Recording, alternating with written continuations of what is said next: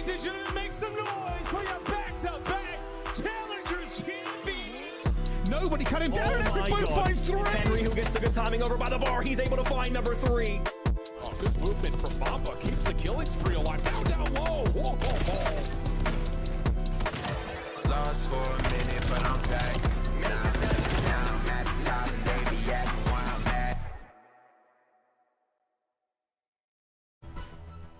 Championship Sunday, nothing like it, ladies and gentlemen. We have 4 teams remaining after a gauntlet of a weekend, trying to compete for their share of a $75,000 prize pool. We have 4 juggernauts remaining, and we got to dive into the action. Dandro and Enigma here, ready to dive on into it. Enigma, it has been a wild ride. Let's talk about the bracket of how we got to our few remaining teams in the competition.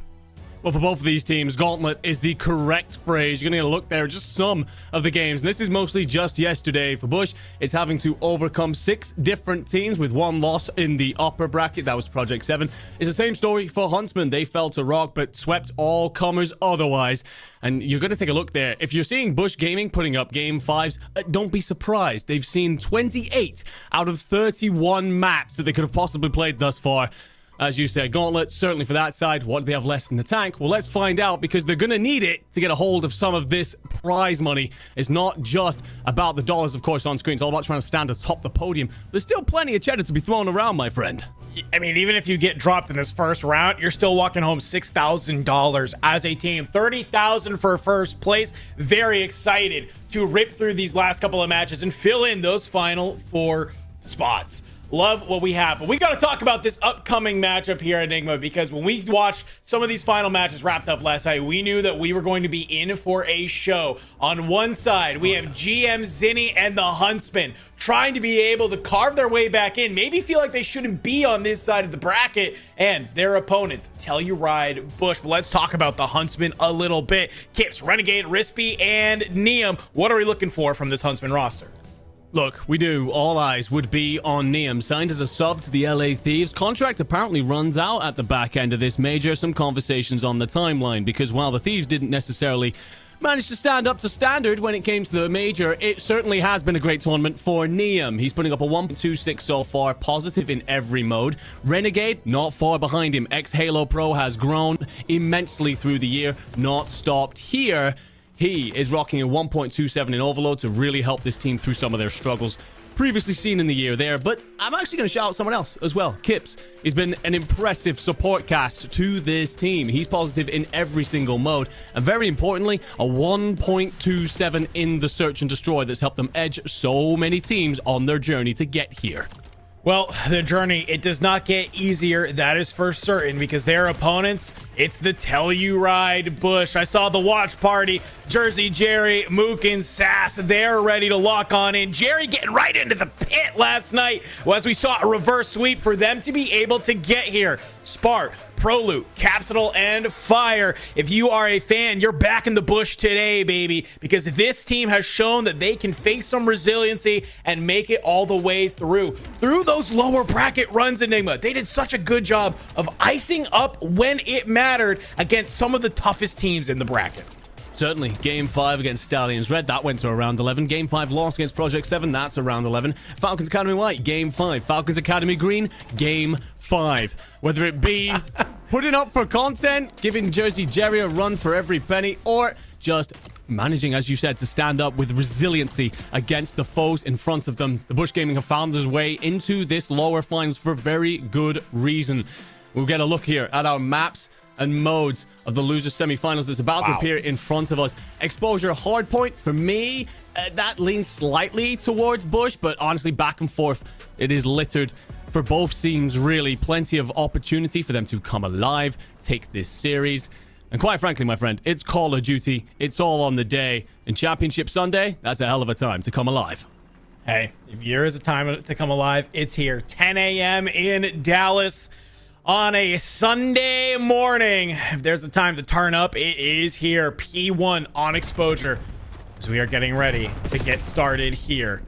We always say on this first set of rotations, P1, it's a little bit of scrap time. It's always just trying to do your best to maybe create a little bit of buffer against some of the other opposition. We're already see some routes being taken. Rispy through that top P3 window is causing some chaos. You're flipping some of these Telluride bush arrows. They're trying to look for you, and you've managed to flip the spawns immediately if you are the Huntsman. Yeah, great work in the early exchanges. Bush will find to return. Prolute's going to throw himself into the abyss with a little bit of help from Renegade. And just like that, we'll draw a line 50 yards down the middle of the pitch and square up. Bit of a pinstripe will suit Bush. It's all about that rotation to 2. Kips is the only one who's really made progress there, but with those kills, the numbers from Bush can now flood. Yeah, you have a lot of those members dropping, but Kips a huge first blood onto fire when it comes to this hard point. That's going to allow some of the teammates to be able to come offline and be able to start pushing on over. You're going to try and hold this middle side if you are Rispy here. Stun going on out. You'll be able to catch 2, but unfortunately, it's just an untimely slide coming on out. Spart here. Kips trying to be able to back them on down, but just zero help. Renegade is maybe trying to hit this back solar, but Prolute, you have an idea. There's a Huntsman player in your back line, and Renegade is going to be able to find the kills that you're looking for. Type of play that you need to try and get your team on into this. It's pretty even halfway through this P2. And you're starting to kind of try and set up. Maybe do you make one last hit here, or do you start pointing your eyes over to P3? It's a great question. Honestly, I like a lot of what Renegade did in this passage of play, by the way. Just drags the Bush defense around a bit, lets his teammates at least share some of the spoils. It looks like the rotation's on from both sides. I think Rispy gets spotted by Prolute. He does. So look at those arrows turn. They're going to be on the hunt. Fire, who's probably going to meet him first. Rispy's going to be softened up. And, well, stays alive for a half moment, hoping his teammates can flood the front while he just harasses the back. And yeah, Bush, they aren't comfortable here. And you win it? What the? Whoa. And you take 2. Oh, my God. Rispy, a veteran play coming out there, just gets lost behind the van. Takes so much time from those Telluride Bush players, and that's just going to let the rest of your team flood on through the front. But you get a nasty little 2-piece to boot. A great way to kind of break open this P3. It was a great setup from the Telluride Bush, but it's just no opportunity to be able to get your way on in. It's these back spawns coming in from Telluride Bush. They're trying to fly on into the hill here. This is sometimes can be a little bit of a money hill, and Huntsmen, they've used that to their advantage. A little bit of a finesse coming on out from this roster here in map number 1. We'll let them up with a small lead. Maybe getting a little bit too excited this early in the morning for a Rispy 2-piece, but how the hell he gets away with that, I don't know. He's continued on a 4, make it 5. Would likely have a Hellstorm by now, actually, considering how much he's touched the hill. The kills will start to now send everyone on the rotation. Fire actually spawns all the way out. He's going to be deep back, looking to lock this down. We'll have Neum as his contest. The Bush players get into the hill. Neum wins 1. Fire makes a little bit of a mess of it. One more bullet, you were dead. And that's going to allow the Huntsmen to try and push this close. The gunfight's largely falling in Bush way. Yeah, Kiv's trying to push in through that back. Wants to play for the spawns, but Spart will not let that happen. Some great little bit of a moment of hesitation. A heads-up play from the Telluride Bush. Understanding, hey, we can get some solid time on this hill. Keep it mixy if we can manage to hold these back spawns, and they're doing a great job of that. On the hill, it's Prolute ripping them left and right, a nice little 2-piece, and you have your teammates holding in the back for the Huntsmen. Their only option is to kind of bang this one out through the front, and I don't know if they're going to get there. So the final 15 seconds onto the P4, you start thinking about this P5 on that southern side of the map, and already you have Kips and Neum. They've set on up here, and oh, Renegade, he's trying to find one in the back, and he's going to Spark drop 3 dead for Telluride Bush. That's a great setup for P5. Big kill there. I love this play this Spot's trying to make. Essentially wrap around the back, pinch this hill, ensure you have nothing in terms of protection. And Prolute, he decides to call in the Hellstorm. Just ensure this rotation is a little cleaner for his boys. Rispy's going to be found. Neum and Kips are tucked inside the container. Kips is going to dive out for a half second here. And Neum will find 2 to stop the break attempt. That's 3 dead. Prolute the last to arrive. Will make it mixy for a half second. That's about as good as you get. But you get split spawns actually here if you are Bush. So you can surround the hill, collapse, and Huntsman wipe from it. I mean, we knew that this was going to be a battle between these two teams here to start our championship Sunday, and it's delivering. We knew that these are both excellent hardpoint teams, and you're starting to see where a lot of that finesse is starting to come on through. Telluride Bush, though, from this P5, they'll start to gain a lead here. So you'll use that Hellstorm, sets you up, you get the time on, but we got to start thinking about the second set of rotations here, Enigma. Because this is where you can start to get back onto the game if you are Huntsman, but if the Telluride Bush keep playing like they are, This could be a runaway, especially when Fire is popping 2 pieces, making 3 just like that to help keep your team on in. There's no doubts that Huntsmen are a fantastic hardpoint team, but there's not many better than the Bush. It's where they have anchored so many of their victories. Great starts to series, sometimes falter partway through, but map ones, something they're usually comfortable with. I say comfortable until Kips delivers 3 bodies to a graveyard. But, well, Bush will walk straight back in. You gotta get these early rotations locked down if the Huntsmen want to build back into this. Bush are happy to make it scrappy. The numbers top right will tell you that all 4 boys have woken up ready to shoot today. Yeah, I mean, Kips pops a huge 3-piece at that moment, and what happens? Capsule answers right back with his own 3. There's some superstar moments coming out from either of these squads, and that's what makes this battle so fun. All 8 players have a little bit of an X-Factor mode to them where they can do exactly that. So P1 will still go a little bit into the way of the Telluride Bush. The Huntsmen, they got to start breaking this one on open, and look at this. The Huntsmen, they've been able to set themselves up. It's a nice little pinch. They're trying to be able to get on in here as Renegade hip fires coming on through. Tries to get there, but thankfully Kips will play back up. Finds the trades that you're looking for. Get on into this hill. Can you stay here? But yet again, it's still a little bit of these split spawns that are rough. It's just a lack of control over those small locations. They're just undoing the Huntsmen right now. And again, Bush, they're more than happy to square up in these type of moments. Spark 16 and 15, Fire 19 and 12. You called him out yesterday. He's been having himself a hell of a tournament. 1.2 through the whole event coming into Hardpoint today. And really hitting form. Capsule, we all want to see him back to his best. Looking to set up this break attempt. We'll hold the stairs. Just trying to make sure there's no Huntsman players, but gets found by Kips. And you start to try and make that play with really no other opportunity for your teammates to come online. Proloot will slide on in through those back spawns. Does manage to find Renegade, but through the front. Kips, can you pop another 2-piece? You can! Can you make it 3? No. Spart will cut you on down. Teammate Rispy, though. This is a huge win, but Spart is moving. Tries to hit you with that M15. Just the butt of it. It won't be able to land. So the Huntsman, it gets a little bit squirrely, but they're going to make their way into the hard point. 3 trophies getting invested, but just as you get set up, it's 4 dead in the feed. It is. And now Proloot's going to try and fight for these back spawns. Huntsman will get some sort of setup in place, at least prioritizing that panel side. Does Renegade get the worst timing ever? No. Com comes through. Proloot's going to just try and stay alive here, get that forward blanket in. Look at the numbers flooding up with him. He'll have boys for support. Renegade top ring, though, could break all of it. Oh! Good shots. Fire front man. Lord. Fights Renegade, yeah, and just like that, the Huntsman. You're set up, you're looking good, but it's just the kills go the way of the Bush, who are starting to run away with this map 1 here, Enigma. This is the Bush that we have come to know and love when it comes to this hardpoint game mode. It's a mixture of pure gunning and just veteranship of how to play this game mode. All of these players, they've played in the league. They know what it's like to be underneath the lights, and they're not going to let this championship Sunday go away from them. 23 and 16 from Proloot, 23 and 15 from Fire. Everybody shooting right now.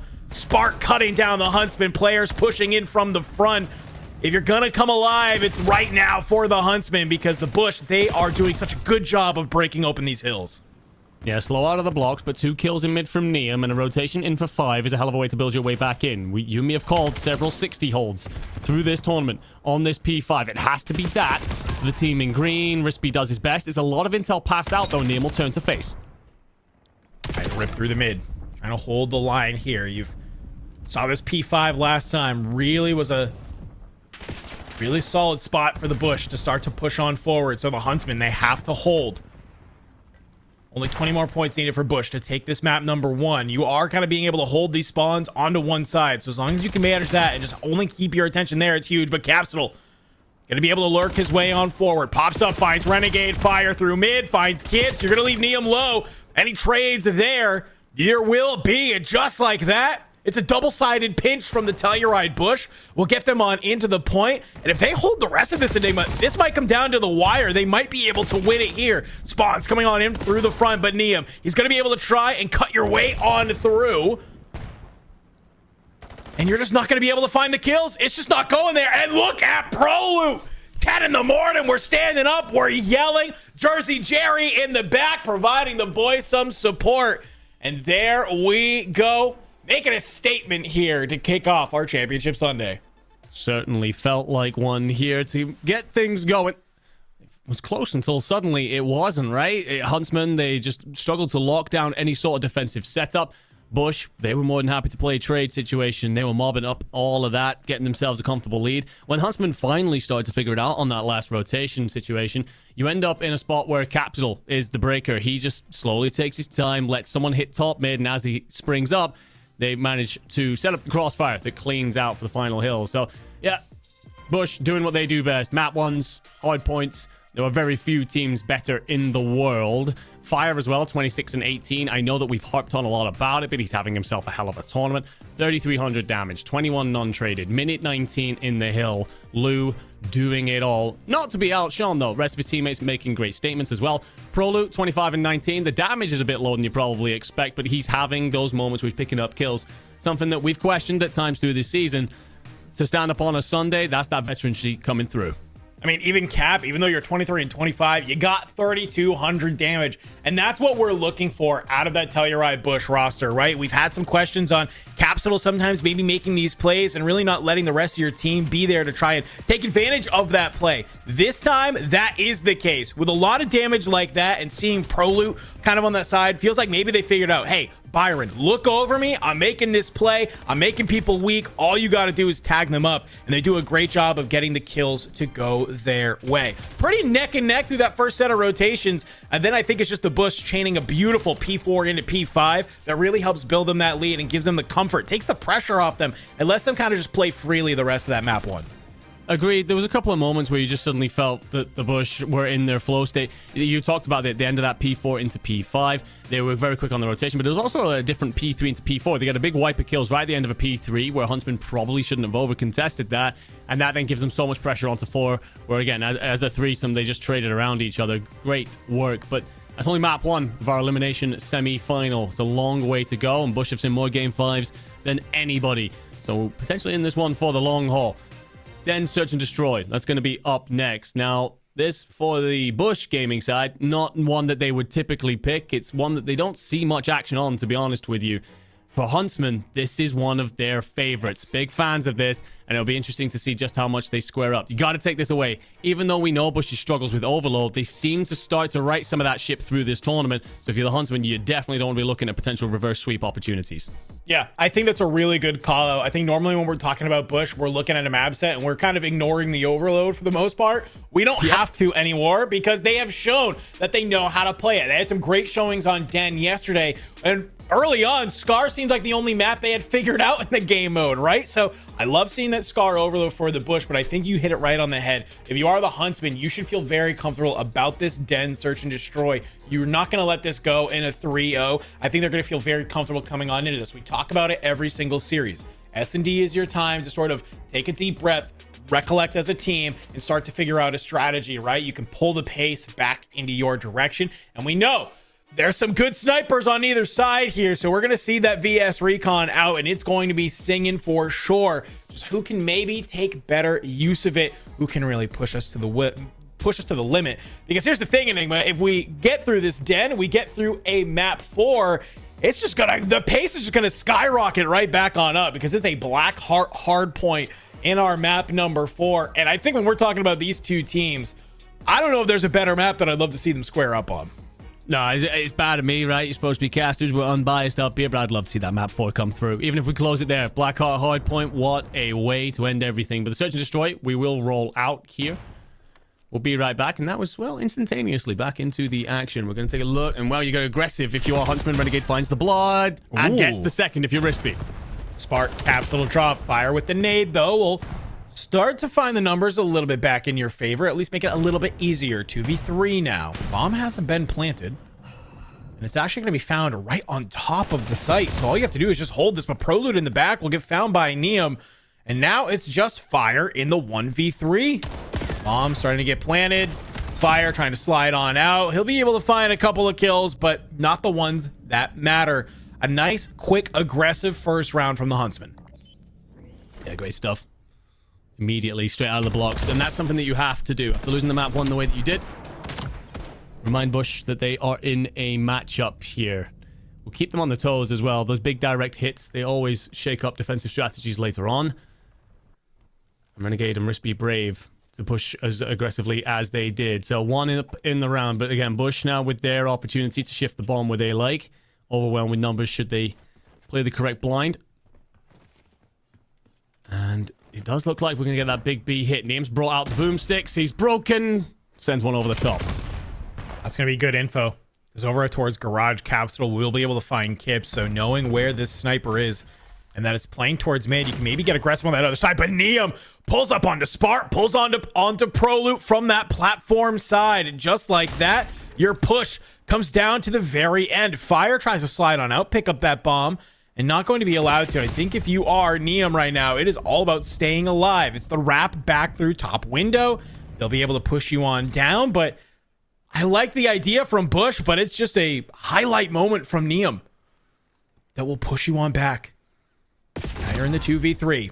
Make it a 1v3 as Capsule yet again pushes out with no opportunity for Fire to help here. You have a good idea. Neum's playing on this side. You know he's got a pistol in hand, and the rest of the Huntsmen will fly on forward.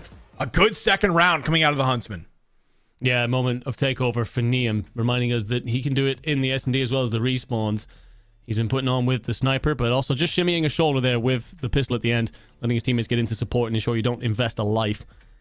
It's a great start from the quote-unquote Optic Academy team, shall we say?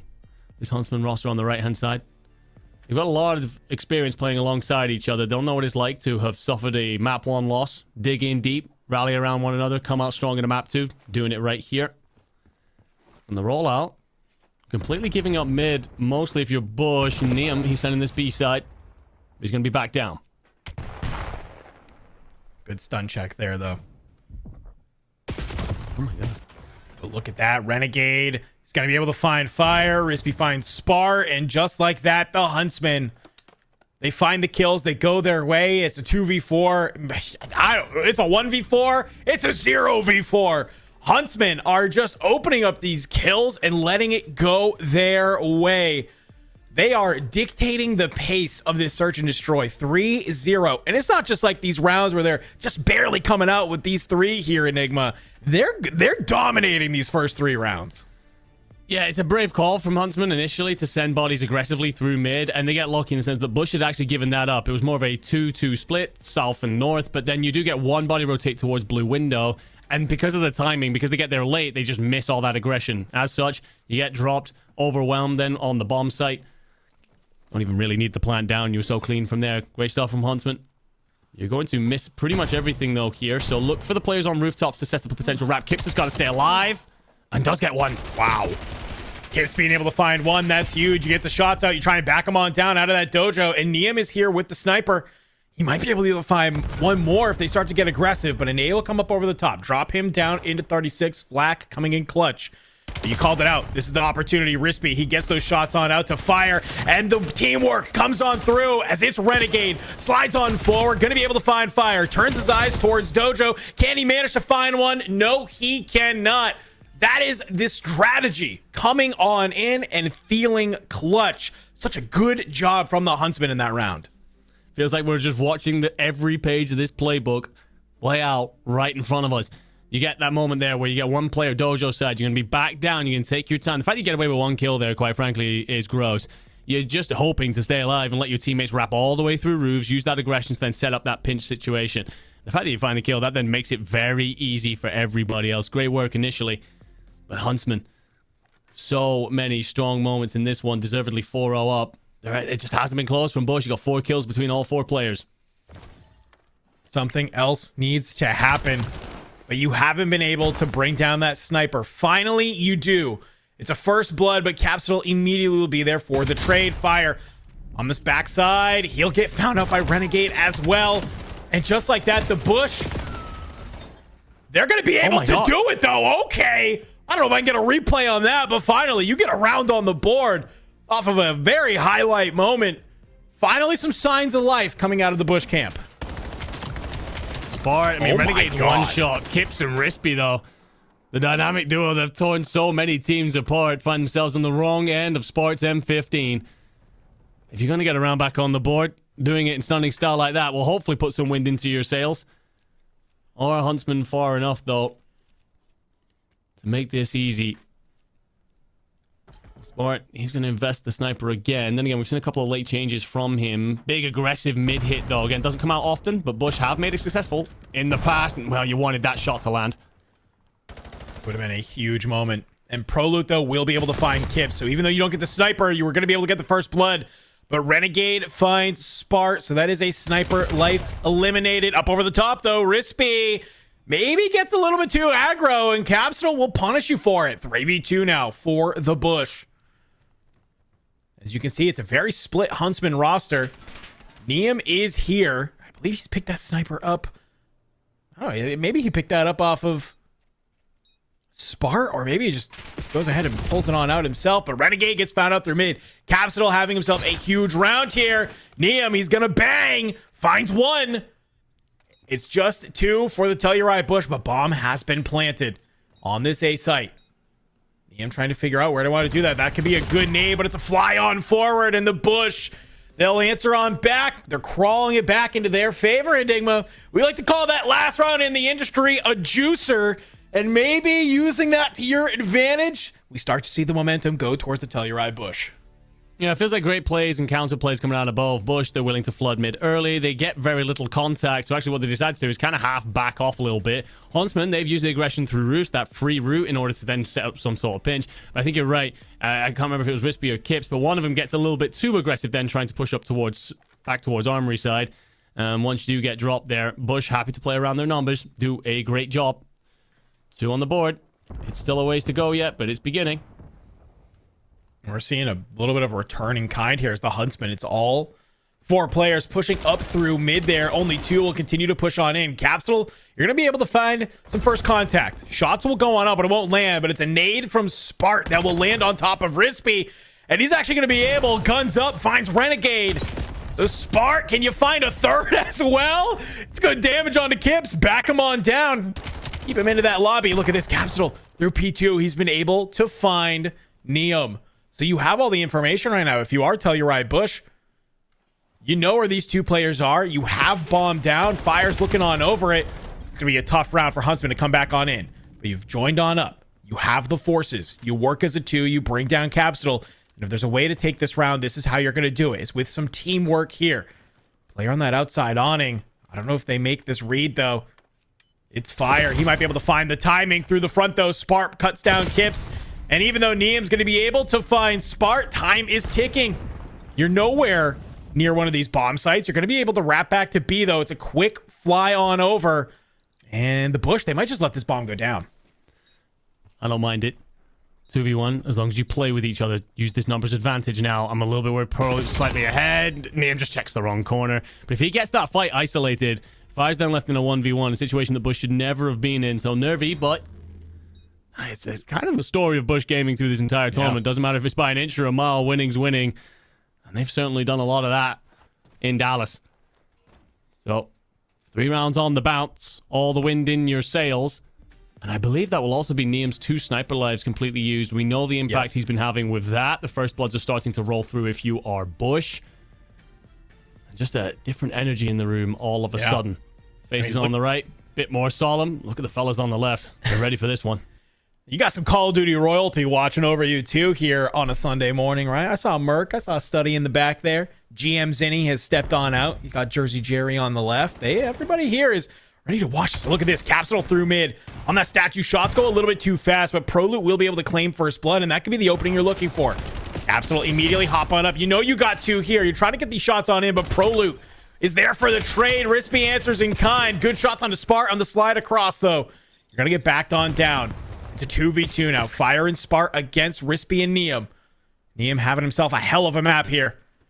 8-3, but you need to come on over. It could be a pinch. Do you find this at the right time? Neum, though, Fire, he understands it's a little bit too quiet. Some shoulders coming on out. The shots into Rispy. That's there. Fire v Rispy. 1v1. A chance to tie this up now if you are the Telluride Bush. Slide on forward, but the shots do not go your way. The energy, you can feel it. It's building. Telluride Bush, it's coming on back.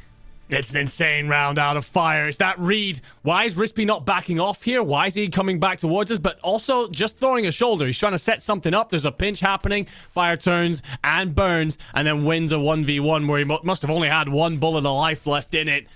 Great stuff from him to tie us up at 4 apiece. He's a man that we've asked for more from after his online performances, but on LAN, he has delivered. Makes it 4 and 6 now. So he's starting to find his flow. Huntsmen, you've lost 4 rounds in the bounce. You have to clean this up. It feels like the wind's gutted you right now. Well, it's a 4-man hit all the way over to B. And you can see the trades already on in. And that is a huge win if you are the Telluride Bush. You had Fire looking through mid. It really could have been a 4v3. It could have gone your way, but a good trade there cuts it into a 3v3. And you're kind of now stuck here in the back. In the Bush, they'll show some resolute. They'll show some patience. They don't have to kind of try and make this crazy rat play. They just say, we're just going to hold this B bomb. And I like what Fire's doing. He's starting to lurk his way on back. Things are a little bit too quiet. The Bush think this might be a right back to A. And the Huntsmen, they're actually going to maybe lay the bait themselves. They're going to push on over. Bomb going to start get planted. The second this goes down, you're going to watch those Telluride Bush arrows immediately flip on back. How do you try and retake this? Gotta go wide. Probably needs to find some aggression. I think if you flood the front here, you're in trouble. Then again, Kips might fight this as a solo. That would be a death knell. Oh, I guess the timing just about. Gonna get out back to his teammates. Traffic in hand. You're watching for this grass hop up. Renegade trying to help on out. Set himself up to help out with Kips. And Kips does find Proloot. A huge kill there. Neum through mid. He might be able to have a nice little angle. You might even just be able to get the info for the team. You hold the outside there. The Huntsman. It's a little bit of trickery. It's a little bit of a maneuver. You're pulling out some things from that search and destroy playbook that we know that this team is so good at. And you know that's got to be one of those major maniac specials that says, hey, if you lose the fight, it's okay. You can hezzy. Force them to maybe think you're making a wide wrap back on over to B. Just wait. Go ahead. Get that bomb down. Let them try and play for the retake. Definitely falls to that. I think post-plant, it's just a set of awkward timings between all 6 players, but Neum arriving in late provides that crossover, that crossfire that helps soften the blow of the arriving Bush team. But yeah, it's that fake out. Okay, we're moving this to A. Actually, fellas, no, we're not. We're going to drop the rock at B, let you come back at us, but look at this aggression towards B. Bush are here to fight this and keep themselves in the map. Stuns coming on out. You know that Rispy might be here on the left, but a nade could land at the feet of some of these Telluride Bush players, and still no fast movement out from the Huntsmen here. They're just going to let Bush fly on through, but Capsule going to try and be the front man with an M15. Trades are there. Kips in the dojo will get found, and as that happens, Proloot going to be able to pick up one more. It's just going to be Neum and Renegade in the 2v3. It's the 2 ARs, so they're going to have to play this at distance. They don't want to be squeezed into corridors or worried about a rat, potentially. But Bush have slowed this down. 3v2, take the fight, play the numbers. At some point, however, they will be forced to drop this bomb. When they do, it'll turn into a 2v2 momentarily. Huntsmen want to strike in that window. Bush, they don't want to let that happen. Plant this back for garage. Do not let Neum look through mid. Proloot going to absolutely do that. Does not give an opportunity. You called it out. You got to play this at range, and well, through this platform side might be the way that you do it. A couple of shots go on out, and immediately you're pushing back through the lobby side. Playing from this angle. Fire, he knows that there's going to be some players back here, and you have a trophy system down as well, so any nades or attacks they throw will be useless. Proloot finds Neum. You try and slide across. Telluride Bush. Ice it on up, my friend. Would we have it any other way in the first search and destroy of Championship Sunday? I don't think we would.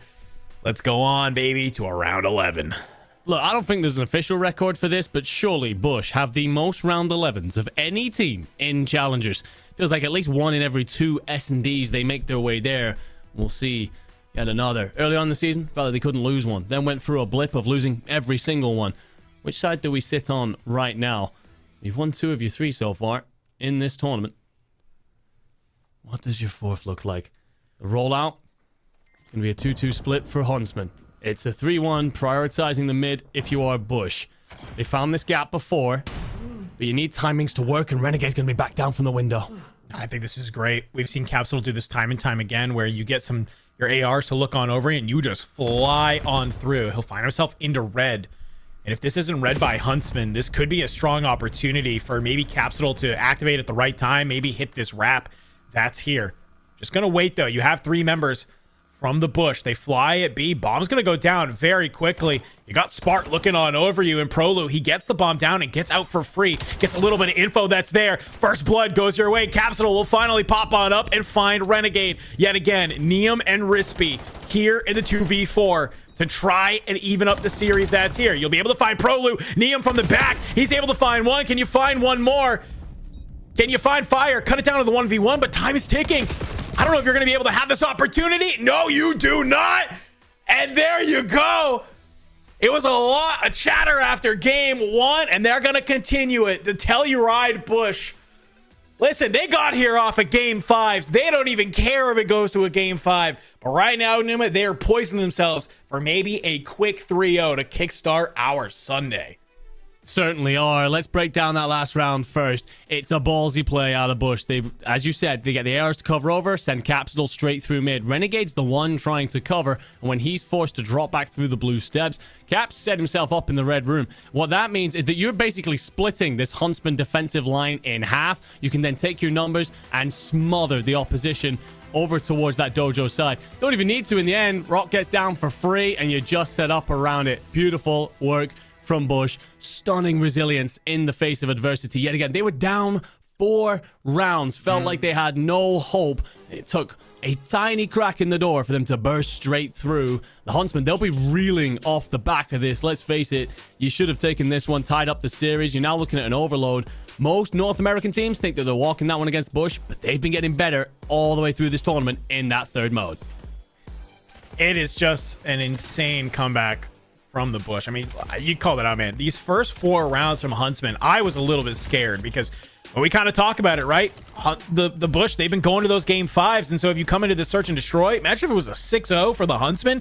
You're not feeling confident going into that map 5 if we be able to get there. God, no. But the Bush, they answer on back, they ice on up, and it kind of just felt like, even just looking at some of the stats on that scoreboard, it wasn't even like one team was completely out shooting the other. It's the eye test. It's that the strategies finally come on through for the Telluride Bush, and we see them just beautiful on the offense. They're taking their time, they're taking over these sites where they need to. On the defense, they're finding the first bloods that they need in order just to kind of make these rounds so much easier. Huntsman played so many of those rounds in a 2v4, 2v3. You're man down, and just the game gets so much harder when you're putting yourself in those positions.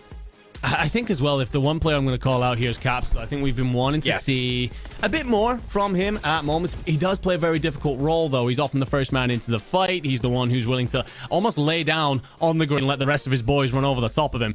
And yet he's having impact in moments like that. Again, getting himself up into red, splitting the map in half, and making it very easy in a round 11, which should be, I mean, rife with panic. So, yeah, great stuff from him. The rest of the team, of course, contribute. Feels like there's no slowing fire at the minute through this tournament. We've talked a hell of a lot about Spark. Prolute having a big bounce back. Yes. Bush looking set for those lower finals. However, if they are going to do it, they'd love to make it a clean 3-0. And Scar Overload, I mean, the less said about Bush's Overload at points, the better. But if they are going to do it, this is the one map where they've been good. They played 9 maps of Overload inside of the Elite. They only won 2. Both of them were here.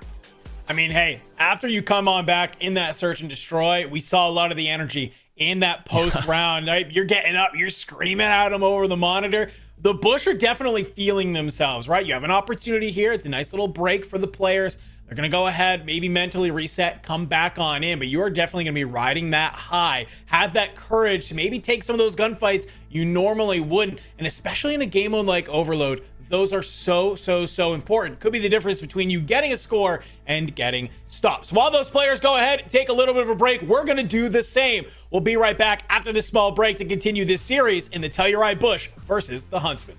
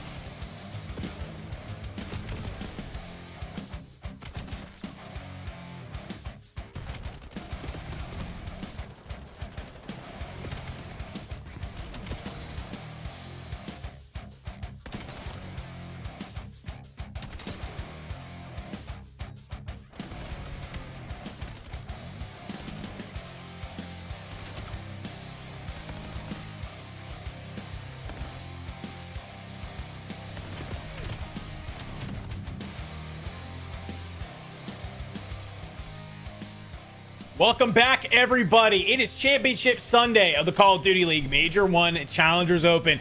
If you're just joining us, we are in our losers semi. Loser of this series is sent packing Enigma, and we have a banger brewing. It is currently the Telluride Bush against the Huntsmen, and they are up 2-0 after coming back down 4-0 in a search and destroy. We're getting right ahead on into Overload, my friend, on Scar.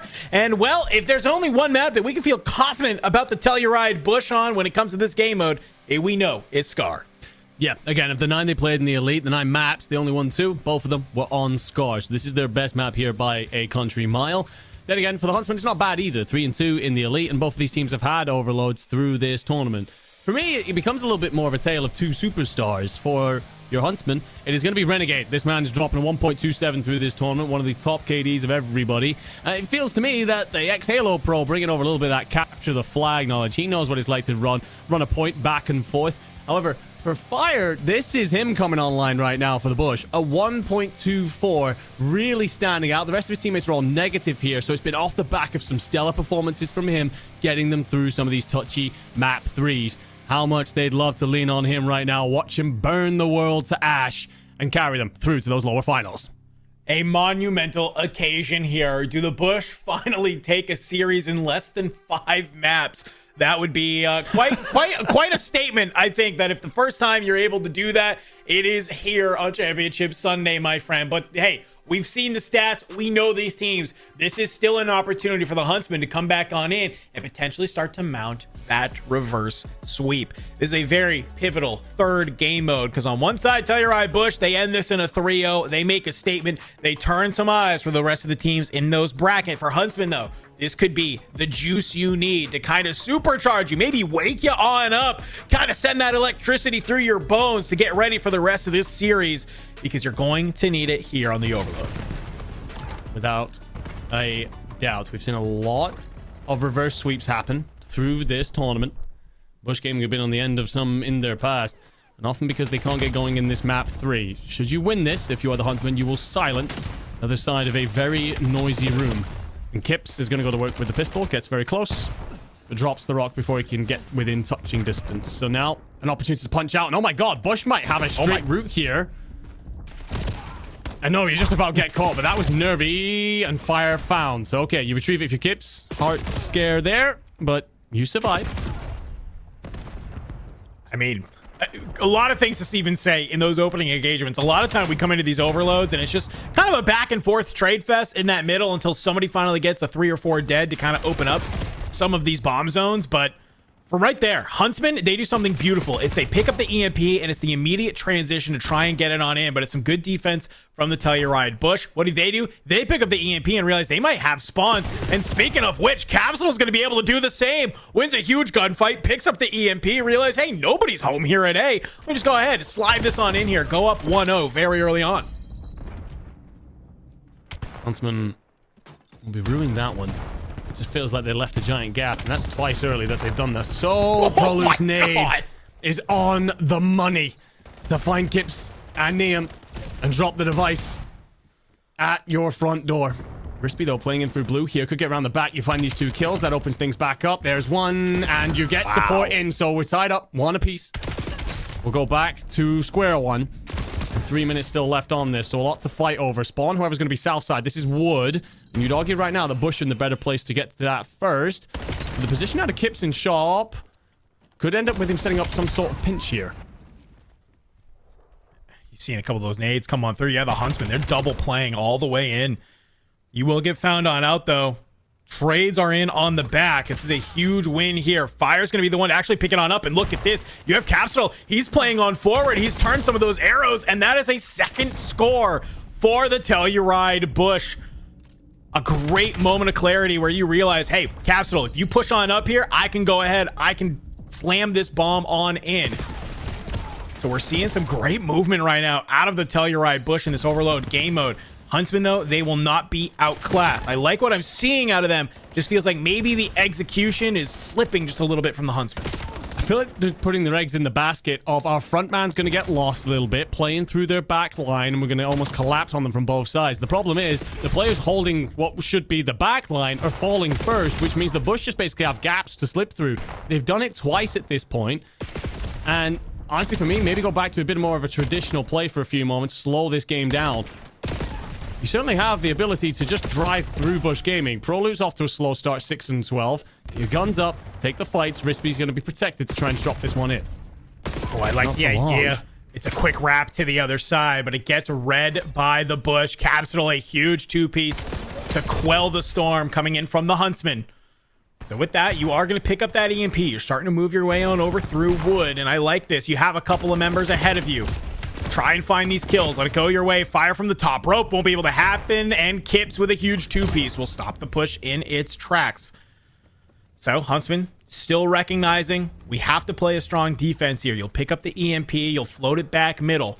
This is what we see a lot of these teams do, right? You either kind of make this wide wrap back to try and work this A site, or you just kind of hold this EMP towards that middle and wait for your time to push on forward. That's what Rispy's going to do, but he's not ready to see Prolute in the back, but okay. Get a little bit of help.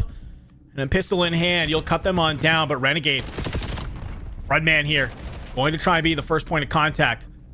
Get lost in these spawns, but Prolute will be able to find you, and it's just not enough, though. You've done the damage that you need. Huntsman tied up 2-2, 40 seconds left on the clock. Superb teamwork there. Renegade's going to be the thorn in the side at blue, continuing to just harass this backline of Bush Gaming, meaning they never really get pushed out. But Niam's also on the coverage over the top as that device is moved forward. This is the front man in the rock. Americans might not understand that. It is a rugby terminology. My apologies. Niam nearly slips through. Doesn't really get there, but Kips. Big two-piece. Scoop the device, but I like this. Push out instead. SWAT any reinforcements and let your boys do the rest of the work. Yup. You just got to bump on through. Kips, even though you get taken on out, it allows the rest of your team to fly on forward. Niam and Rispy, they work together, and that is a third score here in the first halftime. But it is close, man. It is 3-2. Bush, they're still in this right now. Some really good work. And hey, we got some spectators in the building. I love it. Look at everybody. Jerseys.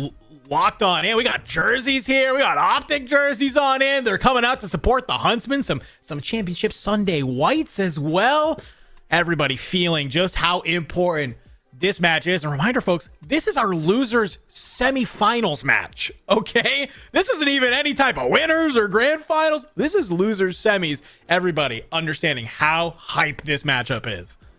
Well, let's face it, Challengers has never looked better than right now. And well, Bush and Huntsman can stand at the top of that ivory tower very much so and say that they've been a huge part in lifting the tide. Oh, Spark catches Rispy and Kips with that nade, though. So Kips is going to be forced to slow. It does very well to find Capsule, considering his predicament. That will be Niam trying to fight Prolute here in the back. And honestly, it's just a tough one for Prolute. Feels like he's had a couple of those 50-50 one-bullet fights not go his way. Ooh. And as such, Bush down by one here. And just continues to be dropped in the middle. Bit of a trade fest, bit of a pinstripe feed. Huntsman will favor, but well, there's no route for them just yet. Yeah, one thing we didn't even get to really touch on, you know, Scar does have quote-unquote favorable sides, and Huntsman had the favorable side in that first half, right? So the fact that the Bush are able to keep this close, you only are down in a 1-point deficit, now you're flipping to the more favorable side. Real strong opportunity here in the second half for them to be able to not only even this one on up, but potentially take the lead here. But the one thing I do like, the Huntsmen, they're not letting that go easy. It's a pickup of the EMP. You're starting to float on backwards, maybe closer to your spot while the rest of the team flies on forward. I like this. Get a little bit of a front line for you. And Kips, EMP in hand. He thinks he can get close, but Capsule going to be able to find the kills that you need. Renegade gets dropped as well. And just like that, you're picking up the EMP and starting to march it back towards Huntsman territory. Fire's going to be the last stand here. For Bush as you try and get the bodies back in. Finds one. The read was correct. The timing's just off. Niam does arrive top church. Finds one. Prolute will cut you next. Renegade drilled in the backside. Capsule's trying to find the gap. Almost do the exact same thing Renegade was doing to do last time out. Punch a hole. Does a great job on the initial. Prolute will slide. We're tied up. 3 apiece. 3 minutes still to go. Spark will try and just hang around, clear it out. We'll reset, go again. EMP device will spawn plane side. Look at this. I want to note something here. Capsule, M15 in hand. Multiple lives in a row. That's kind of been our biggest gripe, is sometimes it feels like he's just getting caught with that Dravik and has no opportunity to shoot on back. So making a great read. We're starting to see more of that maybe in this game mode, and that could be a little bit of the sauce of why the Bush looks so much better. You have that actual opportunity now to have some players find the kills, get it to drop your way. And look at this Proloot. He's found himself in those back spawns, causing some chaos. You're trying to get these kills to go your way. Can you manage to find them? Brispy, it's a huge two-piece, but you've got this EMP. It's close to the zone. All you need is just 1 or 2 kills to go your way. Fire, last man on in. Won't be able to make it happen, but the Bush get close. It's immediate pickup from the Huntsmen. They start to rotate Beths back through wood. You're starting to see a reposition now come out from the Telluride Bush. All the Huntsman need is to get Renegade into one of those spots he was in earlier where it's just a nightmare. Or you can just wipe all 4. Not a problem. First attempt, first score. Great stuff from them. Just find a completely clean wave there. Gives them the route. Kip's now going to harass the reinforcements. It's allowed Rispy to set up through mid. Just about gets out with his life. Decides against scooping the device. Thought he would have floated that back towards his teammates in spawn. Just going to set Renegade up here. He's the trap, and well, Proloot doesn't fall for it. Good kills. Go your way. EMP picked up by Smart in that mid. 1:30 left on the clock. Proloot yet again from this top side. Finds 2 huge kills. It's just Spark, pistol in hand with the EMP. Slides on out. Finds the timing. Dunks it on in. Ties us up 4-4. Still a minute left on the clock. Both of these teams are understanding how to play this game mode at a high level. And it's all going to come down to the wire, because we're either going to see maybe only a 1-score difference here for the win, or we could go down to that overtime. But look at this Spark through the mid lane. He's been able to find it. It's 2 players from the Huntsman off the spawn, trying to play defense here. He might try and wrap this back on over to B. Do you get lost in the mix? Can you manage to get here? Proloot goes huge with 2. You're trying to wrap it on back. You just don't know where to go. The rest of the teammates, they can't manage to be here to try and help you. But Proloot is continuing to shoot now. Trying to help your team get close to this zone. Capsule bomb in hand. He's going to be able to detonate it. 5-4, 30 seconds remaining. It's perfect from Bush, and Spark does great work. He didn't really know where to go. He just kept it mixy, keeps the ticker moving. Therefore, Huntsmen don't know what they're trying to defend, chasing shadows. And now, one last hit, one big send for the Huntsmen. Or Bush Gaming have 3-0'd this series, and their route to the lower finals is complete. Fire will get found on out. You've kind of done the work with this EMP spawning up on that plane side. You've got to hold it, but it's 3 dead for the Telluride Bush. EMP gets picked up, and you're going to see Kips. He grabs it. He's trying to rotate his way back on through. The other 3 teammates start to surge on forward. Huge kills here needed for the Telluride Bush, but Renegade, he gets lost. He slips by Capsule. The kills go your way, but coming off the spawn, Fire is here to help stop. So is Spark. You back on up to wood. You're trying to hold on to it, but you got to start moving if you are the Huntsman. Your tournament life relies on this. Proloot from that top side. He's going to be looking on down. Capsule playing towards that market area. Can you push on forward? It's only a couple of seconds remaining. You have to start flying. You are going to get cut on down. The Telluride Bush, the 3-0 comes on out against the Huntsmen. It's Championship Sunday, baby, and the guns are hot. The Bush push is here. Despite all of the victories that Bush have seen through this year, very few of them has come as a 3-0, primarily because they couldn't figure out Overload. Inconsistent in their search, bloody brilliant in the hardpoint, but they've managed to make it work to kick off Championship Sunday. The S&D, they had to come from 4 down. In the Overload, it looked like they were still going to find themselves on the wrong side of a tight result, but a big second half, back-to-back device detonations gets them over the line. Proloot started slow, but look at him up there, 3,500 damage. You're not necessarily going to like the KD, but he was certainly being felt for impact. Spark, Fire, that man, 1.24 coming into today across this mode, one of the best of everybody. And what a way to cement your case as one of the standout stars of the Challenger season. It's so funny when you look at stat lines like this, because how many times did we see both Proloot and Capsule They were the players getting lost in blue who were creating so much space for their team to fly on forward and get those scores. You wouldn't know it by that stat line, but I think by the visual and what we saw, maybe some of the two most impactful players for the Telluride Bush to help lead them to that 3-0. For the Huntsmen, Enigma, I mean, I'm trying to even pinpoint where did this go wrong for them? What kind of led? Because they were keeping it close all the way through, all the way to the very end. It just feels like maybe at the end there, they have one last final push, and I don't really see a concentrated effort to surge on forward to try and tie that one up and push us into the overtime. I don't actually think it's anywhere near the end that they have the main problems. In the first half, they were trying to play something where essentially their front two men would go and get lost in the opponent's spawn, try and set out these little pinches and timings. The problem they were having there is that Bush players were basically slipping through. So what you had is the two players that were supposed to be kind of protecting the device, maybe one cover, one run it. They were then dropping first, which left the device in no man's land. Bush was scooping that, sprinting forward and dunking it home. That's how they basically got their first two scores. It was as smooth as you like. And there, Bush was supposed to be on the quote-unquote weaker side. And that, I think, is where Huntsman's going to look back and think, that's where our map 3 slipped. We can't afford to have our backline unprotected in the future. Should this team stick together? You maybe hit the nail on the head with that last final statement. Should this team stick together? We could see something happening, but a little bit of an update on our bracket with that match finishing. That is going to be the Telluride Bush moving on to our elimination finals, but they need an opponent, Enigma. That's right. We have winners finals coming on up here in a little bit between Rock Esports and Project 7, a battle of Europe and the Middle East. Two teams that have been looking very, very fantastic. We're going to go ahead. We're going to head to a very quick break. When we come back, we're going to be checking on into that winners finals. We'll get Bryson Tunn on in here to help bring you all of the action because Championship Sunday is underway and it is just getting started. And I think if that first match is anything, we have a very nice tone set for the rest of our day. So don't go anywhere. We will be right back with that winners finals.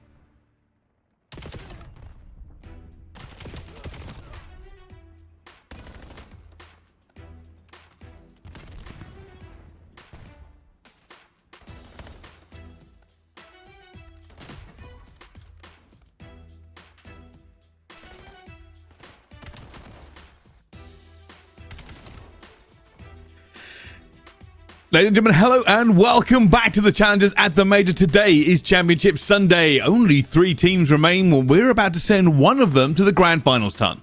We are, and one of these 2 teams from the EMEA region in our all winners bracket final region matchup that's been happening so often over the season will have that grand final spot on the back end of this. It's kind of a bit of a surprise, to be honest with you. We really didn't expect the region to go on to do as well as they have done over this tournament, but look at that through the winners bracket. It's been all about Rock and P7. P7 getting one over in the Project 7 derby, as they were naming it, and after beating Telluride Bush Gaming, who they will potentially meet if we go into the elimination finals. But for Rock Esports, they have also had a hard time beating Huntsmen in that winners round 5, and then going on to beat Falcons Academy Green. It's not been an easy route for either one of these 2 teams.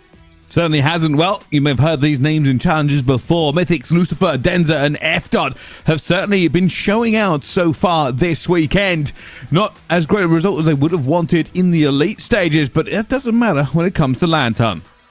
No, it doesn't matter, really, does it? Because Mythics has really started to step it up. Honestly, I think for P7, he is absolutely the catalyst for everything that goes well for them. When he's playing well, Project 7 win games. He has been, enigmatic throughout the entire tournament, currently in the KD, across everybody here in the Challengers scene, and really, when he started turning up, Project 7 has started looking a lot more dangerous. Again, as mentioned, he had a really, I don't want to say it was a poor start, but maybe a poor start by his standards, start to the season. But as he's been getting used to Black Ops 7, things have been going better and better in Project 7 and went from strength to strength. Certainly am. I'm not going to sit here and say Mythics is CDL ready again for another year in a row, but if he keeps on his current path, people will probably take a look. And speaking of taking a look, well, this is Rock Esports. We've got DomX, Kix, Dom, and Rixel. They're all being massive names so far in this tournament. A lot of question marks coming in to this. Those questions have been answered. Yeah, I mean, we were all curious whether they were going to shine under the lights here in the pits. Is it going to be too much intensity for them? For a lot of them, they don't necessarily have that experience at this kind of environment, never mind event. So for them to step up in the way that they have has been monumental. There's been so many questions asked of this roster, right? They've finished top 3 in the elite, which they were okay, disappointed with, but I think if you'd said that at the beginning of the season, you'd have been like, okay, that's pretty par for the course. But a lot of questions are being asked around them because of, obviously, the region difference in the terms of the ping, etc. You know, online, it does make a difference. But they have very much proven they are a serious contender this season by finding themselves in this winners bracket final. But this is how the maps are going to play out. Triple Scar, and then heading into a Blackheart and Exposure. As far as the actual map set goes, Brycey, I do like it for P7 for the most part. These 2 teams have played up against each other 3 times in the elite, so they know exactly what everybody is doing. And Scar, for the most part, as of recent, is leaning over towards Project 7. But as the series goes on, Rock Esports start to come into their own. Those last 2 maps, I really like for them. But as mentioned, for the first 3, let's delve a little bit deeper as we go to load into the game. In a second, we're going for a quick reset. Last time out on Scar Hardpoint, P7 went on to win this in a 11-point game. So I'm hoping for something pretty similar as we head into map number 1 of this winners final, Bryce. Well, we'll see. I mean, a Triple Scar is an interesting way to kick this one off. It does seem to have been a favourite of a lot of the teams at this tournament. We've seen it pretty much every series, Tom. No, we've seen it a lot. I'm not to say we see it a lot in Europe. One that we don't see typically too much in Europe is actually Blackheart. It's one that is banned quite often. So to see that come in for these 2 teams, that's when I kind of will speak up when we get there, but that's a really nice pick for Rock. The same with the Exposure, Search and Destroy. Last time that these 2 teams went up against each other, last 2 times they went up against each other, actually, it was a win for Rock as well. So Blackheart and Exposure, Rock will be looking, if the series does extend that far, and feeling very confident about it. But Project 7, I mean, they've been more so, have they been more so the surprise package for me? I'm not too sure. They've kind of been a team I wasn't sure what to expect from this week, but the teams that they've beat to get to this stage, to beat Project Notorious in the way that they did, that's an incredible feat for them. But here we go, winners bracket final at the Dallas Open here in Challengers, and it's Project 7 taking on Rock Esports, an all EMEA affair. And what are we going to get, Brycey? That's what we never really know between these 2 teams. It's bound to be an absolute cracker. It certainly is. The grand final awaits one of these 2. They battled through Europe. Now they're battling in America and, of course, battling on P1 at the moment. Project 7 getting the better of these first few battles around the map as they try to just grab a few extra points off of that P1 while we all think about P2. It's somebody who has also impressed me on the Project 7 side. 4 kills to his name already is F-Dot. A lot of questions were asked around him as far as his performances over the last couple of seasons. Been playing extremely well online and has struggled to really convert that to land performances, but he's been fantastic this weekend for Project 7. Currently trying to get some time on the board. Our Rock Esports, so rotation over towards P2 belongs to P7 for now. A little bit of a fight going on. Rock, having got the lion's share of that time, will now be looking for a quick break, but we'll have to run the gauntlet first. Denz is going to be the first one in line. The rest of the teammates just trying to cover here in towards the middle. Big fight going down. There won't be a flank, and that's a full pushback. Project 7 making sure that Rock really can't get into this. If I'm Project 7, just make it uncomfortable for Rock Esports. A lot of these players on this P7 roster have got so much experience in challenges over the years. You know, Denza's going to be trying to get in their head. They're going to be talking smack. They're going to be trying to unsettle Rock as best as they can. And if Mythics keeps playing like that, Rock Esports are going to be extremely unsettled as P2 now under lock and key for P7. Doing so well so far.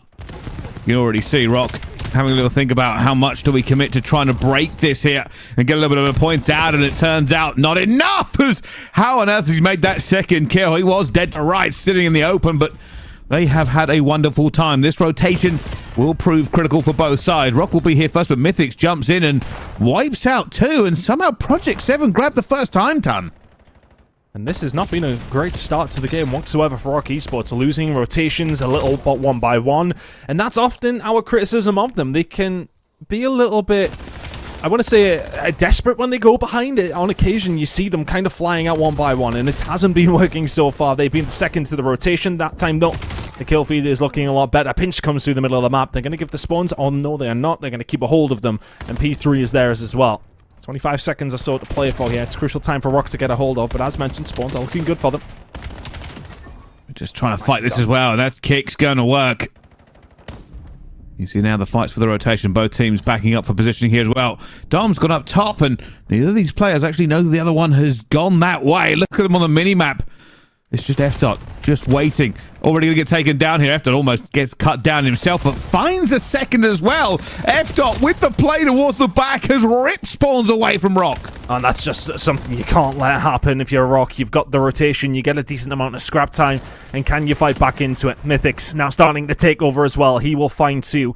He was a big reason as to why Project 7 were able to take it last time up against Rock, specifically on this map.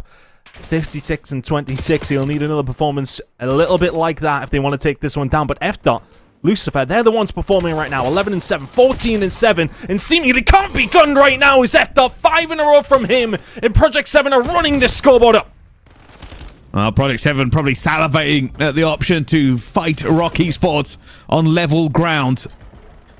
And this will be very cathartic for them. They are certainly improving this lead every single direction. F-Dot now on his 6. Looking to be even more impressive than he has been so far this weekend. And with another rotation becking us, Rock Esports will be the first ones here again. They must not falter at this juncture. Yeah, it's nearly a 100-point deficit now. Need to find themselves a very decent hold somewhere along this line. You cannot allow Project 7 to start to find some time. Hellstorm going to be invested over towards Back Church. Very spread out from the rest of the Project 7 team. This Hellstorm is just about going to find somebody, but the spawns over towards the backside are still going to be there for Rock. It's a nice break for Project 7. They'll have to hold another wave of kills if they can. Pinstripe kill feed. Which way is it going to go? Lucifer should be in trouble. Should be dead to rights, surviving as long as he possibly can. And here is the backup as well.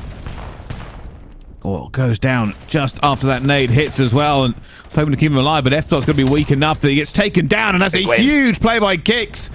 Using the mechanics there to just break a little bit of aim and get his team back into this point. Not a ton of time earned, but still time earned for Rock. Yeah, crucial time at that as well. The investment of Project 7's Hellstorm comes through.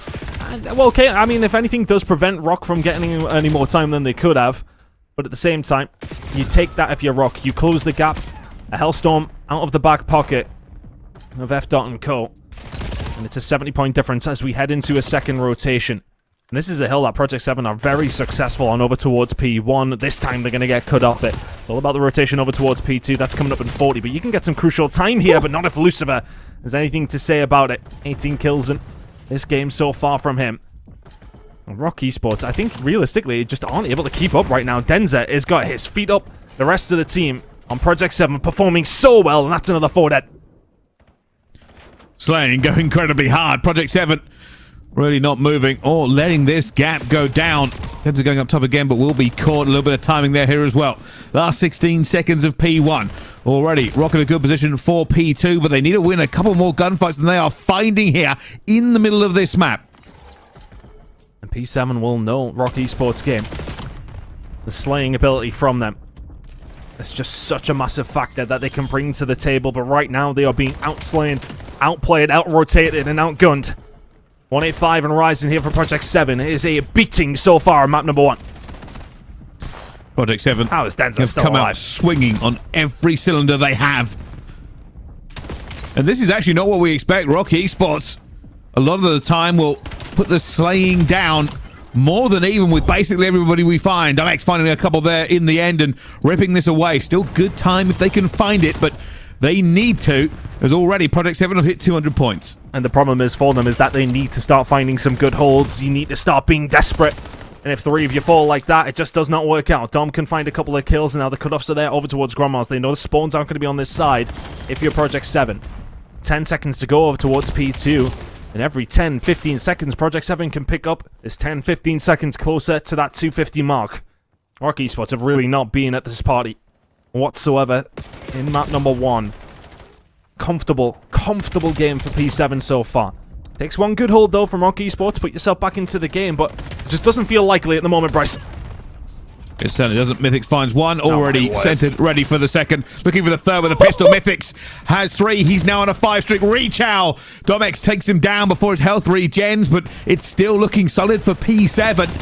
Rock Esports are desperate now to get back into this fight. Every single time these kill feeds just seem to be that last kill that's needed coming through from Project 7. They have beaten Rock across this map for the last few minutes, and Project 7 are ascending. F-Dot will find another over towards the point, and again, it's just 2 that you just can't have happen if you're Rock Esports. They've got to start winning some of these trades. Got to worry that Rock Esports are going to get more and more desperate and have to just fling themselves into this here as Project 7 almost feel a little bit stat padding as they desperately fight for it. But I will say, Rock Esports, a good position for them now. They've got the scrap time. They do have the next hill. A comeback is not impossible. It's just quite improbable. A full 60 here would go a long way. And the first set of gunfights have went their way. Mythics can answer back to that. The rest of his team trying to find a way through the middle of the map, but right now, if you're Dom, you're defending it well. Denza will find a gap, though. And Project 7 Esports can start to make their way through the middle of the map, but that's about 15 or so seconds uncontested for Rock. Kill feed still looking okay for them, but here comes the rest of P7. The night is very much tightening around the... Den's around the back. Can he find a way through? And that might be that because it's the hill broken. Project 7 find a way through. Everybody dying. F-Dot surely not going to find that fight. Eventually does go down, but is that going to be enough? You can see the rest of Rock are streaming towards this hill in numbers. They are pushing the tempo as fast as they possibly can as gunfights are up all over the building. They managed to jump back into it as well, but losing some key gunfights brings it back, and it will be Project 7 that locked that down for the last 2 seconds.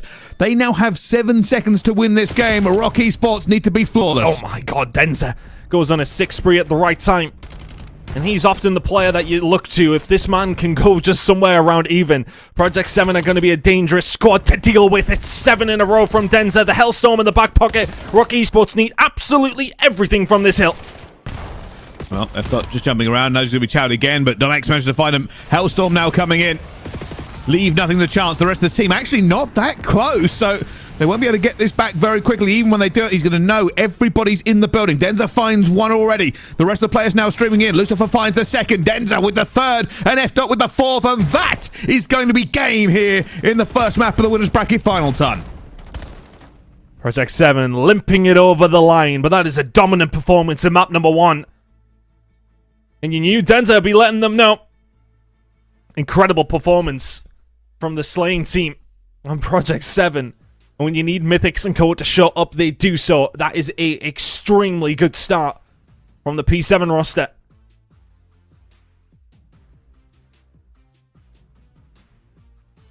And it's interesting. Talk about generations of Call of Duty in Europe. On one side, B-Sport Josh. On the other side, your good friend Tom. Yeah, no, that's an interesting duo-ship, actually, if anything. You look over towards the coaches on both those rosters, teammates for multiple different years in Josh and Vortex. But that is an incredible performance coming out for Project 7 Esports. And it was a map I did kind of favor for them, but to win it in that way has got to be a bit of a detriment over towards Rock Esports. Gotta be careful not to be giving the game code away. We'll have to be careful on that one. That might have to need a reset. We'll hopefully get that sorted out. But either way, look, I think that's a really, really nice start for P7. I think for a lot of these teams to come in up against Rock Esports and manage to take them in that kind of way in a hard point, that's got to give you so much confidence, because we know they're a team who can slay, we know they're a team who can bang, but if you do that to them in map number 1, it sets the precedent for the rest of the series in such a positive way for your squad. So P7 very much in the ascendancy here. They certainly are, and this is where it's starting to go a little bit wrong for Rock, because you could just see the slaying really got out of hand. I will say, this lead basically stayed the same for the majority of the time, and it does speak that Rock Esports are at least going a lot more even after that initial burst. You can see here 222 to 97. Rock Esports had a couple of good rotations. That gap did shrink before eventually being put over the line by Project 7. Yeah, it did, but I think, you know, when you find yourself at that stage that far behind, it's so much easier for the team in the lead just to kind of take what they need to. It doesn't need to be, you don't need to pull up any trees, right? You can find 10 or 20 over, 3 different hills, and you are so close to be able to get that win. So Project 7, at that stage, it was just preventing disaster, and that's all they had to do, and that's exactly what they did. Map number 1 will go their way, and as mentioned, I did kind of like that map for them. I was thinking that based on how they've been performing over Hardpoint up against Rock recently, it's a map they've really excelled on as of recent. It's a map they like up against Rock anyway. It was always going to likely be a P7 win in map number 1, but as the series goes on, as I mentioned, it does start to lean a little bit further towards Rock on the back end of things. But that's if we get there. If they perform like that in maps number 2 and 3, Pricey, this one could be over just as quick as the losers final was. It certainly could. Well, we'll have to see how the bounce back happens. I mean, it is a great start for Project 7, but I don't think this history is going to be over. If anything, in the Elite Series, we saw Rock pretty much go to the wire over and over again. It was map 5 for Rock, and it becomes synonymous with each other. So don't expect this one to end early. I still feel there's a lot of life in Rock yet. No, there absolutely is, and I think, you know, if we start getting into the weeds of things, we're going to have a look through the maps and modes that are going to be coming up. It is a triple Scar to kick things off. But these two teams are played Scar, Stitch, and Destroy specifically twice up against each other, and they are 1 apiece. One was a 6-2 win for P7. That was the more recent, but the first time around that they played up against each other came down to a round 11. It was in a map number 5 as well, and that went over towards Rock. So both these squads will be feeling confident heading into this Scar, Search, and Destroy. Let's see how it's going to work out. It's a map now that if you're heading into a Scar overload, though, you don't want to be 2-0 down if you're Rock, because that's a map specifically on the side of P7 they've been fantastic on this week, and it's a map they've specifically beaten Rock on multiple different occasions. So, Scar, Search, and Destroy, essential more so for the Saudi Arabian side. Project 7 going to try and put this one to bed nice and early. As mentioned, when we start going towards Blackheart, that's when things maybe get scary for the P7 side. Well, we'll see. Is it going to get that far? Because realistically, P7 trying to make a statement, trying to get this one done and into the finals. The two teams from EMEA region thrown down to get this far, very familiar with each other, so this is certainly going to be a bit of a chess game. They will have already prepped for each other in previous games as well, as have scrimmed. So you're going to see just how deep this rivalry will go, and maybe one that we're setting up for the rest of the year. Very well could be. It's been really interesting because I think, you know, when you do see challenges at the start of the year, everyone has that presumption, just with the former pros, players being touted for CDL spots in North America, that they are going to be the stronger region. Yet to be proven, though, realistically. I think, you know, you look at this winners final. I think even as us, like, watching these teams week in, week out, We weren't sure what to expect coming into this major, but for them to come back and find a way to make this winners final even a possibility shows that the region still has a lot of strength. Rock Esports are a huge surprise for me. I really wasn't sure what to expect from them. Maybe the light still could be too bright for them heading into this championship Sunday, but a top 4 finish would be the worst thing that they could possibly get today. And that would still be a really, really good result for them, all things considered, before the tournament. But I think if you get to Sunday into the winners bracket final, you want to win it. And both these two teams will be vying for that as we head into Scar Search and Destroy. As mentioned, a pretty close map for both these two teams against each other. But Project 7 have had a little bit of a better look on this one in particular as of recent. Well, let's find out. Kicks throwing a little tactical over there. I don't think he got a stun check him. He's going to be caught with his knife out. He was expecting information from the ordnance thrown over. Puts him in a 3 versus 2, but Rock Esports do have this planted now. They have lost their anchor on the flank. No trophies available. And that's something to bear in mind. Still a nade available, though, in the hand of Rixold, which is definitely going to help them out on this one. Nade's coming over. Nice and patient here from Rock. They invite the pressure. They deal with it as well. They still need to deal with Lucifer, though. He's left in a 1v2. Running out of time, and he goes for the fight. Isn't going to get it here. Rock Esports. They win that 3 versus 4 after getting bombed down quickly. Just a great hold from them in the end. Nicely done after losing that first blood. Just take their time over towards that site. As soon as the bomb goes down, they invite that pressure and they deal with it. Nicely done. In the pit, that, well, it isn't much of a pit anymore. It just seems to be these guys very isolated. Well, allowed to focus. For both these squads. It's also when the whispering comes in for the comms. Just to be safe, everybody starts whispering in S&D. Bit of a push here from Project 7 into A. It's Denzel with the bomb. He seems quite happy. Should be able to maybe get a stun check off of that. Doesn't. Playing with a little bit of fire and... Still about 17 bodies there and nobody's taking a pop at him. I think he's trying to just bait out so Mythics can get a read. Dom X has got the book wide open. He'll find the opening blood and is feeling confident through the middle of the map, and he'll deal with Lucifer as well. Dom now over towards the site. And you might have thought Rock Esports could have folded after that hardpoint. That was brilliant play from them in round number 2. Locking in on the S&D. Just really having every position they need. And I said before, this isn't two teams who don't know. Sometimes you get it when it comes to the NAEU games that limited interactions with each other can throw up a few curveballs in things like S&D, but not in this case. How do these two teams adapt? At the moment, Rock Esports feeling very confident. Dom X and Rexel both on 3-0. Now, what's the adaptation here from Project 7? How do you change it up? Well, you've sent 2 over towards field. And F-Dot playing a little bit of a different angle than what we typically do see from the recon player. And now we'll have a peek over towards that top side. They've got to be wary of this, though. It is a very, very powerful tool in Project 7's hand. Specifically F-Dot. With this recon, it's been just such a talisman for them. Was leading the way. And European challenges for his KD in Search and Destroy. Plenty of opening bloods was falling his way, and that is due to his talents with the scope. Mythics finds the first here, and that bomb's still been left in spawn here by Rock, and F-Dot finds a second.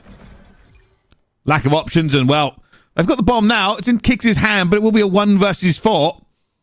F-Dot just overlooking the bomb site. Kix might end up going for this. F-Dot does not want to lose the sniper at this point. And he might do. He does not have a lot. 5 health is what he got away with. And that would have been very much a silver lining for Kix to take away. Had he been able to take F-Dot down, isn't able to do so. That's so close from that, you know. And I think if Kix finds that, you kind of take that on the chin that round, right? You take the sniper down, but still F-Dot will keep cooking with it. Absolutely. At the moment, just... an interesting strat there from Rock, really. Looks like they were spreading out looking for picks of where they could put pressure, but didn't find anything. And because nobody had the bomb, there was no ability to quickly commit to a site. And then they lost the Bloods, and, well, that round was over.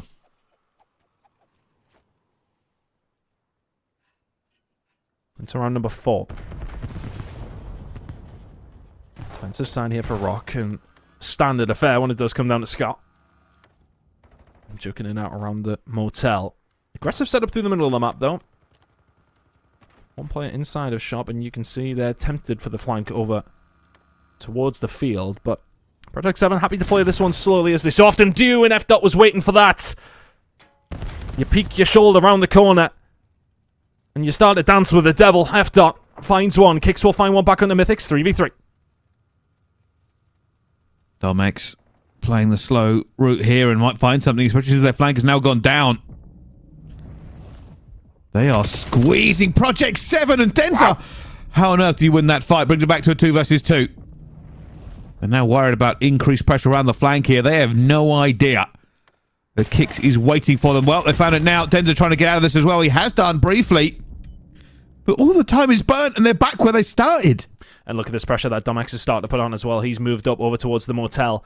Kicks could be in a little bit of trouble here, but he's managed to back down successfully. Finds one, backs the other one down as well. Goes for the challenge. F-Dot will take it. 14 seconds. Going for the pick in the middle of the map. You don't want to challenge that unnecessarily if you're Domex, and you just have to run this one away at 5 seconds. He hasn't got time to plant. Domex just needs to survive. He's going for it as well, and almost finds it, but Domex ironed up, ready.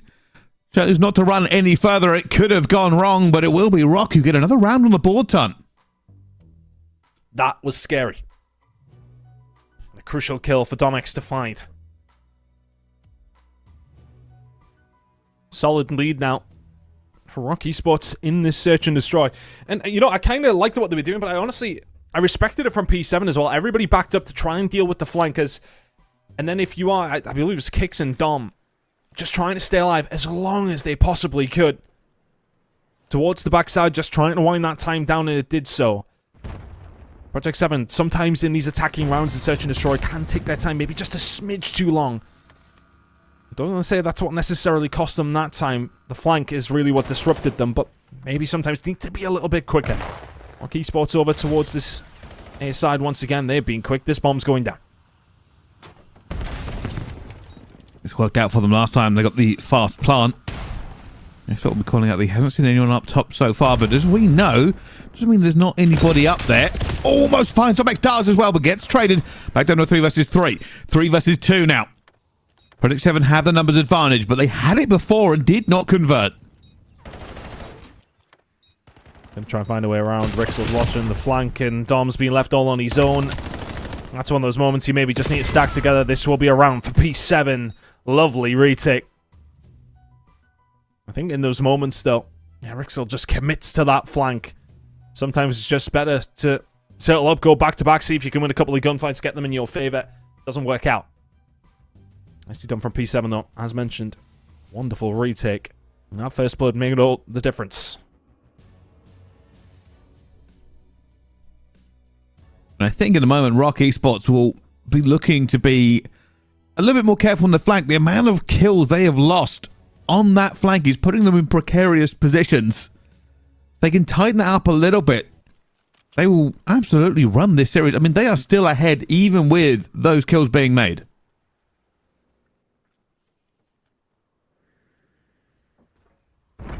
Big round for P7 to find. 3-2 feels a lot better than 4-1. This aggression now coming up from Dom again. And this is what's won a lot of rounds for Rock Esports has been this aggression. Could potentially get caught out here, though. Dom in a lot of trouble. Has a little bit of backup, but Project 7, if anything, this is going to slow them down. They have to now take their time. They have to readjust for this. This is for putting shots in, but nobody able to find the kills. And if it works out for anybody, it's the defensive side. Mythics is so close here, but has to be careful. They've been squeezed, Project 7. Rockhart taking it to them, and big fight still erupting here. This is great time batting here. Mythics are going to be in the backfield. Goes back down to a 3 versus 3. He's waiting to see if anybody pushes him. Does he get the info? I don't think he did. But he has opened up a massive gap for Project 7 to get this bomb down. But the problem is, because so much work was going on the flank, you can see one player in F-Dot's all the way back there, but everybody from Rock is about to hit the front. Mythics is now weak, and he's going to go down to a wall bank. Lucifer's alone. He needs reinforcements. He needs some help before he goes down, and gone down he has. And look at that. There's just not enough bodies on the point here. Rock Esports, they commit to the 3-man push, and they outnumber Project 7 at every gunfight. That's got to be such a frustrating round for Project 7. There was 2 players on the flank on multiple occasions, pretty much down to 1 shot. And then, if you're Harry, you just think to yourself, okay, well, I'm going to chill in Grandma's. If we're getting this bomb down, yeah, we've done well to open things up. We've got to watch the flank. There's nobody left. Really good player from Rock to just back it on up, use their numbers. They would have known that someone would have felt that threat from the flank. And they get aggressive on the front lines. A nade over the top of in towards Mythics is a late one into the round to have on the defensive side. It lands, it finds the kill, and from there, pretty standard procedure for Rock to try and pull off. 4-2 lead for them now, and as mentioned, I really do feel as if they need this search and destroy after losing that map number 1. F-Dots checking the mid-map, finding a little bit of information for Denza to potentially work with. Denza will call this one out, and nades and trophies both going to work here. Heavy pressure from Rock Esports on this flank. Their coordination on S&D is certainly quite impressive. They know exactly what they want to do. Ooh. They are hitting them in numbers. And this is what they were trying to do. They were trying to find a first blood for Dom X with sniper in hand. Whilst all that was going on, F-Dot pushing himself up the map. Could be in a little bit of trouble now, though. Didn't expect so many players to be there. Rock Esports just throw different looks, and then all of a sudden you think they're on one side of the map, and there's 3 of them staring you over towards A. Bomb may well go down now. Over towards Motel. Rock Esports in a 4 versus 1 as Lucifer is left all on his own. They're honestly playing this search and destroy so well as a team. Looking for picks on one side. Being fast and fluid where they need to. And a 1v3 now for Lucifer will be a 1v4 if he can pull it off, but he should be dead to rights in a second if Rixel can figure out the movement, and he does. Rock Esports 5-2 to the good. Rock Esports, their playbook for this S&D is absolutely bamboozling Project 7. They are hitting places in numbers. They are playing the advantage incredibly well. It just feels like a completely different world to some of the Rock Esports respawns we've seen. I feel almost regimented in the way they're approaching this. And it's working for them. Last time out was a 6-2 victory for Project 7 on this map. Could not have been different here in map number 2. A lot of aggression here from Rock Esports through the middle of the map this time, and Domex will get the better of F-Dot. It's another first blood. Denza will fall. A 4v2 for Rock. They have run this S&D hard and not looked back from the very beginning. And well, it's now a 1 versus 4. Lucifer is running. They found him as well, and they're just streaming towards him. They're going to get him. That is easy peasy. 1-1 between these two teams. Project 7 barely turned up. Domination on maps 1 and 2, but on the opposite sides of that station. And we're set up for a series now. Vortex happy with his team there. It was a really good search and destroy performance. You could see it happening. I mean, when I commentate Yudo myself, I'm staring at the minimap, and you can just see them moving around. They're pulling P7 around the map. And it worked out so well for them. Throwing different looks, asking different questions, and then hitting them when they haven't got a clue what's going on. It's a big map out of Domex and a 10-2. 6 spree for him. The first bloods, well, went over towards Project 7 for the most part, but Rock Esports just using their numbers well. Really good search and destroy out of them. One apiece in this series. Yeah, Poetry Emotion just a complete outclassing on the S&D as they tie this one up completely. Does bode well for the series, though, because who knows how this one is going to continue. Both teams proving just how dominant they can be in our 2 game modes. It certainly is going to be a joy to watch whichever one of these 2 teams get to the grand final. Yeah, it's, again, I've kind of repeating myself here, but a surprise to see these 2 in this position. But not a surprise to see that it's been a good game so far. And they really did battle between each other. Both these 2 teams finishing 2nd and 3rd respectively, for Rock losing out to P7 in the losers final. in Challengers Elite in the first season of EMEA, where the two regions combined for the very first time. And again, I think that's one of those things for both these two teams. They faced up against each other, but so often one of these teams will be on pretty high ping. So how much we're trying to take away from these online results is always quite difficult. But now coming onto LAN, they look so well matched for each other. Two very, very different maps and two very, very different results. Convincing scorelines on both maps 1 and 2 in Scar. We stay on Scar for map number 3. We'll be heading up towards Overload, which again, online, I said, I don't know how much to read into it at this stage, but there's a fairly even affair for both these two squads when facing up against each other. P7 will probably feel a little more confident, but for Rock, finding that Search and Destroy will give them a lot of confidence heading into the latter end of this series. Oh, it certainly will, and I'm looking forward to seeing how these two teams continue to push this envelope. If anything, nobody really predicted that two EMEA squads would be in the winners bracket final, let alone somebody getting into the grand final and potentially matching up again. Of course, whoever loses this has got to face down Telluride Bush Gaming, who, quite frankly, have been looking pretty good themselves. But we'll find out how this all plays out right after the break. Don't go anywhere. We'll see you in just a minute.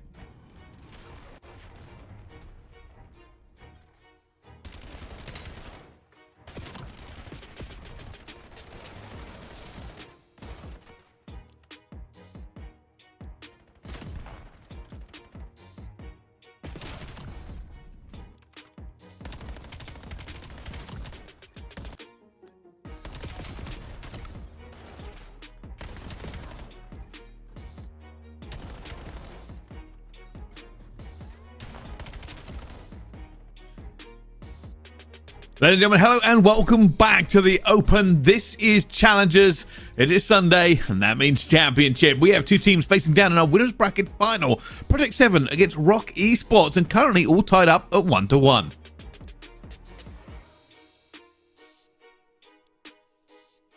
Already, honestly, I need to stop muting my mic, Brycey.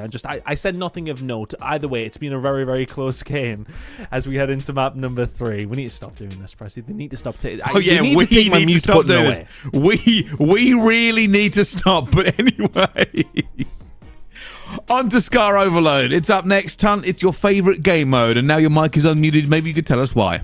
Well, because both these two teams have kind of went a bit back and forth on this as of recent, and it is fast and furious. Absolutely it is. Rock won it the first 2 times that these two teams went up against each other, but P7 won it most recently.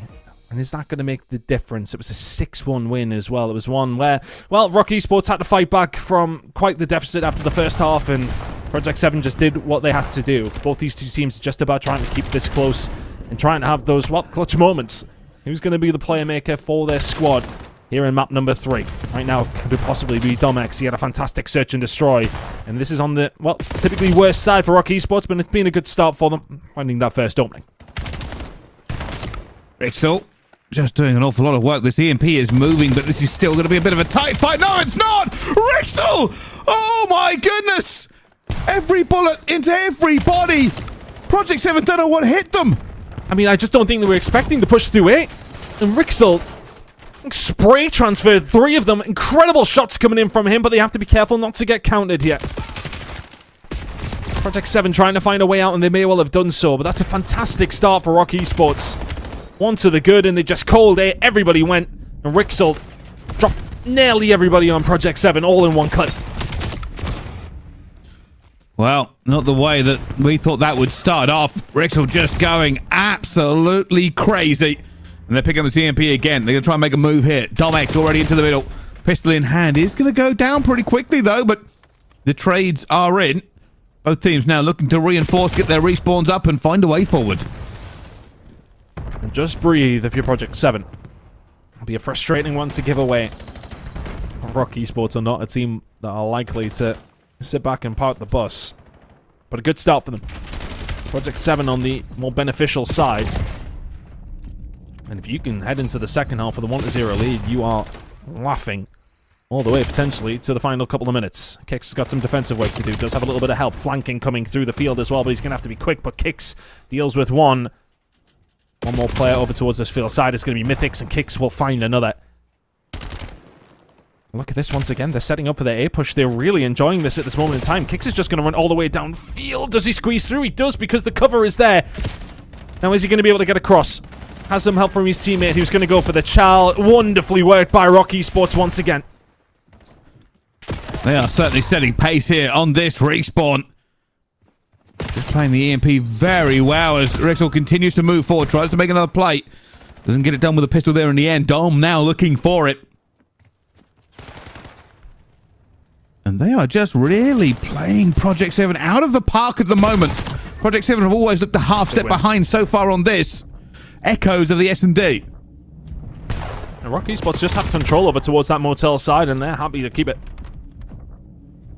On the weaker side, 2-0 up. Don't need to force this issue any more than, well, is what afforded to you. If the opportunities present themselves, they're going to take them. They did have control of motel, though. They go for a couple of Charles, they lose it. Spawn's actually going to come in here because the pressure that came in from Kix. When you're Rock Esports, you have to be careful for a run that may well just come through motel here, and it potentially is opening up for Lucifer. I can't find the last. And Dom will take him down. So that lead blocker is gone. 1.5 minutes to go here in this first half. Mythic's trying to make a bit of a move here. F-Dot is going to be deep in enemy territory. They are trying to make the kills. He knows where he is as well. Goes for all bang. Will be picked up as well by Denza. They're now looking to move the EMP, but they still don't have it. The amount of kills they now have to continuously make to get this home is unbelievable. But you can see them trying to move this forward. F-Dot finds one, but every time they lose a player, this slows down the push just a second. Domex doing well. More players coming through, and that's exactly what I was worried about, Ton. They had positioning, but not the EMP. It's really hard pushing it through that B side. There's so many different ways that you've got to be able to cover if you're the attacking team. And just impossible to do so. Rixel just trying to survive as long as he can. He's dead to rights. Kix trying to hold the mid-map. Should be also dead. How on earth has he won that gunfight? Domex will find another in the middle of the map, and they're just trying to slow Project 7 down and succeeding at doing so. Lucifer just trying to hold off the flood of bodies his nose is coming, and that's a massive fight to lose.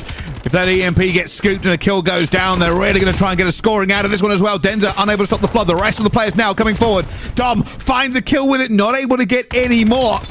And Domex will be looking to just farm them off the respawn, but it is going to be a stop by Project 7. Yeah. They have not had a lot of luck this half. Trying to find a way out. Might be one more opportunity.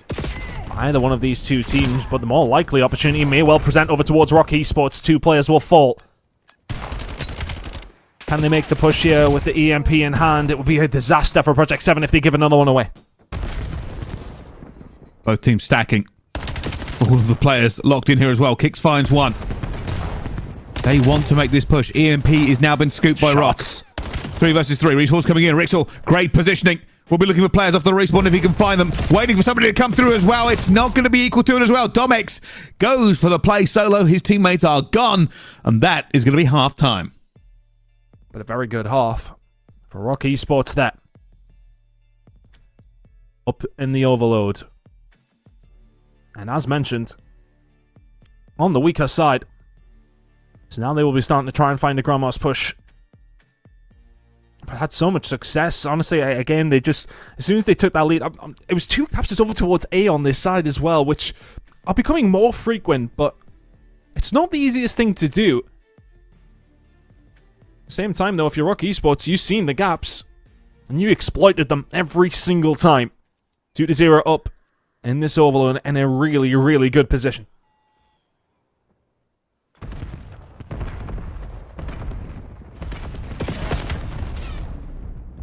Here goes the push.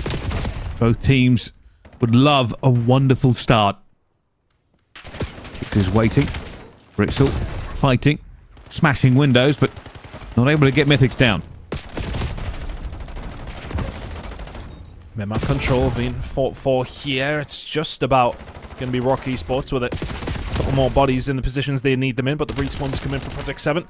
Nice and sharpish, and you can try and deal with this pressure that's starting to come through. F-Dot found a really good position, can find one. It's just about for Project 7, a little bit of control now, and they may well have got it. Domex could do with finding a kill or two just to slow down this push, and he may well have found a second, not quite. Mythics is there for the backup. Opportunity here now for Project 7. Problem is, Project 7 don't have the bodies to really carry this forward unless they can find some sort of magic. And already that EMP is moving into a more safe spot. They aren't going to be able to get it though as well. Rock will now try and counter it as fast as they can. They know the defense is going to be here. Lucifer trying to back them up. Trying to take a few players down to help his teammates and stagger the kills. He finds one. It's not going to be enough. Kicks has found two onto the point here. This is disastrous. Project 7 will now have to get off this respawn fast. Player up top window. Kicks trying to lead the way. Can Domex slide this one home? No, he can't. Lucifer, he finds one. Mythics to find another, but the pressure is still very much on. 3.5 minutes to go, and if you are Rock Esports, just keep these kills flowing, keep them in their spawn. Dom can find one. Denza playing a dangerous game, but runs over towards his teammates. Still, you're kind of stuck if you're Project 7. If you're Rock Esports, slow this down, just keep them in, keep your irons up. That's all they need to do. They do not need to put pressure on. For Project 7, 3 minutes remaining will not feel like enough time. This is an absolutely grueling battle to get this forward. And Lucifer will be cursing the fact he's had to reload there. He's hoping to try and punch a hole through for his teammates, but instead they're outnumbered. Instead it will be Rock who gain control of the EMP and the space again. And Dom's just going slaying. He's not even worrying about it. Finds one, and we'll just start to finesse in and around Grandma's now. It's just something you're going to have to deal with if you're Project 7, and they do. And now it's all about that mid-map control again, but you've got somebody in your spawn who can find a flank, find some kills from there, and start to set something up. Kicks finds one. Can't find the second. This is a good moment for Denza to maybe find a second himself. Can't. So that mid-map control still not really belonging to anyone right now. Rock Esports, if anything, slightly on the back foot, but they find the kills again. Mythics is the furthest one forward, but it's the mid-map. That's the problem. Rock Esports have been in control of this overload from the very beginning. They have put all the pressure on Project 7 over and over again. They are doing once again here. Dom just going slaying, causing issues for them. Then just like, how on earth do we get this EMP moving? A minute 50 left to go. Project 7 haven't even really progressed with this at all. You can see both teams have got players in really aggressive positions. They're waiting for somebody to find 2 kills in the middle of the map just like that, because then Lucifer can start to set this up. Push over towards B has to be incoming now, but it's on Lucifer to try and find some kills on the cross, but one player's come out of top church. That's going to be Dom. Finds two and shuts it down entirely. It was the man over the top that was the problem. Real nice setup from Project 7 Esports, and it's shut down in the blink of an eye. Too far to move. Too much to do. As Rock Esports continuing opening the taps of pain. Now, a minute 8 left. EMP again in Project 7's hands. They will try for the 5th time to move this forward. But Rock Esports have been resolute in their defense every single time so far, and the kills fall to them again. And they're just doing the right thing. They find the kills, they move forward. They don't worry about closing up the flank, they move forward, they keep the pressure on. 45 seconds to go though, and Project 7 still with that map control. Rock Esports starting to play a little bit more passive now, just trying to shut it down, but every time you need a 2-piece from Dom, you might find 3! Lucifer's the only one who can answer, he will find 2, but it matters not. 30 seconds to go, Project 7. They need a cap, and they need one now. This is the furthest Project 7 have got this EMP. Oh my Barely word. moved it off spawn. For Rock Esports, they're happy to just slay around. They don't even worry about the EMP. It's all gunny all the time. And with 15 seconds left to go, Project 7's hopes are going down the drain. From being thrashed in the S&D to now bloodied in the Overload. This is all Rock Esports, as now they're 2-1 up. Another brilliant performance. And they're letting them know. Rock Esports feeling confident in this one. And that was a really, really good performance. They did their damage on the other side. And after that, just slayed, and they were just being annoying. It's kind of... It's not like parking the bus. It's almost like they're just passing the ball around them, if you like. It's the sense of getting that gap, and they will move forward.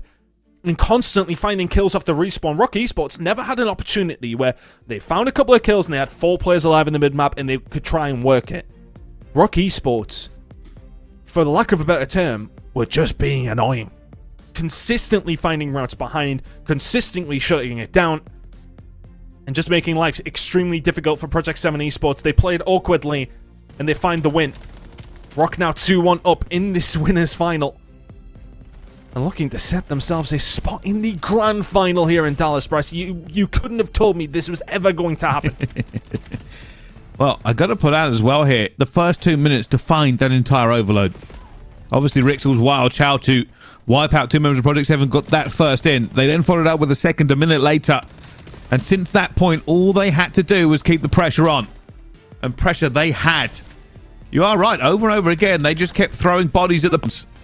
At no point did Project 7 ever really adapt to it and start maybe trying to take those players off, because there's not an easy defense. You know, if you do pick that player off, they're going to probably be respawned by the time you make that push again. So, yeah, for Rock Esports, absolute pressure all the time. A really good effort from them to get that one under their belts. And we head into a Blackheart Hardpoint. 2-1 record for Rock over the season. One of them was up against P7. And P7, it's typically their ban. They've let this one slip. Their ban actually went over towards Den, which is not maybe a target for them. I mean, where Rock have had their number to a certain degree on that one. Rock over the season unbeaten on Den. For P7, had they struggled? Not really, 4-2. So choosing to get rid of Den rather than potentially Blackheart. So is that a choice that is incorrect? Colossus come out from Rock. That's no surprise. You've seen them lose that twice in a row, actually, I believe, to P7 over the season. So not a crazy statistic there by any stretch. But a surprise to see Blackheart here. Maybe P7 just feeling confident on this over the tournament. We've seen them find maps you wouldn't expect. And could this be another one to send us to a map number 5? Nothing would surprise me anymore, to be honest, Brycey. Well, I just couldn't have predicted how this would have gone, Ton. Just genuinely at no point would I have thought that after Project 7 having such a good start on the Hardpoint, would they look like a very much lesser team over the next 2 maps. And that's the easiest way to put it. That S&D was Rock playing wonderfully. The Scar Overload, Rock, they took the advantage, and for the next 8 minutes, It was Project 7 on the back foot, desperately scrabbling to try and move the EMP. In the second half-time, they barely moved it. It's really difficult. They just could not get that mid-map control. And it really was just awkward. Rock played it so well. Heading into a Blackheart Hardpoint, though, it is a different story. How are Rock going to be feeling? The confidence is flowing. You can see Dom was shushing Harry on the other side of things. Well, I tell you what, there will be quite the rebuttal from Project 7. They can find this map and send us to a map number 5. But it's a map before this series that I would have favoured over towards Rock. They have the lead heading into it. It's their game to lose right now, Brycey. Project 7 need the turnaround. Let's see. Do Project 7 have a little bit more left in the tank, or are Rock Esports heading to a grand final? Well, it's a great start from Rock Esports. They've taken 3 down already, and Tom says, I want the last. He was insane for Rock in that previous matchup. When I was talking to Vortex about this team at the beginning of the season, I was like, who should I be watching out for? And he said, just watch Dom at all given moments. He said the kid is absolutely cracked, and he has been monumental for this Rock Esports side so far in this series, so far in his life as a Call of Duty Esports player. Good break coming back here for Project 7, but the rotation right now does belong to Rock Esports, if only momentarily. Gonna have to find a couple of kills here if you are Rixel. It's only the one. Denzel Cook can find a way through, and that's a really nice time to find a few kills over towards P1. The pressure now on Rock to try and defend at P2. Denzel knows this fight is coming, and has got a little bit of a better position for it as well. At the moment, Project 7 will be in control for this rotation, but it still very much rests on this player towards the back. Dom X is looking to cause issues. Project 7 trying to get in position for this, but this will come down to the individual gunfights. Lucifer, the SMG out, causing a lot of problems. And that comes down just to losing a couple of gunfights over towards P1 at the latter stages, but they'll find a wipe. It's Dom for 2, it's Rixel for 2, and that's a rotation broken. 35 seconds to play for here over towards P2. Den's over towards the backside. Project 7 starting to formulate a push. Dom maybe just getting a little bit aggressive. That's the kind of moment you just want him to sit back a little bit. Dom X is doing that. He can find one. Rock Esports backs against the wall here. I'm looking for it as well. Denzel will get in here, but pressure going to be mounting very, very quickly. They've got 2 players. Reinforcements will respawn close, though. Lucifer just trying to hold down the front door. They know where they are. Everybody's piling in, and it's still going to be Rock Esports who say, hey, we're happy to headbutt this and go straight for it. Mythic's now backpedaling, looking to play maybe just a few seconds of scrap time as the rest of the rotation battle actually happens as well. It's Rock Esports in a better position. Oh, a couple of extra bullets from Dom on F-Dot there as well. He's starting to feel himself, and there's the rotation for Rock. It's a massive win from Dom over towards the backside. Pick's now coming in off the respawn. He'll be there with his team. There's Project 7 trying to find a way through. It's a big nade from F-Dot to potentially break open the door. And they may well have done so. Denza can find one. Rixel gets one. Kill strike. Pinstripe kill feed, I should say, as both these two teams are just vying for some sort of control. Mythic's been a little bit quiet in this series so far. A player they really have relied on. At the moment, they need him more than they ever have. Rock Esports continuing to up the tempo and dominate this game as they look to close in at 100 points to Project 7's 29.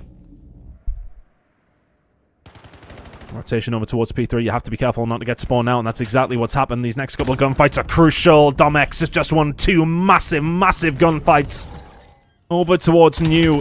And Project 7 spawn absolutely miles away. It's another kill for Rixel. The rotation is there. That's, what, 2 rotations in a row from Rock Esports.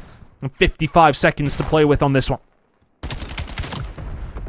Mythics, that's confidence kills. They get a bit of a wipe going through, but players still in abundance here for Rock Esports towards the back. Nice break. F-Dot now on a 3. 3 they desperately need. They are looking to hold this down for the remaining time. Make this a game. They needed to find that, as things were potentially getting out of hand. Kicks now finds a way through. Dom just good for another 2, as he so often is. The spin not going to be there for Kicks. Gets some shots in, but Denza on the reflank through mid-map. But the close spawn's going to be here for Rock. 25 seconds to play for. F-Dot and co are very much here. Can they do much about it? No, they cannot. Close spawns work out for Rock. 20 seconds or so to play for. And the rotation over towards P5 starting to ensue. Every time it's just looked like Rock Esports have the better of the gunfights. Lucifer finds a second there as well, and Project 7 will have the respawn here. But this is the same story as last time. They need the time to get back into this game. Rock Esports have been running it in the kill feed. They are better at slaying. And right now, that is paying out for them in points. Oh, Rixel. He's really stepped it up here for Rock Esports this weekend. 3 in a row from him to help his team break back over towards P5. But everything Rock Esports are trying to do here just seems to turn to gold for them. Project 7 don't seem to have much of an answer right now, but they need to try and find one. We've seen comebacks happen on Blackheart multiple different times. It's a map that, if you can string a couple of rotations together, all of a sudden you can be in a lead after being 100 down. Right now, it's not feeling too likely. Project 7 are just being pulled apart all across every aspect of this. They get there first. You think they might have a setup and they just lose the gunfights. For Rock Esports, it's the fundamentals over and over again, just cutting them asunder. There is nothing Project 7 can do. Positioning be damned, it's all about fights, and fights the Rock are winning. It's the moments you kind of have to look at your Slayers and sort of say, right, okay, how do we get back into this one? Mythics is so unlike him to have this kind of game.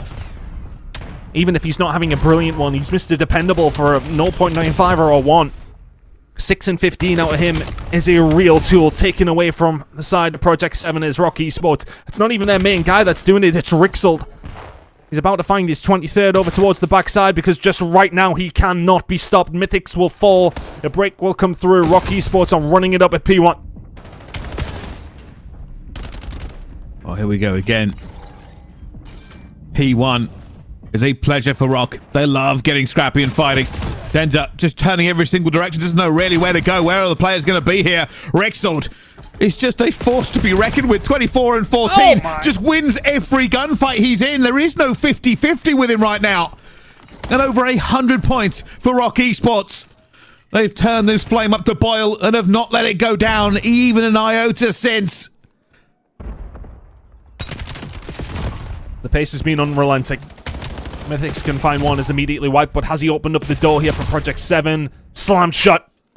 Rock Esports now in a brilliant place to close out this series. Rixel's on another 5 spree, but it's a 2 big kills coming in from Mythics. A slight spawn out there actually from Kicks, and that's going to potentially help Rock to maybe find a pinch here. Is it going to? Yes, it is. Kicks for 3, can't find the 4th. Eventually Project 7 will find a way through. Tenza has to do it all on his own though, and 25 seconds still remaining. Rock Esports have broken 200.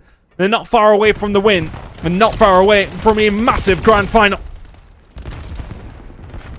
Well, this is getting a little crazy.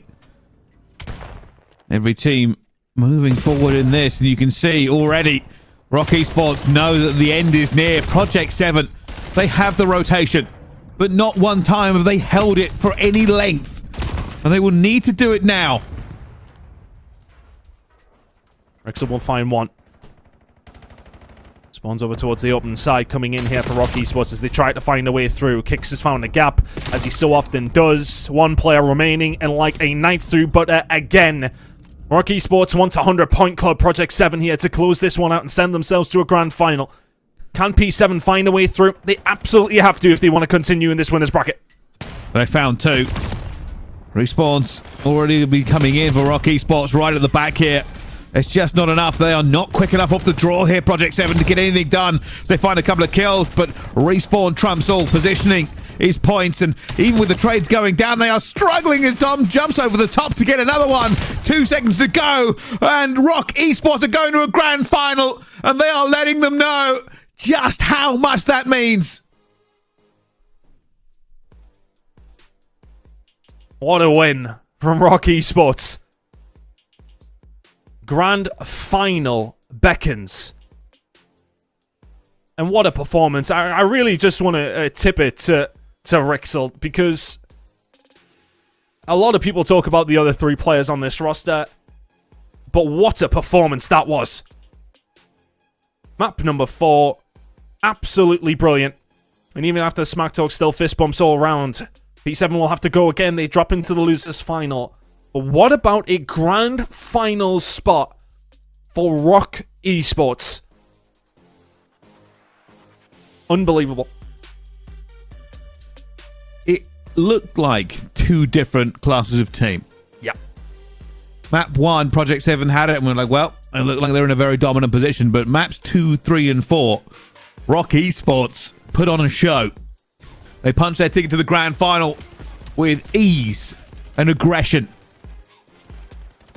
And this started off Rock Esports and never even slowed down. No, it was just pure pace from the get-go, wasn't it? From P1 all the way through to every single hill.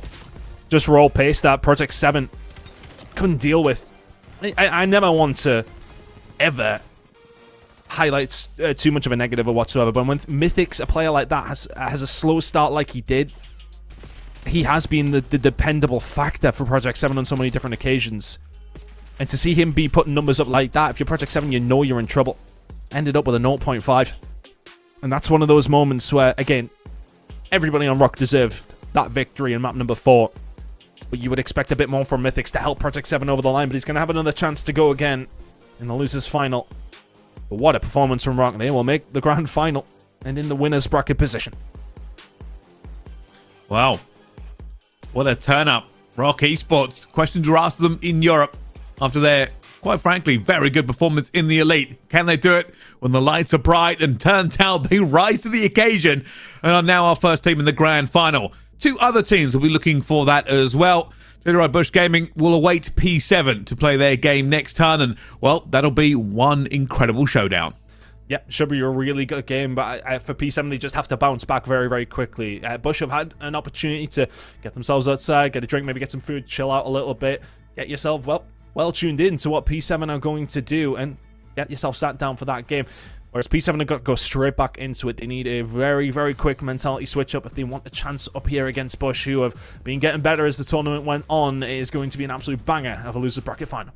It certainly is. 3 teams remain, 2 games, 1 champion, and all that coming up after this break. Don't go anywhere. We'll see you in just a bit.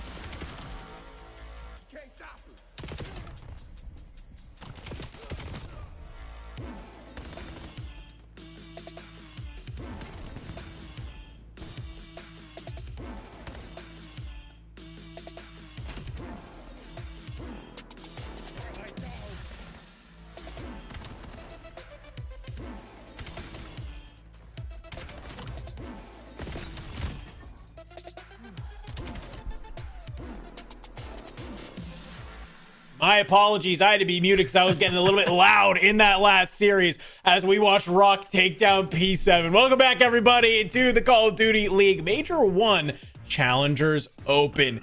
We are in the final moments of this bracket enigma. Let's go ahead. Let's pull it up to kind of give everybody a little bit of refresher of how we got to where we are now. Because with that P7 Rock matchup, we finally have an Elimination Finals that I think is going to deliver on a lot of hype.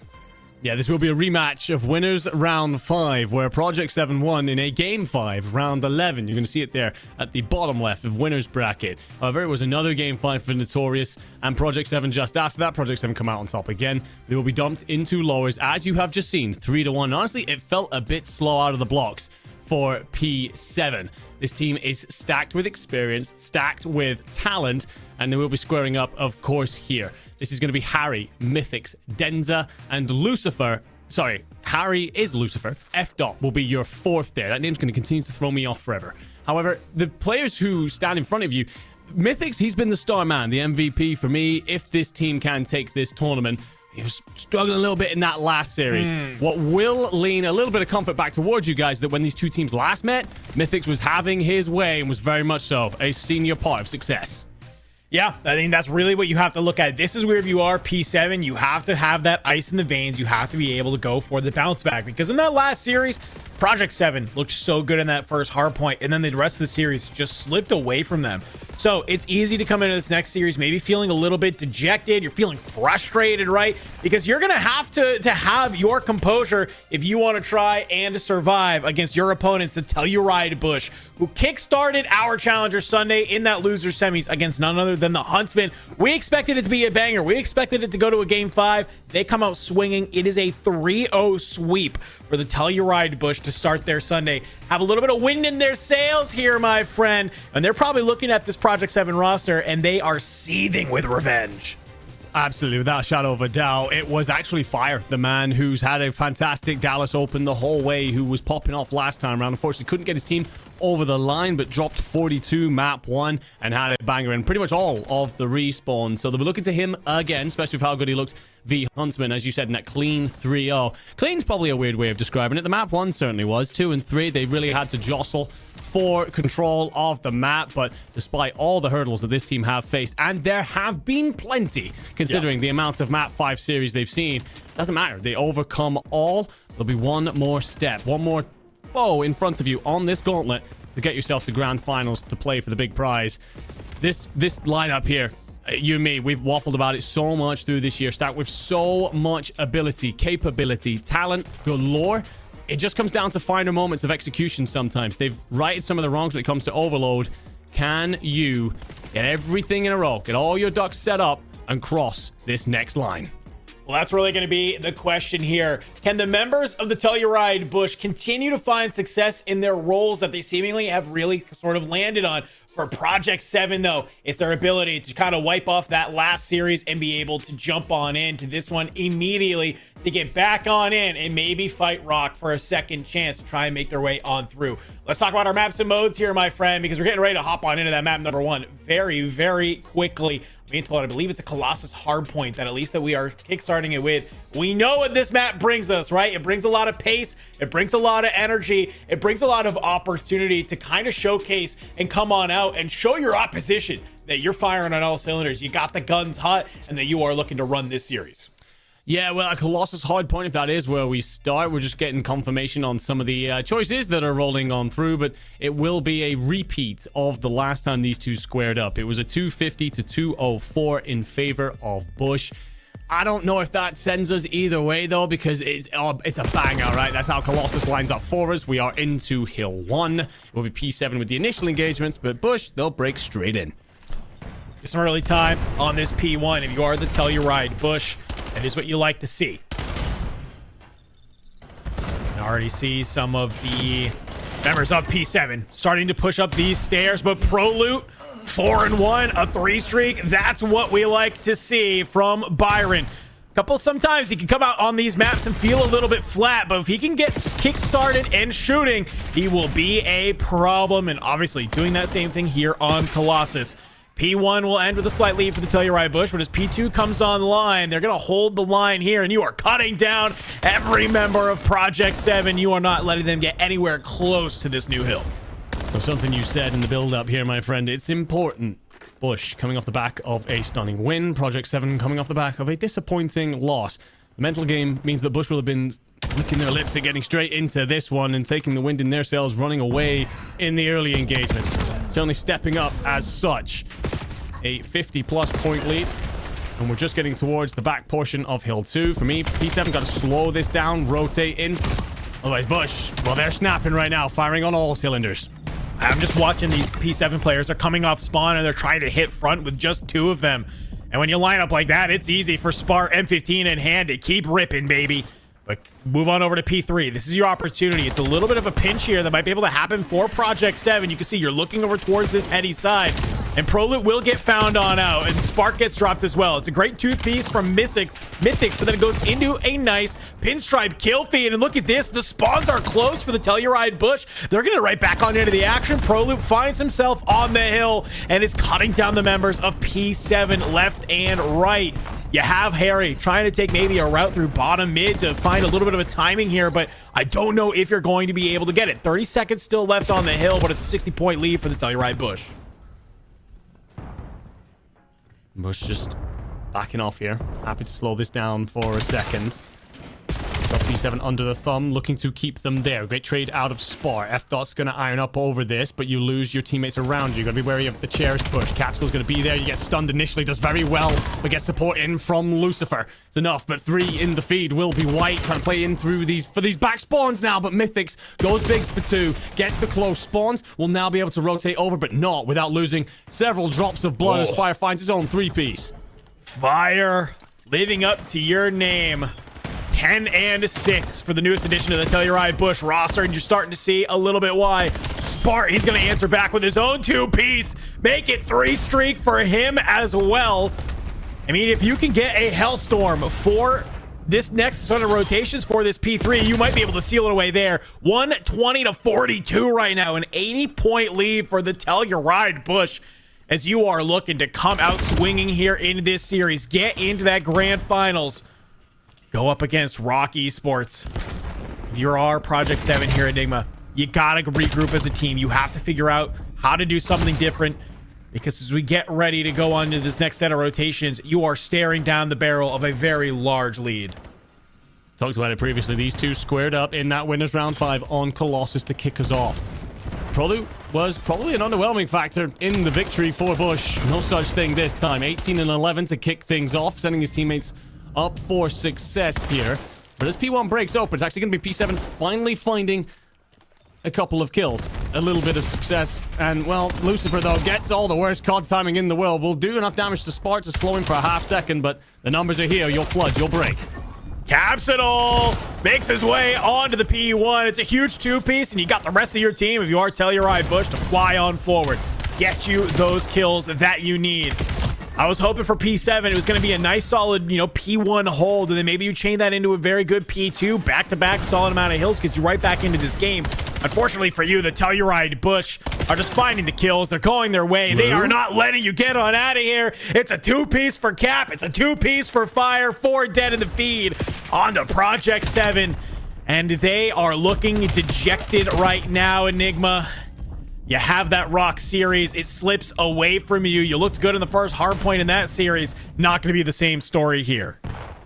Well, certainly it's not. Fire 6 in a row, looking for that extra one to give him the Hellstorm. Just that extra bit of security in pocket, and he finds it. Hipfire lands when things are rolling for you. They certainly stack up on the dice. Fire 7, the Hellstorm earned. In complete control if you are Bush. Already over the 200-point marker. Capsule next up will finally be put down by Mythics. This has been dominant. Proloot 24 and 14. Wanted to see so much better than we've seen in the early stage of this tournament. And my God, how are we standing up on Sunday? Listen, we saw the first person up out of the chair in that Huntsmen series. It was Byron in both maps. At the end of the hardpoint, end of the search and destroy, he made it known that he's here to play. I mean, a veteran player in the Call of Duty scene, and that's what you're seeing right here. He's been in more championship Sundays than you could count, and that's what you are relying on. If you are the Telluride Bush, they've done such a good job to not only come out here, win a map number 1, Enigma, but win it with a statement. And Fire will take this opportunity to P3. This is pretty much the only hill that you can really use this score streak on to maybe find some success in already. You don't even need it because you got Proloop popping 2 pieces in the back. So it'll be a mostly uncontested P3 for the time being. A little bit of time for Project 7, but I think for Telluride Bush, it's just all about keep it under control, look towards that P4, and just go ahead. Clutch this one on up. Nade doesn't tag, unfortunately, lands at the wrong side of the laundry cart, so it bounces back and pops off midway through the tunnel. Be careful from Cap, gonna let you punch out one side, setting up something of a pinch. It's partly red, but doesn't matter because can anyone beat Prolu in a gunfight during this setup? Not a chance in hell. And he gets eventually picked up, but on an off angle. So P7 actually do a really good job here because if the Hellstorm was called in to force them inside, great work to get a chunk of points. I don't think it's gonna matter much though. Next Hellstorm's on its way in, and Bush, they're just 11 away from taking everything here in the start of this series. Yeah, you call on the Hellstorm to try and hold this point down for your team, but unfortunately for you, your teammates clear everybody else out from the front. You gotta crash that thing into the side of the building. You only need 2 more points. Fire is here alongside Cap. You clear out Denza, and that's all you need. In Prolu, he's continuing the energy, stands up across the monitors, letting them know, hey, we're here to play. We're getting back into that grand finals. We're trying to take this first open and make it our own. Stunning style statement made here in map 1. You're right, Byron's on his feet, but it's cool, calm, and collected for everybody else. The smiles are out at least. Sparty just throwing some glances towards Lou, letting him know, hey, we are tearing these boys apart on the opposite side of this stage. Great work from all 4 of the Bush players. Could not have put up much of a better performance. Hot out the blocks. We talked about the potential momentum, coming off the back of each of these team series. Oh my God. You certainly see it. Capsule only sees 38 engagements throughout all of it. He's able to basically put his feet up because the rest of the boys are going so big. Unfortunately, on the opposite side of the board, Project 7 won't want to look at this one again. It's not very pretty. I will, however, just reframe that for a moment because the last time these two teams met, Bush took map 1. It wasn't as comfortable as this, but it still went all the way to that game 5, round 11, and P7 took it away. It's a great call out there, my friend. Project 7 definitely still in this series, even after quite the what I'm going to call a good old-fashioned shellacking in game number 1. 250 to 97 is a tough score line to see, but this is where you start to shake it on off. You try and use that search and destroy to get back on into it, but with some of these highlights, dude, I mean, it was just, like you called out, it's just everybody on Telluride Bush is shooting right here. The stat line shows it, the POV shows it. You're just kind of looking at this first map. We knew Colossus, it's a faster paced map, right? It can result in some bang outs that happen on here. Well, Telluride Bush, they just take advantage of not only finding those kills, but converting it into time on a hill. And that's what you like to see out of a roster of this caliber. Most certainly. Sometimes we call out this thing that some teams have where they get a lot of kills. Huntsmen are an example of this. They slay out a lot. It's just about getting that purchase. You certainly achieved that here if you are Bush. Incredibly efficient out on the map. Taking a look at our full map set confirmation. Raid S&D is next. Scar Overload as our third. Should we need it, Exposure Hardpoint, then S&D to round things out. The Raid S&D then, let's talk a little bit about it. Last time out, P7 took both of the searches. They took a Den S&D and a Scar S&D. You will not see the same second map. We're headed to Raid, and neither team really tend to lean on this map. They both have S&D maps that they really like. This will suit neither. This will square us up on a bit more of a neutral territory. Obviously, the wind in the sails of the Bush right now. P7 got to find themselves some early rounds to avoid being really under the thumb.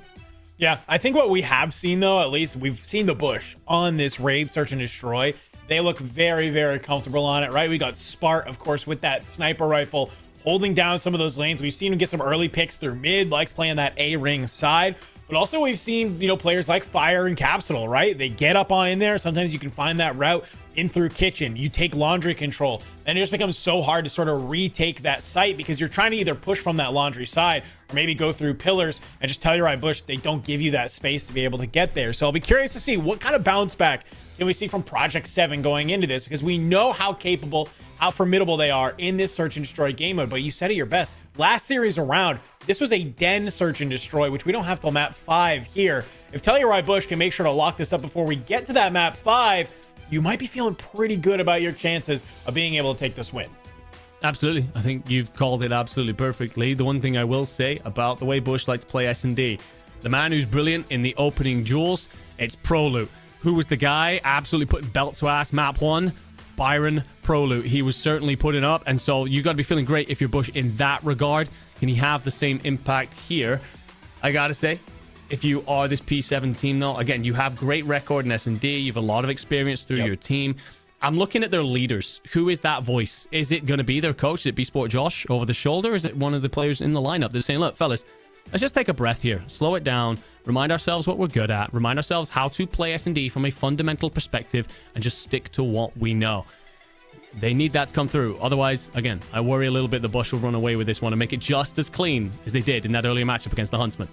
Put my eyes towards F. here. I think in the search and destroy, it didn't look, he didn't look great. Obviously, in that hard point there, needs to kind of maybe shake it off a little bit, lock in mentally, because F.'s been a force in a lot of these search and destroys when it comes to Project 7. You're relying on that type of firepower here to go back and quell the Bush there. I do think, Enigma, that's something we have to kind of talk about, is that obviously with this search and destroy, right? It's one thing that we have to kind of remind ourselves that in that last series against the Huntsmen, man, I mean, the Bush were down 4-0. Bring it on back. Yeah. They take the map there, and you know that type of scenario is going to be in the back of their head in this map. They could go down 3-0, 4-0 yet again, and they're not going to be that worried about it. Say, hey, boys, we just did this a couple hours ago, right? We can come on back. We can win this. Put us on map point. Put us on series point. Just like that in the blink of an eye. A little bit of nice confidence boost, a little bit of a confidence buffer, if you will, if you are the Telluride Bush. Well, I think one of the things that has surprised me with the Bush in this tournament is their ability to adapt. It felt a little bit through the Elite as though they had a plan, maybe an A, maybe a B, but after that, it all felt a bit shallow and a little bit worrying once they started to become unstuck. There was no fixing that. Instead, here, as you saw in that Huntsman game, they figured out, okay, this is where we're going to get our picks. This is how we're going to be aggressive, set up pinches and so on. So, yeah, the growth has been evident through this Dallas Open. It's just whether or not you need that, and if you do, can you execute coming into the second map? Well, we are getting those players in that lobby very quickly. We're going to hit a quick break. When we come back, we're going to be diving into that search and destroy between the Huntsmen and Project 7.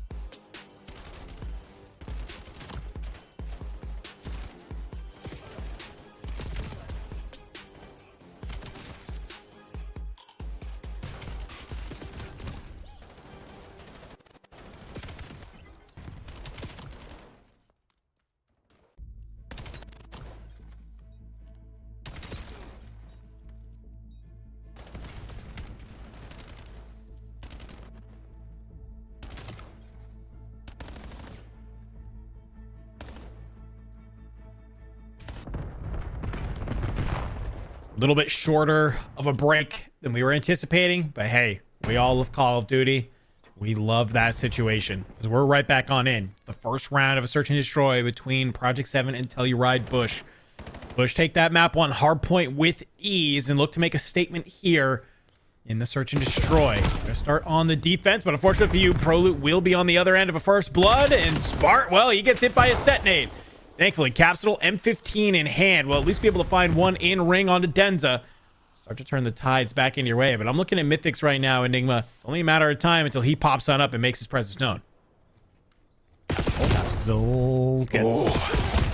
Checks every corner except the right one, and it's clean for Project 7 to start us off then. Yeah, that opening pick, just checking over from ring towards middle. Such a power position. The fact that it was relatively uncontested is surprising. Interesting breakout from Bush. Feels like they're trying to flood the mid early. If they meet no contact, they're using the different entryways, where it be the stairs or your pillars, to instantly flood out one side. Just lose the gunfights, essentially. Nothing too special about it. P7, we're happy to welcome in the aggression there. Almost set up the Lion's Den and maul them once he got close. That's the kind of calm composure you need as well after the back of a difficult series previously and a difficult map one in this one. What's the rollout for Bush on the attack? Going to prioritize Ring. They'll have the numbers for the opening contact, but P7 do have bodies in middle to transition over. Interesting thing here. Capitol's top bed right now. This is usually a area we see Spart with that sniper rifle. Usually always trying to be that player that's there. Maybe trying to catch somebody on a pinch, but for most of Project 7, it's through that middle of the map. We start seeing this movement over towards A. Fire's going to be throwing those shoulders on those laundry steps. Just begging, and he might have just caught a little bit of a glimpse of Harry there. You have a couple of others. Slides on back and finds Denza. A huge first blood moment for Fire there as Prolu will be able to cut down Mythics. Harry in the back. It's not going to be enough. In Capsule, he's going on the wrap here. You're going to get the information that you need, but you don't even need to be the one to shoot. A great answer back from the Telluride Bush. Yeah, it's not even necessarily what Fire does in terms of getting the first blood. It's how he sets his teammates up there. I thought he got a little bit over-aggressive, potentially playing that corner heady. Would have had Harry stare at him down, plus 2 players barreling towards him. He just then repositions himself in front of the stairs. Yes, you get the blood, but it was more the fact that he had the coverage over the top. Great stuff. And then the swarm comes through from Bush. For P7, it was just unfortunate. You don't have the numbers at Ring to contest. You have to give it up. And that always puts you in a position of, when do we move forward? Where do we go here? Wasn't able to get much info out of mid. So you kind of had to go back to square one very late in a round. Set nades go out. Connect with nothing, though. Prolu will know the kitchen isn't one to flood early going forward. Yeah, you'll get a nice little understanding from that round number 1. But we can see already. You got Denza over there in that bedroom side. And Prolu, he's going to see somebody trying to go for a little bit of a jump check here. He knows you got at least one in the bush. They're set up beautifully. You got Cap watching pillars. You got 2 people watching that way through. Prolu throws a little bit of a shoulder up against Harry, but Spart will activate against Mythics.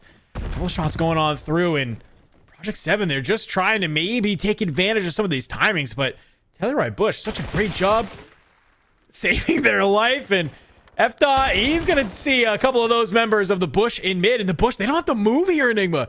He's just holding the round. All kinds of good angles, all kinds of good information. Capsule somehow takes so much damage, gets out with his life. 20 seconds on the clock. You're begging for a first blood here. But the kills, they fall. Fire, he finds Harry. F-Dot in the back. Fire's good for 2. Can you find 3? Denzel's last alive. That's a bomb. Fire, able to make it happen. Big Lou. I'm going to ask for a damage check on Capsule and how he takes 14 bullets to the ass and gets out of mid, but it's all right. It's okay. Great work from Bush. They find that pick slowly, steadily. They're more than happy to just set up in mid, make it crossfire. Sometimes that can be dangerous if those nades are available to your opposing team, but they watch them empty their pockets early, so they know that they've got, well, not that to worry about, essentially. But Fire in the back goes so big. You get the final 3. Does just a wonderful job of isolating each fight, makes them simple. And boys woke up looking different on Championship Sunday. Roll out. Again, going to be ringside. Last time you didn't have the numbers here for your P7. It'll be the same old story. Fire on a 3 spree right now. If you can continue that in this round, getting a Hellstorm in this Search and Destroy in a big open map like Raid, you'd love to see it. Look at this. Spart has a nade. He will get confirmation. You got somebody in mid. Denza's dropped very low HP and will turn his eyes towards that ringside. Prolu trying to make his way on up through Laundry. You have Fire with you to play this. We'll back on up. Go ahead, get that bomb planted for Laundry. I don't mind it. I think it's a good position. Capsule in the back, trying to hold for any push there. Bomb will get planted, though, and here we finally see our first sniper on the map. It's going to be F-Dot. Can he manage to find the connection? Get a first blood. Turn this tide into your way. Back down by Fire. Just needs to take a breath. Mythics will get the blood. Traded, though, probably up next. F-Dot's going to try and fly on this outside, but Fire's waiting for him. 1v3. Fire now on a 4 spree. I mean, you'd love for him to be the player to find this one, but it's going to be capped through that mid side. 3v1.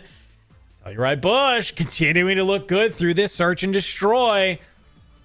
Don't need to go down 4-0 in this one to try and crawl it on back. You're going to be the team to start to try and bring up some of these rounds. And you can see Coach Temp in the back getting a little animated, giving the team maybe some energy. And I'm looking at Prolu. He's locked in. He's ready to help try and bring this team to grand finals.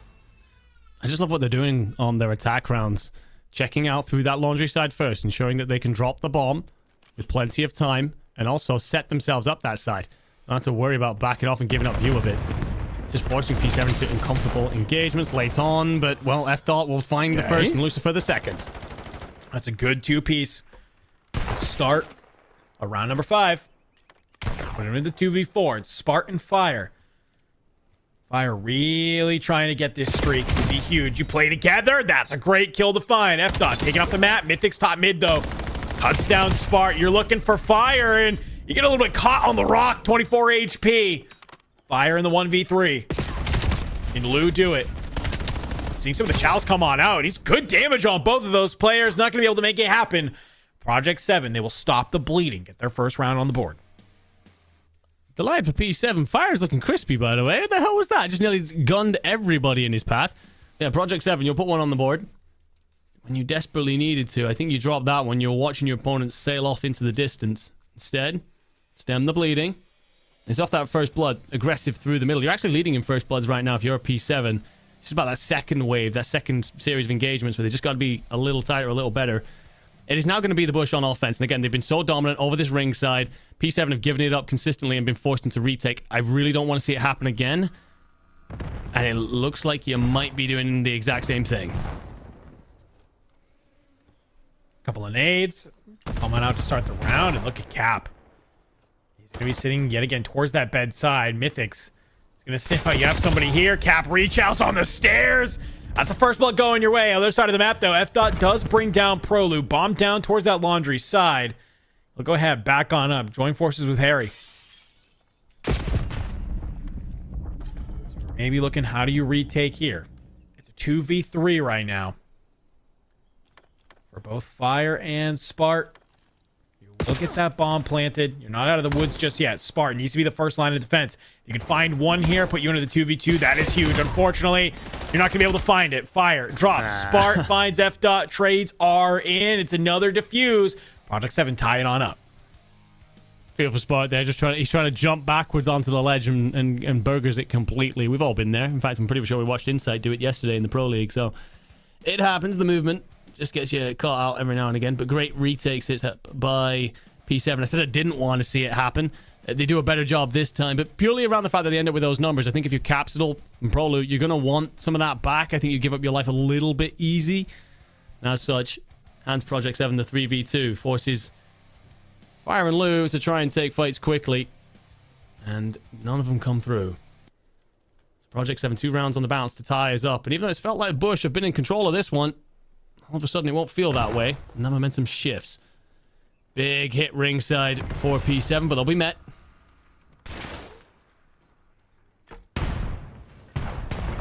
I like this. Full 4-man hit. Here on this side, but Capsule is waiting in laundry and is somehow going to be able to find Mythics. You have two players trying to swing that window at the same time. But unfortunately for you, you've also lost Spart in that engagement. Fire from top art window.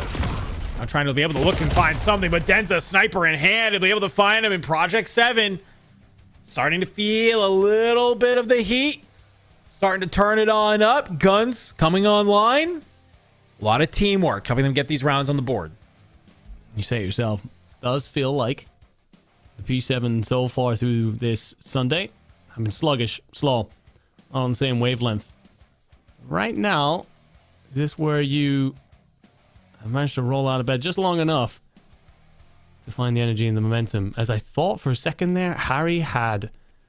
You know what? I won't talk about it. I'm not even sure if I'm allowed to on broadcast. It's all right. We'll roll on forward. Different hit this time from Bush, by the way. Played it pool side. You'll have two players to chow you. Denza could rotate over quickly. Has mid control completely to himself. We haven't seen this hit from Bush in a while. That's the play here. It's kind of a push through stairs, and unfortunately for you, Denza's going to be able to immediately find Spart. Smoke goes down. Lets Denza get out scot-free. HP regen. Go ahead. Reposition here. Capsule trying to look through mid. You haven't really even fully cleared out this mid side either. You just had a player get dropped on steps. You know somebody was getting ready to watch this. Where's the rest of the team? Pro's gonna be the one to fly on forward towards B and gets a cheeky little plant here. Shots coming on through. Fire looking up over the top, and Mythics, he loses the 50-50. Thinks that it's going to be on the particular corner. Proloot not going to be home. He hopped off the bomb. Didn't actually get the plant there. Got to play together on the step side. Fire. Guns on up. M15 starting to get hot. You're trying to be able to find the kills up over the top, though. You cannot. Project 7. Starting to claw this one on back, my friend. Weird situation of engagements there. Proloot's got that very cheeky, definitely noted one for ranked spot for planting the bomb. Wider than anyone would expect, but you gun forward. If you're Mythics, you get the comm in from behind you. He flies forward, drops, but teammates do enough to pick up the extra strays. And then on the steps there, it just feels like Fire's trying to get into position to cover as that stun connects on Proloot. And unfortunately, he just can't move around the statue that's sat in the middle of it enough to turn the tide in his favor. P7 onto map point. Didn't see this coming when Bush were up 3-1. It's a little bit of a maybe deja vu from that earlier series in the day. Project 7, they just used a couple of these rounds to their advantage. You can see Denza was able to get a Hellstorm and all of that. We see it come on through. Will it find any purchase over here on that B site? No. I'm able to give you some of the information that you can use here. Already we see some push-ups on that ring side. Bomb starting to get planted by Harry. But through the mid, Capsule does find F dot. Slides on out, and you're going to actually catch a couple of the toes there, Harry. Fortunately for you, Bomb's already got planted. Such an aggressive push out from Cap. But Mythics in the back. It's a two-piece. Immediately traded by Byron. Denza in the 1v2 will get found out by Fire. The Telluride Bush. They get one more on the board. One round away from pushing us to a round 11. Project 7, you got to close it out in this next one. Nervy for a moment. Capsule gets the first. He's very aggressive for the second. I think it catches everyone by surprise. He falls en route, and Mythics goes massive with a two-piece to try and keep his team's hopes alive, but it will be answered in kind. You get the comms come through, you turn, you burn, send it on for one more round. I think the smoke actually causes a lot of panic there. Pops out, and I think pretty much everybody didn't really have their wits about them, their bearings. It turned into more of a straight-up TDM than anything else. It will be P7 to roll out still on that point. You've invested and used that Hellstorm. Set nade's going to go. They're going to fly. Will meet very little. Bush, they've actually invested in a mid-hit here. Very different out of them. Might be able to get some purchase with this because it looked like a very A-stack heavy coming out from P7, but then I think they realized, hey, we're leaving sort of B and mid wide open for free, and that's exactly what happens. They don't see anything at A, and I like this. A little bit of just patience from the Telluride Bush here in mid. You might make this read and just start flying back on over to A, gain control of this site, and it looks like that's what they're going to do. Capsule, though, has made his way on over to B, finds Denza, first blood. Going towards the bush, and bomb gets planted at A. You got Mythics up in that laundry area, waiting to maybe find an opportunity to look down at this bomb, but now it's going to be all to Project 7 to start moving here. F-Dot throwing some shoulders in that mid lane, gets backed on down. Trades are in, though. Bush still up in the man advantage, 3-2. You move on forward. You're trying to push onto this bomb. You have sight of this through the middle. Mythics gets caught by Spart. What an interesting push there as the Telluride Bush. They're going to have a little bit of patience. They're going to get the bomb down, and they're going to push us to a round 11. A team that just does not know how to die, this Bush Gaming roster. Good God. If it's not S&D round 11s, it's game 5s in series. My, how they continue to scrap, fight, claw with their fingernails through these contests. I got to give huge praise to Cap. He plays out towards Tiki, gets the blood, and then waits on the rest of his team to actually activate. They give out the comms that F-Dot's trying to drop out of money window, and he springs to then pick up a second and hand all the advantage to Bush. They're clean from there. 5-5 first bloods, 5-5 score. This opening pick massive to settling this one. You're looking at bed. We're already starting to see attacks and nades flying on out. Capsule's going to throw some of those shots down into Zig. You get some hit markers. Back that player down for the time being, and this might be your opportunity for Spart to move on up into a position that Project 7 just isn't expecting. 3 members from P7, though, making their way on over towards this A site. They'll take full control of that ring side. Telluride Bush, they're going to clear out B and realize, hey, this is probably going to be some type of A hit here. Pro loot through the pillar side. Good shots onto the player. That's F-Dot, who will be able to cop on top here. You're looking across at Capsule. You're looking through mid. It's a lot of damage. You're keeping this Telluride Bush team at bay. But you still haven't got the bomb down. 30 seconds on the clock. This is going to have to wrap back on into that point. Get the bomb down. You do have laundry control. Plan it for laundry. You should be okay, but you're playing around this bomb. 20 seconds still, and Telluride Bush, they're trying to make a little bit of a wrap here. Capsule. Perfect read. Finds Denza. On out. Pro loot. Still continuing to fire. Mythics will be able to drop Cat, but it's just Mythics. It's just Harry in the 2v3. You do not want to go down 2-0 in this series. Harry finds Pro loot, but the trades, they're continuously here. Do you make the read that Mythics is in laundry? Spart, he's on the push on up. He could find the right timing, but you don't have the time here. You don't have the time for the defuse anyway. Fire finds the final kill. Oh, no. Spart hits him with the choke. That's going to be the Telluride Bush 2-0 in the series. A final play in stunning style from the Bush. They give up the bomb site. They're more than happy to. And what you're looking at is actually, as the bomb gets moved forward, Spart spots it, hits the call. Guys, bomb's going down now. What that means is two things. One, for a tiny window, we are 3v4 in our favor. The second thing is that player's going to be exposed. The second they try and get off that bomb, we should have a pick. And that is exactly how it plays out. Capsule gets himself into Art, cuts him down as he leaves, and it's a superb job. And well, the fans are here, and they're getting loud and screaming in Dallas, Texas. Beautiful stuff for the Bush. You are up 2-0. Panic stations if you're the European roster. However, Project 7 staring down the barrel of an exit at lower finals. Listen, there's definitely no other Call of Duty happening in the city of Dallas, right? We got these dedicated fans that are here cheering on the Bush, and for a good reason. You can see Spart giving him that choke signal. He goes 4-7. He doesn't care. You got Cap and Fire, 11-7, 11-6, 1,700 damage for Fire. Absolutely laying in the bullets onto that Project 7 roster. It got a little bit shaky there, Nemo, right? We get into that 5-2 where we're thinking, wow, P7, they've really got this on lock. Hey, we could be going to that map number 4, Hardpoint. We're feeling good. But Telluride Bush, I think they take a breath. They center as a team. They figure out how they want to try and take it on through. They stop throwing their lives away very early on, and they start to finally take some of these fights as a unit. And it's those first bloods that really start going their way that leads to them being able to take this map number 2. Fully agreed. Talked about it. The first pick was always going to be massive between these two teams. They both play S&D fundamentally very correct. And it is a case of 6 first bloods to Bush, 5 to Project 7. And that's how it works out in the end. I don't know if it's exactly round for round, but it felt very close through all of that. And Bush will just about edge it. Feels like they do that so often, though. They do not know when to call it quits. Every time a team thinks that they've got their backs against the wall, they've pushed them into a corner, they come out swinging. They do significant damage. I'm so glad we're talking about Fire. There's obviously a stacked amount of talent through that roster. That guy's come into this tournament with a little bit of a chip on his shoulder. It wasn't the best elite out of him. A couple of comments being thrown his way. Is this your ceiling? Is this your limit? We've walked into the open today. You were the 7th best player in terms of KD.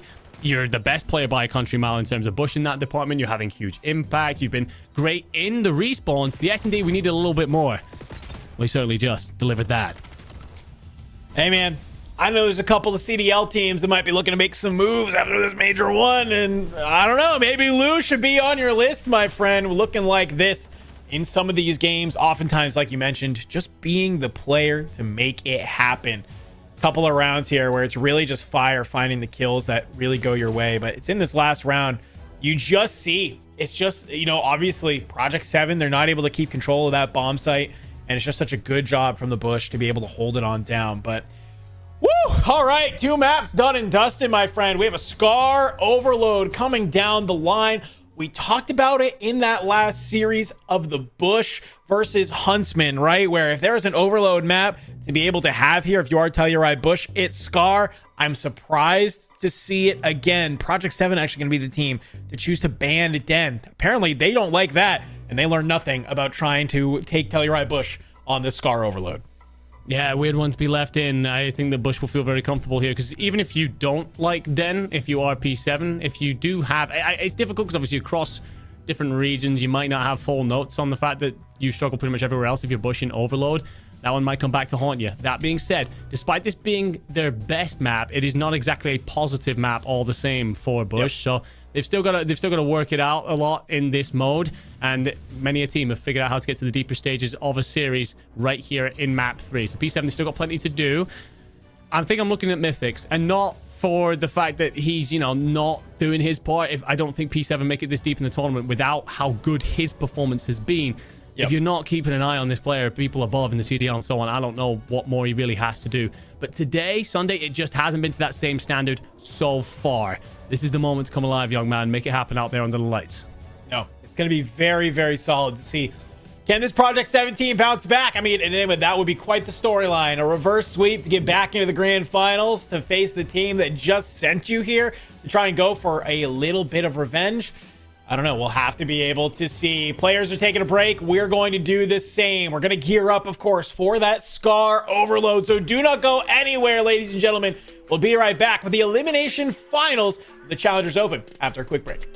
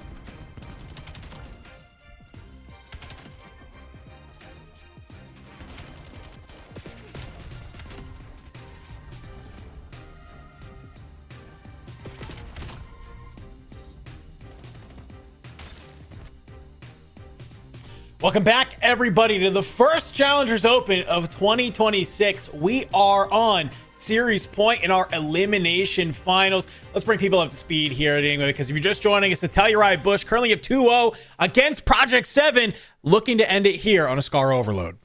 Certainly are. And for Bush, this is an interesting one of all places to put yourself into. An Overload could be what sends you through. It's your preferred map. It's a mode you have grown in significantly. Can you close it right now and book your ticket to Grand Finals and play for anything up to $30,000 for first? And of course, the coveted trophy. For P7, this is going to feel like a mountain in front of them. But every single climb starts with a single path.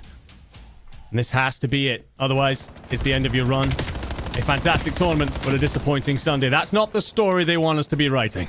No, not at all. And as we get ready to kickstart this overload, you're going to have Telluride Bush starting on that quote-unquote preferred side here.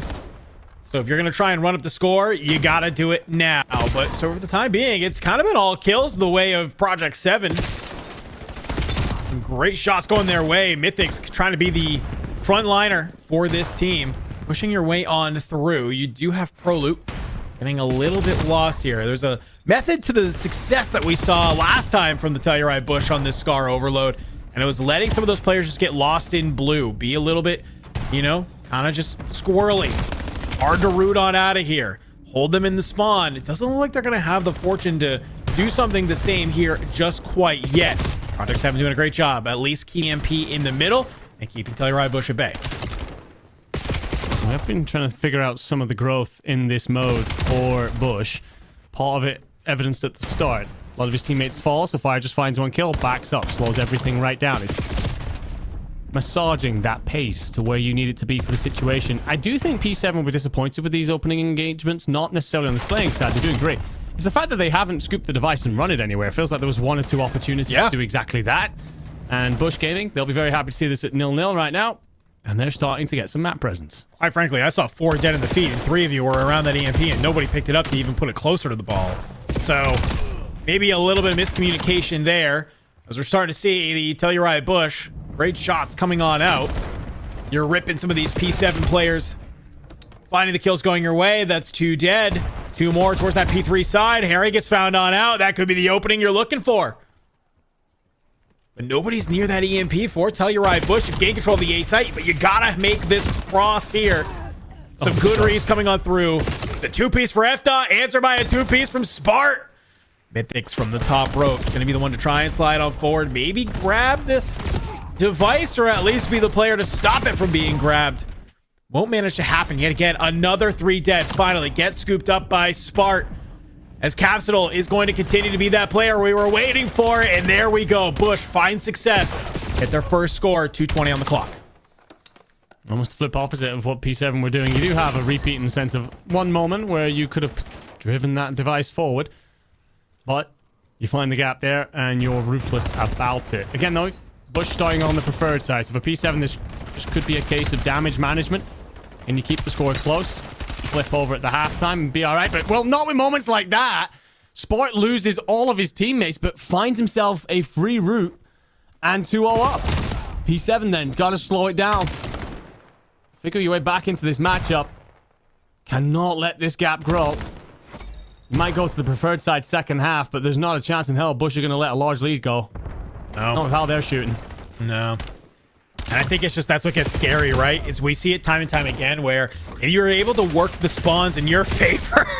Oh my God. I was going to say, if you can work the spawns into your favor, sometimes we see that first EMP into the second EMP happen in rapid succession like we just saw, because you're able to kind of control that, right? You push them down to that bottom right-hand corner of the map and you're able to keep them there. And that's exactly what Telluride Bush do. But then it's just a quick pickup and slide on in again for a 3rd score. We could see them try and end this half in a 4-0. And I think if you're the Telluride Bush starting on this good side, that is definitely what you want to have happen. Because then just lets you basically just play full defense for that second half. Obviously, stopping 4 scores isn't exactly the hardest thing for this team when they are feeling this good. If you look top left, for most of this, the difference really, P7 have been down maybe 1 or 2 kills. It's just the impact. Bush are getting theirs and getting wipes, finding tiny gaps. controlling those spawns, sending P7 to the opposite side of the map. And you have not been able to get out, and Capsule continues to terrorize you in blue. Denza with a big kill in middle to force Fire to drop the device. Needs support, though, because more Bush numbers are arriving. Or does he? Slams Proloot, tucks him in. 2 shot for a remainder, and Spark does enough. You're trying to grab. You want one last hit of this, but really, it's the team in red. They need to prioritize this device, and they need to do it right now. Find Proloot, who cuts you down. That needs to be the moment. 5 seconds to run at this. I don't think you're going to get it. I don't think you're even going to get close to touching this EMP. 2 seconds remaining. Anybody going to go ahead, pick it up? All right. Mythics finally will be able to one last stand here from the Telluride bush. Wall bangs onto Mythics through that shop side. Drops it down to 7 HP in a dream. You might be able to find the opening here. He's starting to slip. He's starting to slide. That's 4 dead. Okay. You'll go into the second half at least with 1 on the board. 3 for the side of Telluride bush. Up +2 from that preferred side. Still, it's only at the last final second you let that score come on through. Telluride bush looked very good in that first half. How important that final score may be. Bush, take that 3-0, 4-0. It looks like the path to climb on this mountain's way too damn steep. You make it 3-1. You get yourself onto the preferred side. You have the wind in your sails just a little bit. Again, you weren't necessarily outgunned. You were down like 2 or 3 kills most of the time. P7 have a route to a potential comeback here. Again, this is Bush's least favorite mode. But they are currently the team in the lead. They will have to be outdone and overcome. These initial hits, all important to making sure you get yourself a score before that timer starts to force you into uncomfortable positions. And while Bush take everything. And I love this. Cap, he could have easily picked up that device. Doesn't need to. He's going to let Proloot be the man in back and find it. In Spart, he finds a kill with the M15. He finds a nade. You get close if you are the Telluride bush. And I like this Fire. Just having a little bit of patience, waiting for the team to come off spawn. Try and help you on out. He might be able to be the one to find some of these kills that will go your way. And that's exactly what happens. Finds Harry. Finds Mythics. Can you find F-Dot? You do. Some good shots coming out there. Double kill coming on through. I need anybody from Telluride bush, though, to pick up this EMP device. Try and go for that score. Maybe you're waiting for the perfect moment.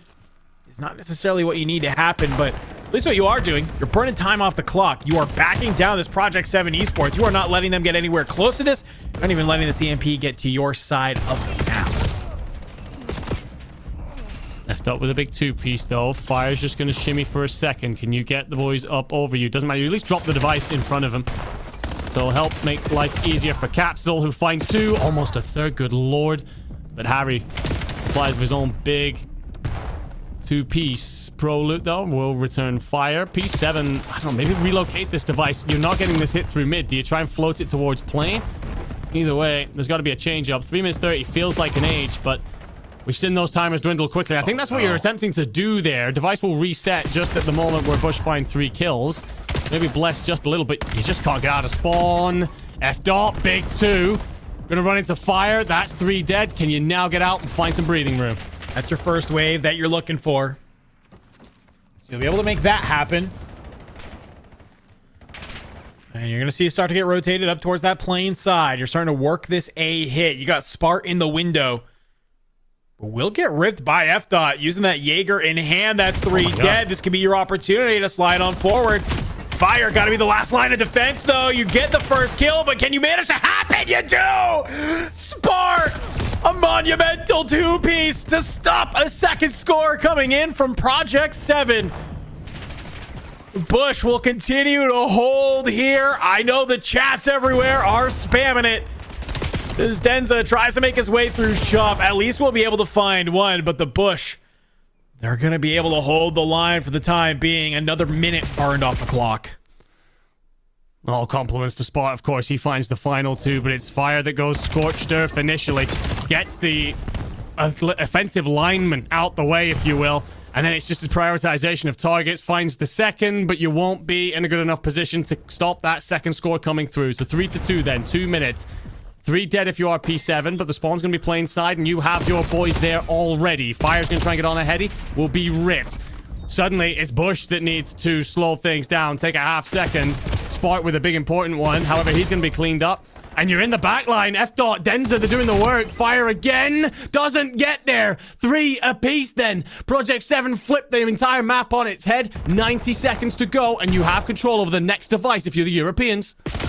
Looking to hold on in, and it's a little bit of just desserts. Mythics, he's found his way into blue and is getting lost right now. Finally, Prolute. It's a huge kill onto Harry. It's a turn and burn onto Mythics as well. So you uproot them from your backside. Now you turn your sights towards the front. Spart, firing on all cylinders. Trying to be able to find those kills that you can. But Telluride Bush, they came into this half feeling very, very good. But just like that, Project 7, the kills have gone their way. They've evened the score now. A minute left on the clock. They'd love to get one more point on in. Do not let this go to our overtime. Do not turn this into a search and destroy. Not loving their positioning on the map. You can see Denza with EMP in hand. You get 3 dead. That's going to allow you to move it on over towards this top side of the map. How do you try and set up this push? Solid cap. He's got to slow this hit. Won't get there. Prolute, though, over the top for 3. My God. The clothesline comes through at the moment where Bush needed it most, and he's going to start to ascend the map, try and give his boys a route out of here. Cap's going to clear your top church. Bush Gaming in possession. 25 seconds to go. Project 7 trying to draw a defensive line. Bush looking to be the breakers here. The tip of the spear lining up and finds yet another. It's all trades, though, but unfortunately for you, it's just going to be Spart. Device in hand, pistol starting to rip, though. Capsule, he's good for a trade. I think you need to back on up. Take a moment here to breathe if you are Bush, because as this timer will go on in, here we go. 2 minutes added to the clock. You hear the horn sound. Sudden death. No more respawns. We've seen Bush in this time before, and we can start to see the pace come to an absolute halt. Nobody wanting to throw their life away.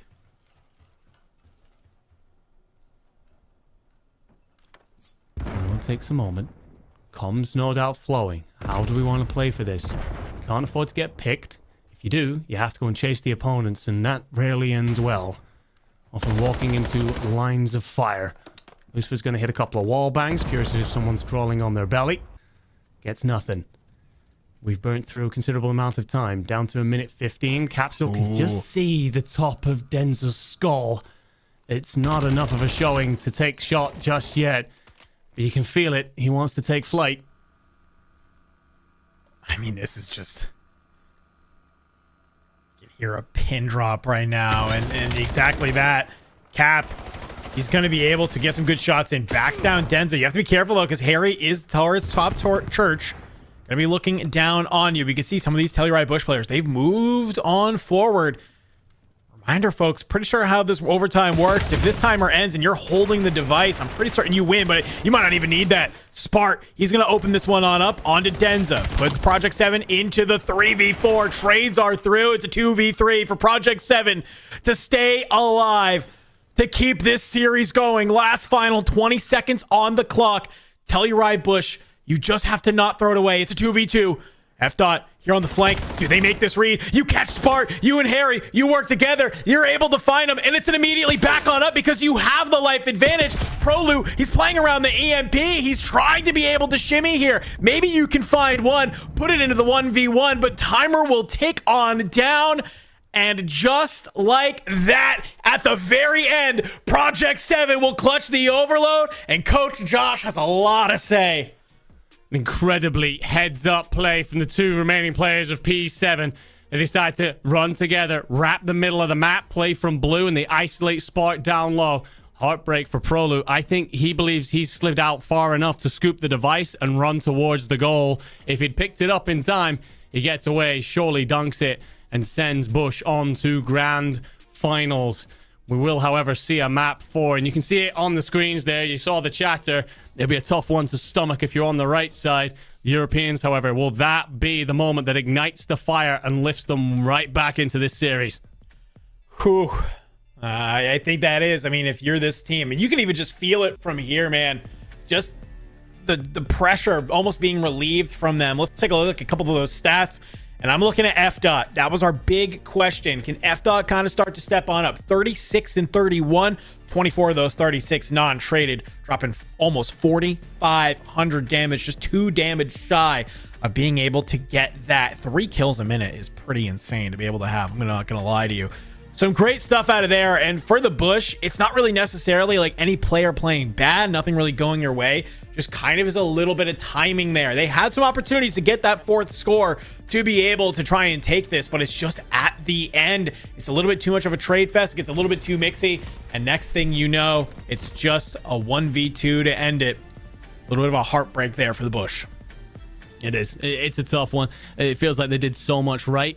It's just that tiny passage, about 30 seconds, where P7 just suddenly take over and tie the game up. Otherwise, Bush were in complete control. Possession stats, your heat maps, they're all going to look great for the North Americans. The Europeans just have that surge, that almost second will to live comes crashing through, gives them enough. But again, going back to that big brain play, I was a little bit worried. I believe the tiebreakers are you in possession of the device? But before that, I think if no one does, I think it comes down to most kills, which would have again favored Bush.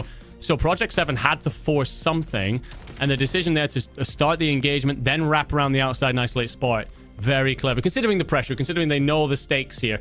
You get that moment wrong, Proloop finds the time, slips out, Spart, maybe they decide to start to drive the device forward, and you've given it all up. They take Destiny into their own hands, and how it shall reward them is with a map 4. We're off to Exposure Hardpoint. Now, these two played this map the last series. This was winners round 5, and it was P7 that came out on top. 250 to 232. Again, don't put too much stock into it. It's always a hard one to really weigh up into previous series, but the mental boon now is surely with P7. They score the Scar the way they just did. They know they won it here last time. They'll be feeling great loading up. It's a lot of data, a lot of things that we have coming together here to kind of paint you the picture. I think simply, Enigma, if you're Project 7, you're only just caring about this one map at a time, right? You don't have to worry about anything else, okay? You just took an insane overload against Telluride Bush. You just need to be able to win this hardpoint to tie up the series, and you are now neck and neck. They've been looking good in these respawns, I will say, right? That Colossus Hardpoint maybe doesn't go the way that you want it to, but Exposure feels like a map like maybe they're feeling a little bit more comfortable on. A chance here for Project 7 to push us to that map 5, but also an opportunity for the Telluride Bush to showcase that they will not be shaken that easily, that they will not be shaven, that they can manage to hold the line here. I think this Exposure Hardpoint is very much about to deliver for us, my friend. Very excited to see this one get started. We will begin the rollouts then. Europeans on board with Mythics, often been their standout player through this tournament. It's been a slower Sundays. That's the moment where you take over. Force that game 5. First blood, they'll go to Proloop. Reminder, these opening engagements are a little in the grand scheme of things. It's all about setting up for that P2 on the north side of the map, but deep spawns for P7 for now. Bush with the opening timer, and F-Dot, and Denza, they'll find their way towards this point. I like the route that we're seeing from Denza there, and you're actually going to see F-Dot pops a huge 2-piece as well. Proloop answers back in kind. So you called it up there best, my friend. It's kind of a, not that these kills don't matter, but P1, it's a little bit scrappy. You can see there, you'll get some time on the board if you are Project 7, but Telluride Bush immediately coming off of the spawn here will start to put their way towards the P2 already. Not even worried about some of this scrap time. We're starting to see y'all ready for Project 7. I mean, it's basically the Denza show for the time being. F-Dot trying to make his way on there as well. A couple kills go the way of Telluride Bush. And, well, you flip the spawns, and everybody's trying to flood on into P2. Superb plays back and forth there. Very concerted hit from Bush. They hit Denza with about 98 stuns and then flood the point together. Do a great job to break, but it's F-Dot who was shooting so well in that overload. 4,500 damage, I think we called. We just dropped a number of big kills to break his team straight back in here. Contest this point. Capsule, though, not to be outdone, clears out the corner. And you'll hold, again, if you are Bush. You've got one side spawn control, so you know where the Europeans are coming from. Oh, Capsule underneath Solar. Gonna find a huge 2-piece there to stem the push from Project 7. And I like this. The kills go your way. You'll leave fire on the point. The rest 3 of you start trying to hit towards this P3. Proloop gonna try and be the one to slide on in, but Harry finds a huge 2, and it's just Capsule left alive on the point. In the backside, Denza's going to be able to find fire. All 4 dead from Telluride Bush. Not only do you break old, but you break new as well. You'll continue to hold the line if you are Project 7. Telluride Bush all of a sudden flipped on their head. And Lucifer does so well there. Finds the first initially because he's checking the wrong corner, but then hits the wall jump and like a falling angel, smashes the second into the dirt, allows his teammates to arrive from the front. And F-Dot, well, he tries to stay alive, but Fire's got plenty of tricks up his sleeve too. Great stuff from him. Now you're just watching these back spawns, try and let P7 Flood catch them as they do. But off the spawn, you're trying to just maybe figure out how do you take an angle here. Fire, though, good damage coming on in as the player slides on in from the right. 2 dead for Telluride Bush. Capsule, though, going to be able to try and hold the cut. Finds a huge 2-piece, brings it back into your side. And on that side area, Spart, he's going to be able to find F-Dot. Will not let you take advantage of that. A little bit of scrap time going towards the Telluride Bush way. Start looking at this P4. It's a small lead for the Bush. And already Project 7 sets themselves up here. Hill will pop. Bush starting to make their way on over, but you've got to get through a couple of these members of Project 7 until you can get there. It looked like a great setup, but you lose the initial engagements. That's being said, F-Dot will answer. And you'll bully the white squad back out. Take a hold again. Bush, away at the next hit. 3 bodies arriving. Fourth gets that closer spawn. So you got that 2-2 split here, trying to weigh things up. F-Dot could be the thorn in the side. He's got ring control, knows one's beneath as well. Huge 2 for F-Dot. You still have members coming off spawn. You're holding this back area if you are Project 7 beautifully. No opportunity for any flips here. Nobody's allowed to take a wrap. You're banging it all out from the front. You're holding it on the point. Project 7 gonna take the lead in this game, up by 20. We gotta start looking at P5. Bush have done the right thing here. Rotate in, take control of top mid, protect your boys on the hill. They can focus the front. Don't worry about them. Capsule puts the nade out. And that'll tell them that nothing's arrived just yet. Doesn't have a stun available though. May need a hand. Cleaned up. Prolute's there though. The next is coming from top mid. One, but does enough to help make it an easy trade. Spart 4 in a row. Needed him to come online if you were the Bush. Starting to warm that gun up. P7 looking to hit this again. 35 seconds. Lot to play for. Close spawns allow them to start making some moves. It's a movement through mid. It's a player trying to hold that cut down bottom. But while this is all happening, Fire has maintained control of the point. You try to make some moves, but everything you do, you're getting cut on down. And well, Fire gets a little bit antsy on the point, helps on out your teammate who's trying to take a fight mid-air, mid-jump. And just like that, Telluride Bush answer on back. It's almost a full 60 for the Bush here. That helps get them not only back into the game, but also with a slight lead. But second set of rotations starting to come on up. Bush need to be a little bit cleaner if they want to try and end this series here. 2 teams are just a joy to watch. Defensive holds on point. Prioritization over POIs, definitely top tier. It'll be 4 clean dead for Bush Gaming. Great stuff for them. It will spawn P7 all the way down that southern side. You can see that Mythics, he's weighing up when to make the hit, but if his teammates fall around him, it's going to be to little impact. His Capsule continues to go on a run. Will be found. 3 dead. Prolute, last stander. Not for long. Get found on out. Look at this Enigma. It's these top right spawns coming in from the Telluride Bush. They make that read. There's 20 seconds on the clock. We have a decent sized lead here. We don't need to try and make another push at P1. We can just go ahead, try and hold this for P2. That's exactly what Capsule is going to do. Looking to hold this stair side.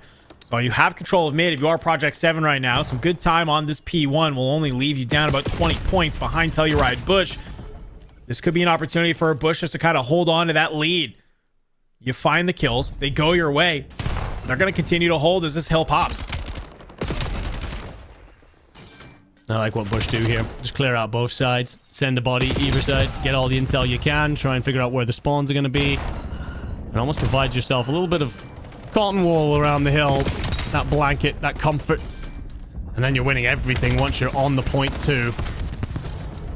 That momentum certainly with this Bush lineup. You will get a couple of contests come through, but Pinstripe will continue to suit. You're up by 40. P7 needs to consider just setting up for this P3 here. I'm a little bit worried about overextending. Last time Bush won this exact same set of engagements. We're incredibly quick across panels to break in the next.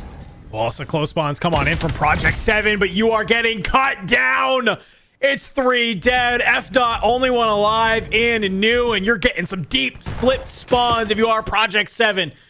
Bush, if they can take down F-Dot on point here without losing anybody, this would be huge. There is a trade that comes on through, but the rest of the team is here. It's going to be just Fire on the point yet again. on a 3 spree. Could maybe try and find a Hellstorm here if possible. With some great shots coming on through. It's another 3 dead. It's 1 player left at the front. They try and play a different angle. Proloot will stop them in their tracks. Telluride Bush, they'll cross on over the 200-point threshold. It's Project 7. They start to feel this hard point slip away from them. Fire, by the way, earns a Hellstorm. Might not be very important for P4, but think about how good they were at P5. And if they do rotate late, they can just break it wide open with the artillery. So setting themselves up for success. P7 will continue to come at this. Know how important it is to contest. Yes, the next hill is important, but Bush here, they could be very close to seeing it out. And you don't want to leave it a scrappy situation on 4. A situation where Bush could just flood the room should they require, and you actually lose the next set of fights as well. So rotations in. P7 must break, must do it quickly, and then hold perfectly. Bush, they're going to hold the spawns. Look at Spart. He's in the back. You want to make sure nobody's going to be able to flit this. A huge fight in the back, and he's going to be able to bring down Harry. Those are the fights you need to be able to win, but it's a couple of members up through ring, starting to hit through the front. You have to go now if you are Project 7. It's keeping it mixy. It's a pinstripe kill feed. It's still close spawns for Telluride Bush. They're starting to look to fly on in. Fire. Some great shots. You're throwing the shoulder. Proloot coming to start to help here. It's still just trades all the way in. Fire trying to be able to bring down some of these players. You're keeping it mixy, but Project 7, they're holding on here. You're still down almost 100. You gotta hold this one all the way through and start to think about next 20 more seconds on this hill. You cannot afford to let it go. The kills go your way. Capsule off spawn. He's still here, but you can still hit old if you are the Telluride Bush. Capsule wins a huge one. It's Harry from the front. It's Capsule for 3, and that might be the nail in the coffin, and it's going to be Temp getting loud. Every member from the Telluride Bush is here. Not only do you come on out, you carve your way through losers, but young men, you just earned yourself at least $18,000, but maybe more importantly, a spot in the grand finals against a Rock Esports team. Glorious stuff from the Bush Gaming crew. There was a moment where they slowed things down, played in for P5, set up perfectly, and never looked back from there. Held the line. It's the motto for good reason. And when they needed it most, they pulled it out the bag. A quick look at the statistics. Proloot, 29 and 21. 3,100 damage thereabouts. 18 non-traded. Had himself a map. Him and Fire have been far beyond impressive in this Sunday thus far and have pushed them to that grand finals. It's great stuff out of them. Capsule with a big 4-piece at the end makes it look sexy. Fire with 2 minutes in the hill. Brother is putting up rent for how long he's there. What a complete team performance. And the thing is as well, if we had seen that P5, if you don't get those closer spawns and break back in, they had a Hellstorm in pocket, all for safe measure. Truly deserving victors in this one. They'll march on. Woo!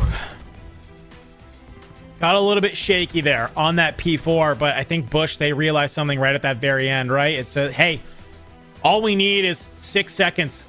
There's still 15 on that clock. You see some early rotations start coming up from P7. They think they can maybe hold it and also set up for new. It's just not enough. And it was the second set of rotations that really let Telluride Bush run away with this, up 100 at one point. And they'll actually end that map basically almost up another 100, right? To be able to be there. Really fantastic stuff for them to be able to run away with it. You drop the Scar Overload in a little bit of a heartbreak fashion. You don't let it phase you. You answer right back on in an Exposure Hardpoint, 250 to 167. Telluride Bush take our Elimination Finals in a 3-1 fashion. Let's take a look at our bracket, Enigma, to tee up this grand finals, because it's been a journey for both of these teams. Oh, dear God, it has. Project 7, you'll see them there. They actually beat Bush earlier on. Winners round 5, 3-2. That was a game 5. Round 11, they beat Project Notorious in a game 5 as well, but lose to their EMEA brethren, Rock Esports, 3-1 in winners finals. Unfortunately, then also fall 3-1 in lower finals. For the Telluride Bush Gaming crew, this has been a gauntlet in every sense. They had a bye initially, then beat Family Ties Blue 2-0. From here, 2-1 over Galaxy Exos, 3-2 round 11 against Stallions Red, lose a 3-2 round 11 to P7, then it's another game 5, this time beating Falcons White, a 3-0 over Brooklyn, another game 5 beating Falcons Green, and then you'll see them along the bottom side of your screen there. 3-0 to start the day today against Huntsmen, 3-1 VP7. They have gone on a Cinderella run. There's still plenty of stories yet to be solved. It is going to be an absolute masterclass in Call of Duty. On one side, we have the last standing North American team in the Telluride Bush, who are making an insane losers run. They look a little unstoppable, Enigma, but what happens when an unstoppable object meets an immovable force? That is Rock Esports, representing our MENA region, the Saudi Arabian team that's come together and has looked so good against some of the best teams we have in Challengers. It's been 3-1 all the way through in that winner's bracket against some big names. I know they have a lot of energy behind them. They are going to be the final test for Telluride Bush. Will they help put their region on the map and showcase why they should be invited, why they should be respected here? Or will Telluride Bush show why so many eyes are on this team and why they deserve to have the respect of all of the Call of Duty scene? It is going to be an absolute blast to be able to sit here and watch it. We're gonna go to a break. We're getting those teams all set up. Bryce and Ton are gonna come in here and deliver you an absolute show. So we're gonna go ahead, take a break, and when we come back, we have the grand finals of the Call of Duty Major 1 Challengers Open.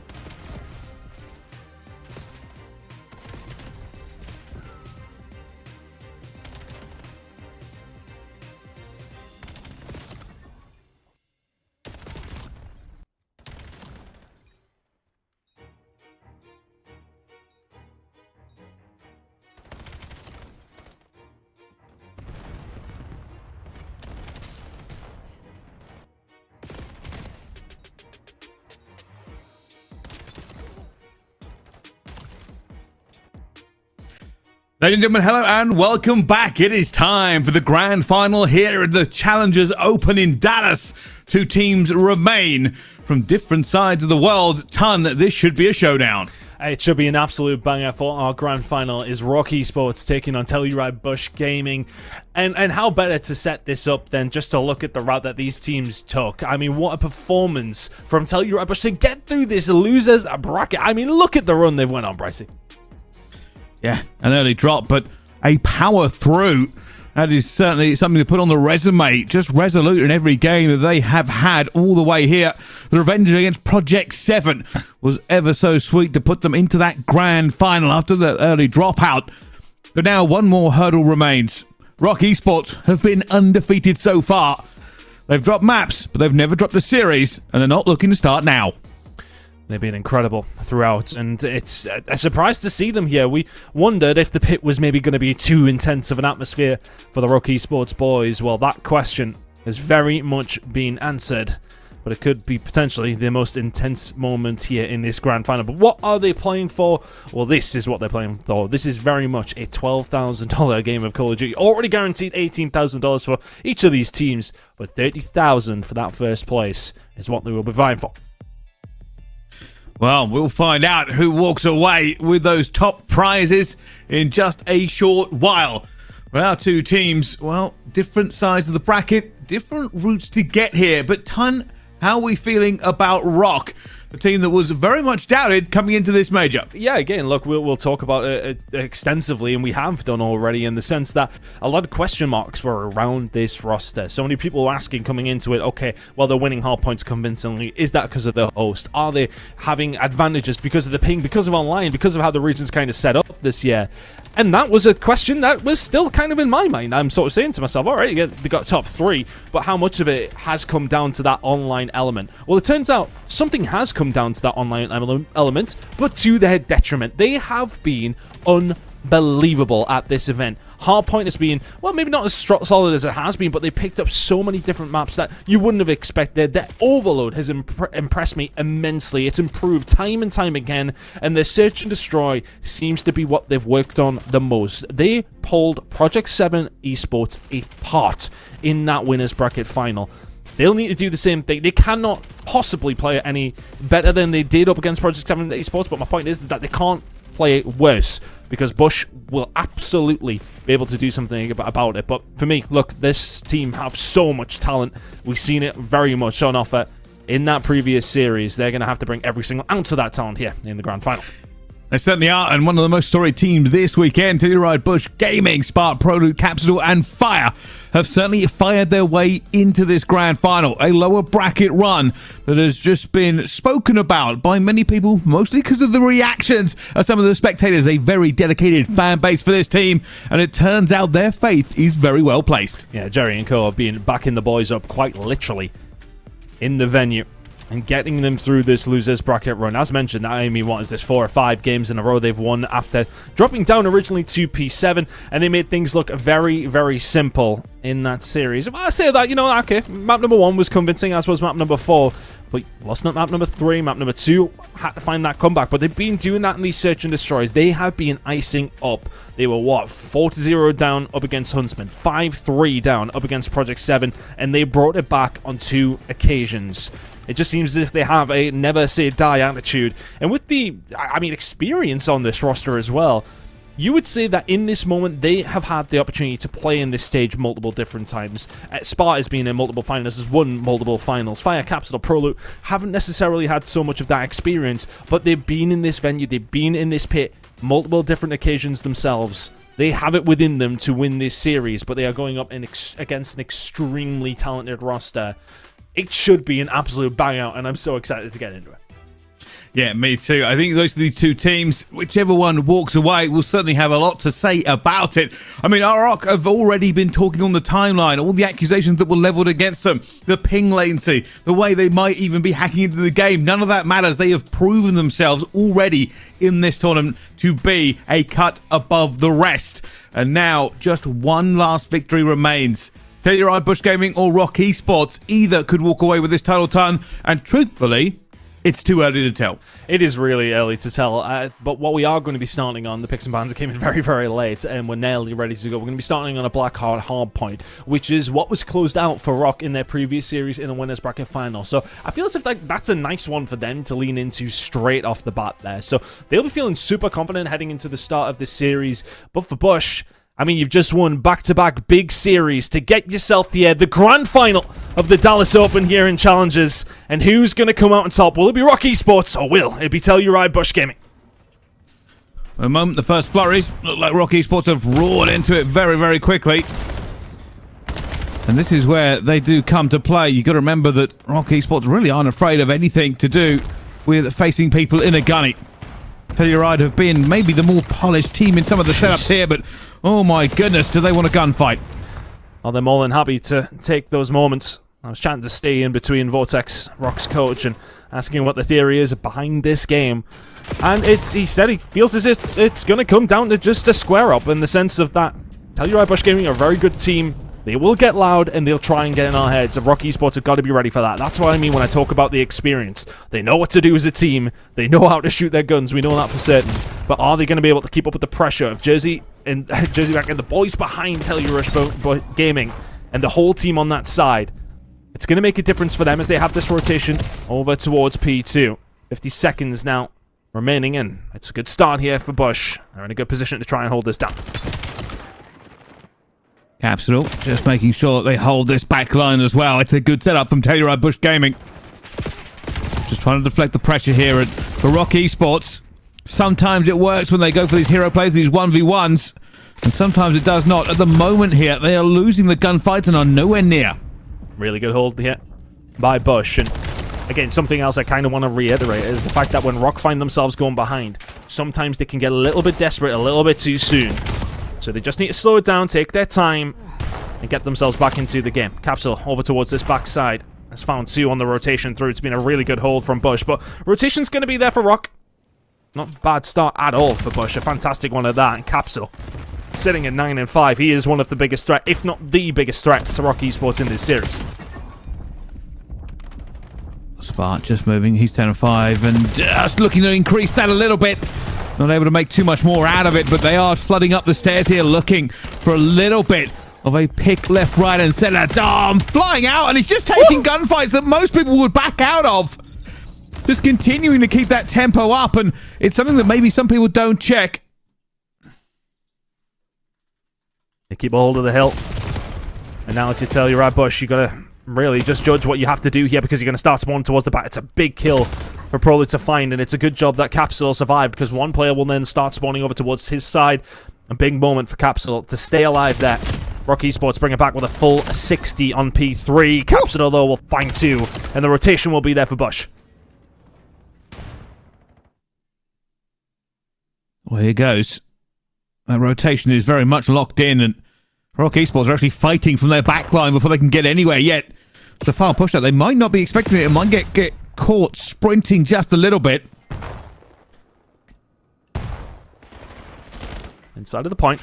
It's Rock trying to find a way through a very close game to kick things off. Yeah, Rixel, he was just such a hero for Rock in that Winners Bracket Final. Looking to be a hero here as well. Dom and clean house. Spawns might be probably actually going to be super close. And the one play over towards the backside, and Fire's got a lot to deal with, and he cannot. Everybody else flooding through the front.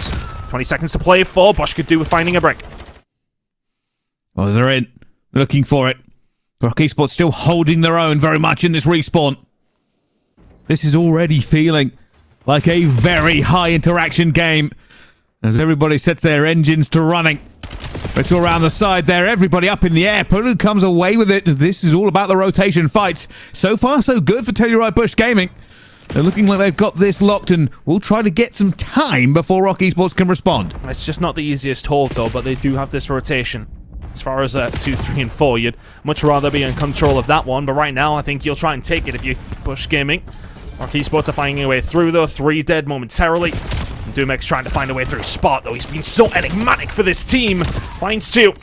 Rest of Rock Esports going to start spawning towards the backside, if only momentarily, but Capsule and Prolit will do so well to hold on tight. It's a 10-second game with 30 seconds remaining at P5. One of the things that's really impressed me from Dom pretty much all weekend long is that ability to just double snap. It's not the easiest thing to get right.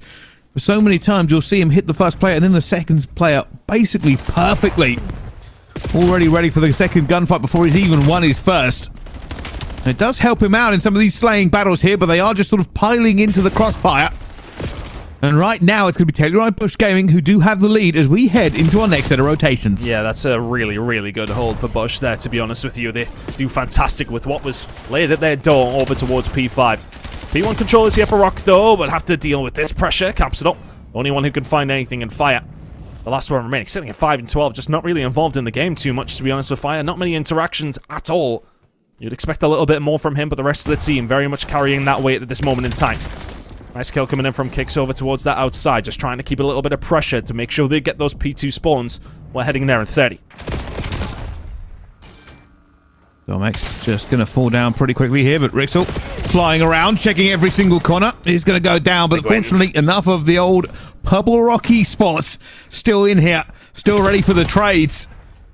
And now they have the lead, and they do love these mixy hardpoints. It does play to their strengths, and that's something that Telluride Bush Gaming is just going to have to be aware of. They're always going to get a gunfight.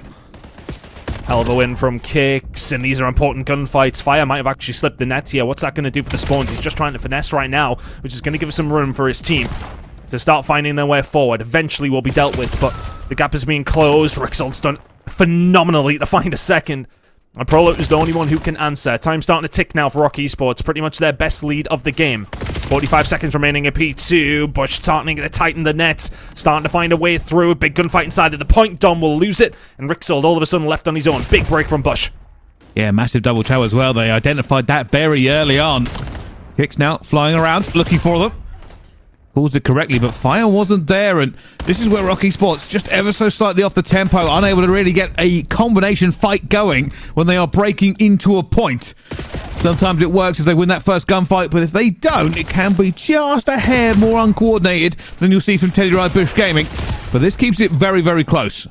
Oh, they're going to actually go for those final 10 seconds with the close spawns coming through. Going to lose out on the rotation. So let's suck up those final few seconds. We'll head over towards P3. It was a good opportunity for Rock to get some time after that really bad start from them on the first rotation. This time around, it's going to be an opportunity for Bush to try and hold this down. Good shots coming in from Rixold once again. Should be there for the trade on. Prolude stops shooting his gun, though. And all of a sudden, Prolude will be there to help. Kicks has come through the front. Over towards P3. Good gunfight win. The rest of Rock are on their way. Close spawns there for Bush. Kicks just trying to make this work a little bit, but those 3 kills down, and that's a full wipe. Telluride Bush Gaming. This is a good 25 seconds they can now put onto the clock here. Spark crosses that 30 mark first in this game. It's a little more even on the side of Rock Esports in terms of how this slaying is going, but hesitation before they make this push. It looks like they might give it a little look. Just one player for the rest of the team thinking about this rotation. Yeah, just trying to keep the spawns back there and trying to force them back. Will be another lead change. Dom will find the gunfight over towards the front side. They'll get the final second as well, but they know the rotation will be on its way. Spawn towards the back. This is really on Kicks to be able to hold something. Rixel's just going to bait it out. Kicks still towards that back side, holding it down. Now you worry about the front. Dom's already there. That's a 3 clean wipe coming through for Rock Esports. But Fire's done well to find a second. Spawns will be there, but how quickly can they get there? Rock now in trouble. Bush finding a way through. Capsule Spark working well together, and there is the break. Domex knows he's just going to try and play his life for as long as possible, but with the pistol he finds one, doesn't find the second. Probably bought about as much as he could with that timing here as Kicks goes straight in. This is what I'm saying here. They have absolutely no fear, and it's just shock and awe all the way through. A combination wipe. Incredible work from Kicks and Dom, and they can get their skates on now over towards P5. Last time out, Bush did phenomenally on this hill, to be honest with you. It's not often you see a good 30 or 40 hole, but they managed it. Domex can find another. Rock were on their way, but have been dealt with by Prolude. He's sitting at 19 and 27, but look at Spot. 35 kills to his name. Trying to keep Bush into this one, and they're doing well right now. Rock Esports just need to take a second, have a break at this. It's been a little one by one. The lead is going to change hands. Well, there is so little between these two teams here in map number 1. This kid's Dom will insane. take any gunfight, any place, any time. As they just continue to say the tempo will be set to maximum and we will not slow down for nothing. 2:15 tied game. At the moment, Rock Esports will have this rotation for a brief moment in time. A little bit of a spawn out there coming from them as well. They need to get this player out of the backfield. Fire takes them down. Scrap time to Telluride. Yeah, these 20 seconds are absolutely crucial. If you're Rock Esports, you could do with stopping some of it, going over towards Bush, but these are big kills coming through the front door. Pro will deal with all of them. Can he find a third as well and transition over towards the next and Dom for another 2? But Bush will get the final few seconds. P1 was a big banker for Rock last time around. They're 31 away from the win. Bush, only the 18. Bush have got to work out how to break this effectively now. Well, the nade's already going in, pushing them back. They're going to go through the window in numbers. There's 1, there's 2, there's 3. But they've gone into the blender. Oh my God, this is where they want to play. They're somehow getting away with it. Probably will find 2, but no more. Rock Esports love P1, and P1 loves them. 15 seconds away for Rock Esports now. It's going to be another big push through the window. Or is it maybe the full flank? Bush just banking on making this rotation work. They're going to attack from a few different angles. Rock need to hold on for 5 more seconds, but 3 dead. And Bush are going to be walking away with a map 1 loss. Rock Esports, first blood in the grand final. And that is the issue. I mean, P1 for them just suits them down to the ground. It's not often. A P1 is a money hill. But for Rock Esports, it feels like home. And they got an inordinate amount of time on that hill over and over again. I'd love to see the final 30 there because I felt as if Bush were going to go for the window play again. Which, honestly, Dom does so well to deal with on the initial to find those 2 kills. But when you look at the setup for it, they really did take their time to try and go for the wrap, but they didn't have time to do so. The time was ticking so quickly for Rock Esports. It's another ginormous game from Kicks. 33 and 27. Dom on every single occasion was good for 2. But look at the objective kills. In and amongst the point. 20 for Kicks. 19 for Dom. Big stats, big players, and a big map number 1. And I will say this, it might not seem like it, because it seems quite even kills and deaths across it, but I promise you that was a higher interaction game than normal, and I bet the statistics will back me up with it as well. Everybody full throttle, full time. But while we speak of full throttle, full time, we can go look at some of these replays done and see how that one broke down in the end. Yeah, I just wanted to have a little look through it. Production listens to me. We're going to have a little spy. So, Rock Esports do really well. They get those initial kills, and you see this setup. You can see in the top of the minimap. I wish I had a telestrator so I could just point it out. But you can see 3 players from window. Pearly finds the kill with the nade. That clears that out. Now, Dom's got 3 players to deal with. He does phenomenally to find 2. The one over the top, yeah, nicely done. And they deal with that pressure. Okay, Pearly can find 2, but the rest of your teammate don't find anything. Okay, right, fine. You've got another go at this if you're Bush. Still 18 seconds away. They look towards window. What are we doing? Are we pushing the hill? Look at the time. You need to move immediately. I don't even know if these players would have been here in time. They don't win the gunfights. It just seemed like the long route, which I don't hate, but you don't have the time for it, right? You need to make sure you are hitting it. You need to do it quickly. You didn't do it quick enough. And Rock will take map number 1, 250 to 232. Colossus Search and Destroy on the way.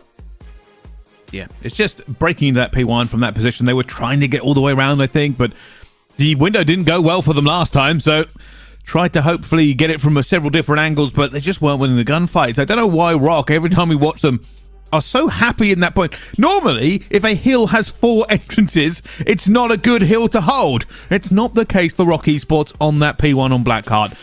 They love it. It does well for them. They get the win on that map as well.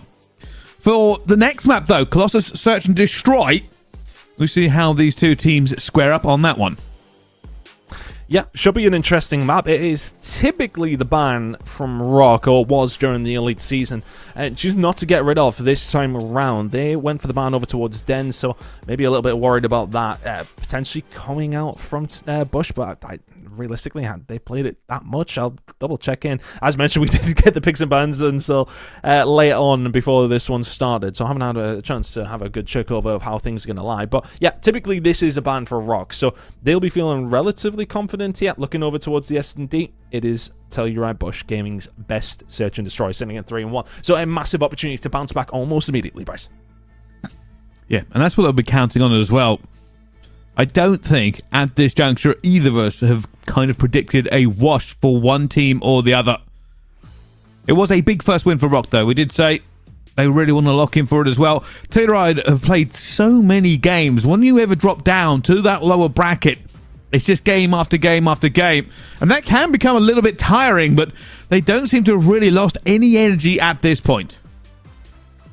No, it doesn't seem that way, and that has been a question mark for a lot of these teams, like kind of coming through this tournament. That's why we're talking about on day 1 and day 2. Day number 3 is a bit of a reset, but this is now the 3rd series that you're going to have to play if you are Bush today. They have done it the hard way, certainly. And now to head into this grand final up against Rock, it's a tall order. Rock have looked lights out all the way through this winner's bracket. But the way that Telluride Bush Gaming can potentially get the series done is nicking a map back immediately and getting in Rock Esports' head. That's the only way I can... I mean, it's not the only way. Look, they're a very good team. They are matching up very well up against them, and ultimately it's an 18-point map number 1, right? So there's not a great deal in it. But the way that they do it is use their experience up against this Rock Esports team who don't have a great deal of LAN experience at the very highest level. That's where they can potentially win this series. That is their advantage. Rock's advantage is that they haven't lost a series all week. No, and I think that may be kind of understated here. Don't get me wrong. And this may be just experience from seeing teams from the EU and now the EMEA region typically not doing particularly well on Sundays in challenges. It seems to be an ongoing theme. It's got a little bit better over previous years, but this is going to be a difficult one, especially with the length of this series going through. And obviously, Telluride Bush, they did lose one. They lost one to Project 7, and it was 3-2. Since then, they have very rarely looked like they are not the dominant team. Coming into this one, they've dropped one map like they have in a couple of series on their run. But nobody is counting out Telluride yet. Rock Esports look good. They play at a very, very high tempo. But there are small gaps. And Telluride Bush will be seeing if they can match the fundamentals with the fundamentals. Yeah, it's one of those things for Rock as well. We've talked about inconsistencies, and we've actually also talked about Bush and how they went to so many map 5s. They went the distance so many times over this week. Rock are very good at doing that as well, but through probably their own fault, maps slip away, and ultimately you end up in quite a lot of map 5s and 4s. So Rock Esports, they've been through that pressure before, but are they going to be able to deal with it when the opposition is quite literally opposite you? Into map number 2 we go, and as mentioned, this is a good map for Bush Gaming. Typically is their go-to in Search and Destroy, and for Rock, well, it's their go-to to typically ban it. Haven't seen much from them on Colossus whatsoever, if anything, this season. So let's see if they've been working on it, what they can get going. Alright, Bush just going to square this one up nice and quick. We're about to find out. There's a double nade, no trophies. Got to be careful in those first rounds, and Telluride Bush Gaming will take advantage of this one. Well, Spard almost catches a second, and he does, but gets traded out very, very quickly. 2 versus 3. Yeah, a bit of a passive start there for Rock Esports. We didn't get to see the initials, but Bush catches them out. Get very aggressive on the defensive side. It's a nice, easy wipe for Bush. They find round number 1 in the blink of an eye. Nicely done. That's a good way to start things up again. An important way to start things up again. You never, after a close hardpoint, want to go down nice and quickly in the Search and Destroy. The opposite of what you want to do, actually, as we continue on and go into round number 2. Bush will be feeling confident on this map. They know what they have in abundance on Colossus. And I think they'll know that typically Rock Esports don't play it. Oh, here we go. Spard already with his sniper out looking for the early pick. And oh my goodness, you can see the shoulder almost graced our screen. Spard switching out though very, very quickly. Doesn't find anything in the initial pick. Cooking an 8, throwing it deep. Not going to connect. Curious if Dom-X is using the sniper as well. Bit more passive here from Rock Esports. Just can't let the situation get the better of them. Absolutely. Making his way around, and here he goes. Starts to engage. Oh, doesn't find the kill. Dom gets the better of him, but Smart is there for the trade. 3v3. Prolu underneath might catch a little bit of timing here. I think there's a shoulder coming through as well. Prolu won't be able to win that one, and will get cut down very, very quickly, but then there's just gunfire all over, erupting. 2 versus 2 now. Rock and Telluride. Position. I was about to say, I don't mind this position for Bush. They can kind of convert any which way they want, but they have been spotted out. Kicks got aggressive and gets that info. Spark pushing forward. Kicks is close. He will be the factor here. Does he find something before he goes down? He's just cutting the angle. He will swing this. He will 100% swing this. There he goes. He doesn't find anything. Bullets in both bodies, but nobody dropping. And he goes down. How on earth does that happen? He will have called out they're both weak. Their health will probably be back by now, but Dom X is just in a terrible position. It's one of those moments you just want Kicks to take your time. You put the damage down. You've got the info. And your teammate was on the way. He didn't wait. Now Dom X has to try and do this on his own. Good shots into fire. Spot will be there to back it up, though. 2-0. That's one of those moments you just need to take a step back if you're Kicks. Well, I mean, we'll probably see that again in a replay at some point, but it genuinely felt like Kicks put maybe 1 bullet short in both. Couldn't Could have easily had him. Maybe got greedy with it, if you like. It's one of them thinking you maybe had the first and went over towards the second. Doesn't finish either. 2-0 now for Bush. Spartan Fire having a hell of a search and destroy already. 7 kills apiece through 2 rounds. It's quite the pace to keep up. Dom and Co getting aggressive over towards this B side. They do look like a team who doesn't play a lot of Colossus, if I'm honest with you. It does feel a bit haphazard, a bit hesitant. And they're not a team who typically does well when they really think about it. They're very much a move now, kill, and think about it in a second. And right now, they're really having to think about what they're doing in the search and destroy, and it's not working out for them. Bush have some very, very good S&D players on their roster, and are proving it right now. But Dom will give Rock Esports an advantage, 3 versus 2. Capital tries to jump in, bit of a hero play going through, but just the gunfights all go to Rock.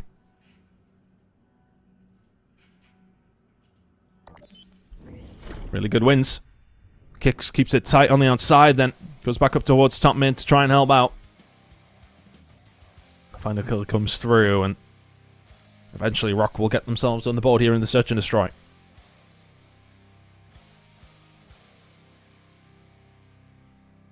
Win they needed after that last round as well.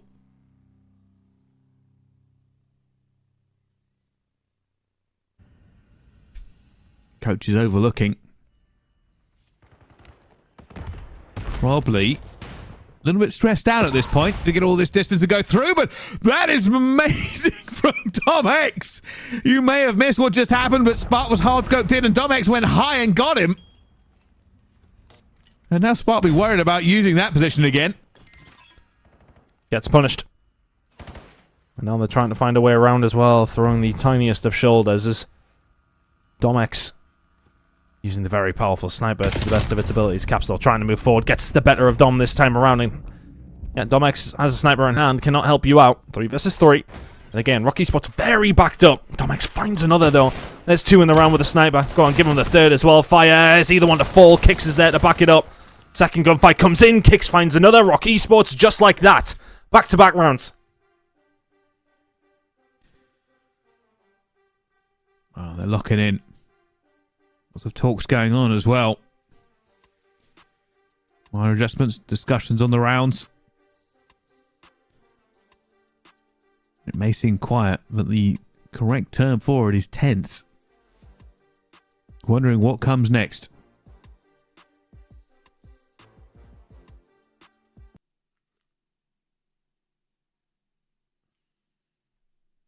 Into the 5th round. Bush with a fantastic start, but a nice answer back from Rock. Oh, Dom X not far away. Just try to stay alive in that previous round. Spark really wants to play with fire here. They're both going for it. And Dom X will say 3rd time's the charm. Cap finds Rixel at the same time. 3 versus 3.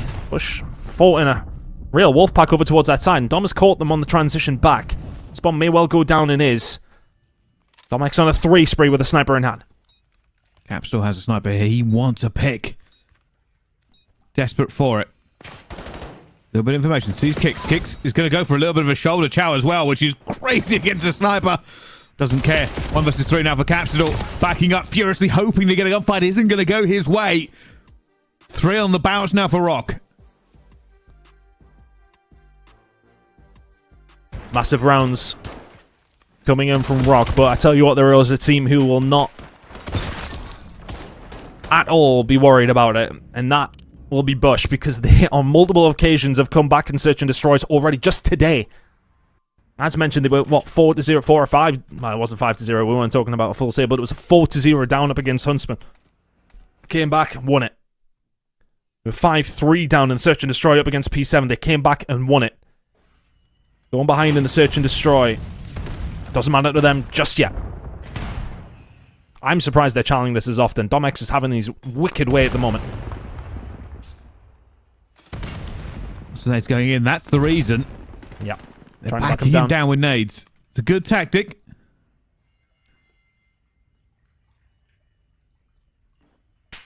I like that reaction, by the way. If you missed it, Capsule saw it as well. They decided to go a different angle. They're going to go up high now. They're going to try swarming, potentially. They are heavily stacked around this bomb site. I'm going to try and get this sniper off Domex as quickly as they can, but they've already found 2 kills. Yeah, Spark going high. They're looking for him. They're about to chase him down. Kicks is dead as well. Domex follows. And Bush really good through the mid-map and just forced their way over towards this A side.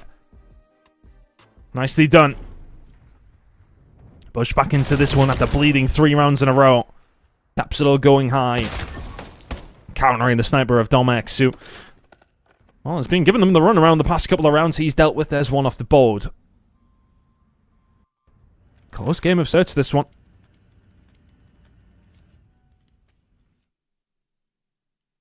Just wonderful playing around the sniper. Even if they took a couple of risks, at one point Capsule went well away from it. He would have been screaming that call out that we need to think about how we get this out of the way. A lot of aggression from Rock Esports down the speed side. Bush not necessarily entertaining it too much. Domex is out there again. You can see he's taking some long angles, but I'm not too sure if it's with sniper in hand. Dom here to back things up. A lot of aggressions come out over this A side from Bush, so that pretty much just takes you away from it. Rock Esports have got to go towards B. A is going to be very difficult now.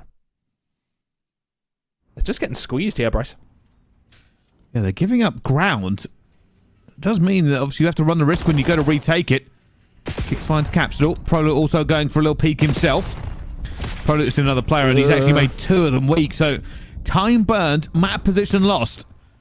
Domex has made the bold play. He's gone out. He's looking for fire out towards us as well. This will be reacted to by Telluride. They are trying to get in position for it at the same time, but Kicks has already found one. They're here in numbers. Capsule might go for this. Slow and sneaky. Capsule in a wonderful position. Finds the first. Doesn't find the second. Kills ringing out for Rock, but Prolet now in a 1 versus 3. Not going to get it done. The flurry of kills work out in Rock's favor. And that's just that moment where they're not sure where the space is, so they're dipping and diving. You can see they drop back and started showing through the middle of the map. And Domex is still pushed up over towards B. He's taking his time. Finds himself in a position. He catches fire on the transition, and the rest of Rock are there in the blink of an eye. Another lead for Rock. 4-3 now. And a well-executed search and destroy attacking round again. Kicks is 8-3. I think Capsule swung that, not expecting there to be so many players round the corner. A target-rich environment, but 2 targets for him to get an effective trade. Oh, look at this. Super aggressive here from Rock. Throughout the middle of the map, Rixel finds 2. And Domex finds another. A completely different look as to what they've been given. Telluride Bush so far. Fire left in a 1v2 and very dead. Rock Esports through the middle of the map. It's pure shocking all. One thing you absolutely have to give credit to them for is just the boldness of the plays they make. There's no hesitation. There's no fear. When they commit, they commit. They did it in this round. They actually did it in the last round. As soon as Domex got some space, they pushed up and took it. And now they are 5-3 up on the S&D. Potentially 2-0 up in the series. This would be a massive map in this grand finals. It's one that Bush would have counted on. But you never count them out in these search and destroys. They're 5-3 down. They've been here before. Domex has got the sniper out again. Plenty of utility heading his way. You're decent picking, do you? Oh, he takes a couple of bullets and we're back on down. Sparta's there maybe for the taking, but Prolute might get aggressive. Domex does have a little bit of backup this time, though. Triple nade, Prolute is close. Decides to back down here because it might have been untradeable, but Sparta's going to be there and catches two. Oh, they've baited them out. Looking for them, though. Dom will get one back on the other side. Domex will get the other. Back down to 2 versus 2, but a lot of side gone, and Domex finds one more. Oh, my goodness. Looking for a highlight reel, Domex. There's no fear. Oh, that was not far away. He was already a little bit weak, so Fire doesn't have to put too much into him. Oh, his bullet is whizzed past Fire's little head. That would have been an unbelievable way for Rock to win the game. But as it goes, it's 5-4. Bush bring it back. It was a big two-piece from Spart on the outside over towards A. Got high on the statue, caught the two bodyguards of Domex over towards that side. The sniper is now gone for Rock Esports. What a Bush got up their sleeve. Big push through B here from Rock. They've got aggressive again. Capsidal might well see this, and he has done. He's going to back on down. Is that going to open up Bush, or do they back on down themselves? They're gone for the Chal here. It's just Domex had a disadvantage in that gunfight. Still took it. Still found one. It is just refreshing to watch that Rock Esports really just risk so much in these gunfights, but it pays out because they have the ability to do so. They've very quickly found themselves back over towards A, but this is going to be about timing in and around the statue. It's an awful gunfight to try and take, especially against Capsidal. Dom can find two, can't find the third. Round 11 we go.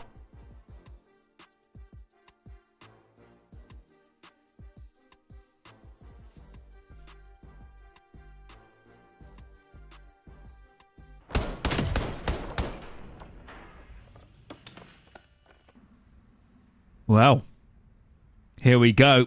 One more round, one more time. Is it caution to the wind or maybe a more measured approach? Both teams locking in for this last hurrah. Huge round of search and destroy. You go 2-0 down with an overload incoming. If you're Bush, you feel concerned about this series. Domex ringing bullets. This firing code now starting to find their way through the middle of the map. Rocky Spots are going to eat this grenade if they're not careful. Kicks will back down. Domex now, of course, M15 just in hand. We'd rather have his sniper in this position, as they are slowly being backed down by Prolute and Co. Domex playing the risky role, has to get out with 53 HP, so he's going to back on down. That's a little bit of space being created for Bush. Fire finds kicks. That's huge. Bomb down. Bomb down. I mean, Dom wants it. Rick still finds one through the mid. They've got to answer this question, but is anybody else going to collapse from the other side? Yes, he is. Dom collapses. Capsidal in a world of trouble. And Fire left in a 1v3. Sees him as well. Now running. Can he get there in time? They're already on the defuse. Fire has to fly. He's looking for it. They don't have the angle because of how they planted. He'll find one, but not anymore. And they will win it. Rock Esports go up 2-0 in this series, Ton. It's Rixel who opens things up for them. He's the one that makes the push in and around behind. Finds the pinch through mid, finds the first blood, and then they just collapse. They survived so well towards the back stall, towards P2 on Colossus, that they can then push back through because of the pressure that Rixel's created. That is a massive map win for Rock. Dom goes 12-8. I feel like Dom has really flown under the radar when you talk about this team. These players have been known before, some of them anyway, in the CDL. Obviously, Kix was probably the biggest name out of that, and players have wanted to see him return for a while, but I promise you this, every game I have watched that Rock Esports have played, from Elite till now, Dom has been the main man.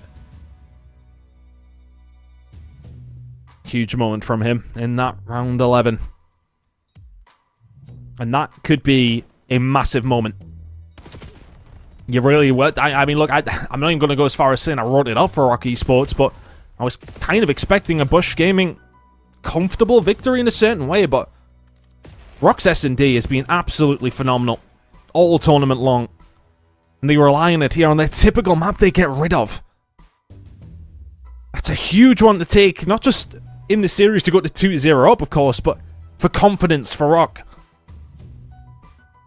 Bush have got to do this the hard way now. 2-0 down in this grand final. Okay, there's best of 7, no advantage across the board, so there is still plenty of Call of Duty to be played. We need to find 4 of the next 5 maps. Wow.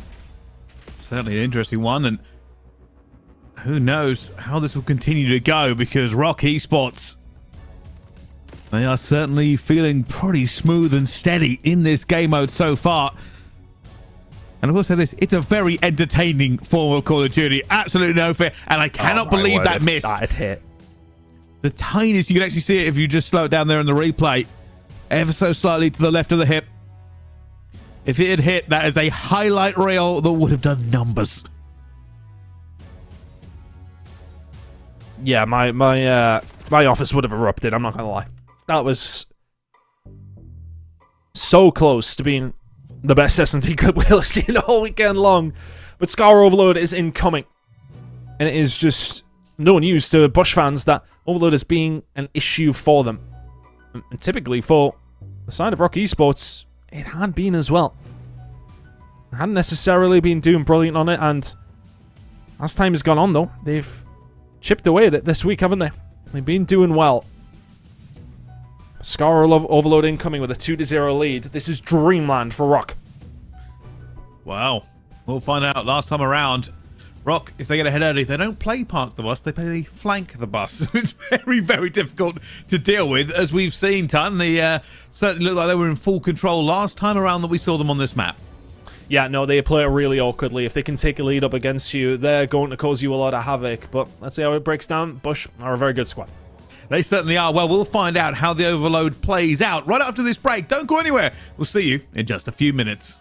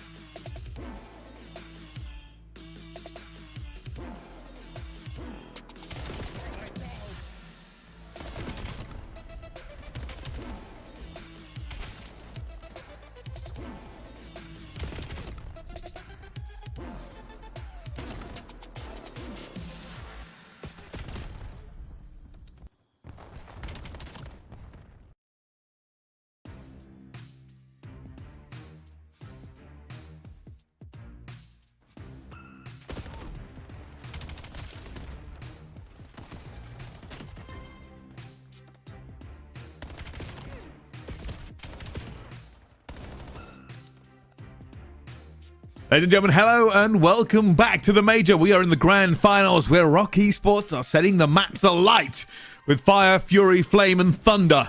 They are running this so far. The maps have been close though, but have been very entertaining.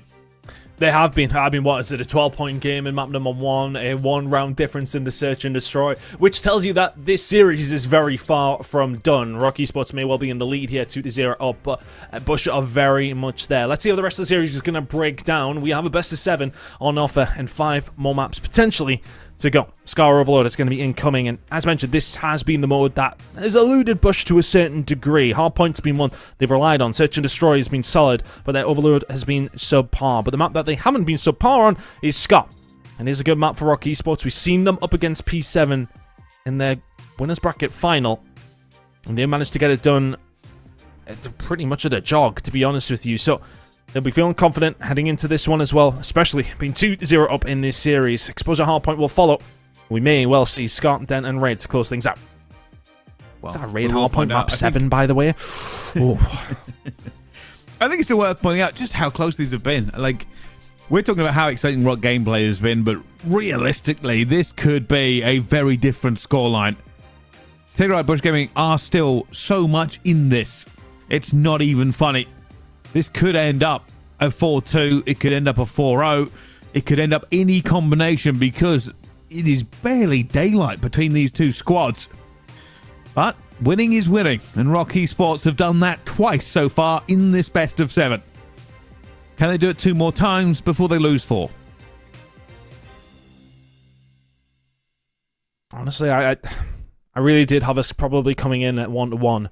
I probably didn't have us with either map being as close as they were either, though. But I'm here for it. Map number 3 incoming shortly. Players obviously taking their time, get themselves ready for it. We go to Scar Overload. As mentioned, it has been a mode that has been an issue for Bush, but Scar has been their go-to if they're looking for a win in Overload. Whereas Rock Esports, mixed bag across the board, but this weekend have looked very, very solid. It's just the slaying power up close, the pace that they play with. Bush are going to have to deal with it. They have the players to deal with it. But is the execution going to be there? Team names are the wrong way around. We'll get that one sorted ASAP. The right way around on this observer, though. Magic.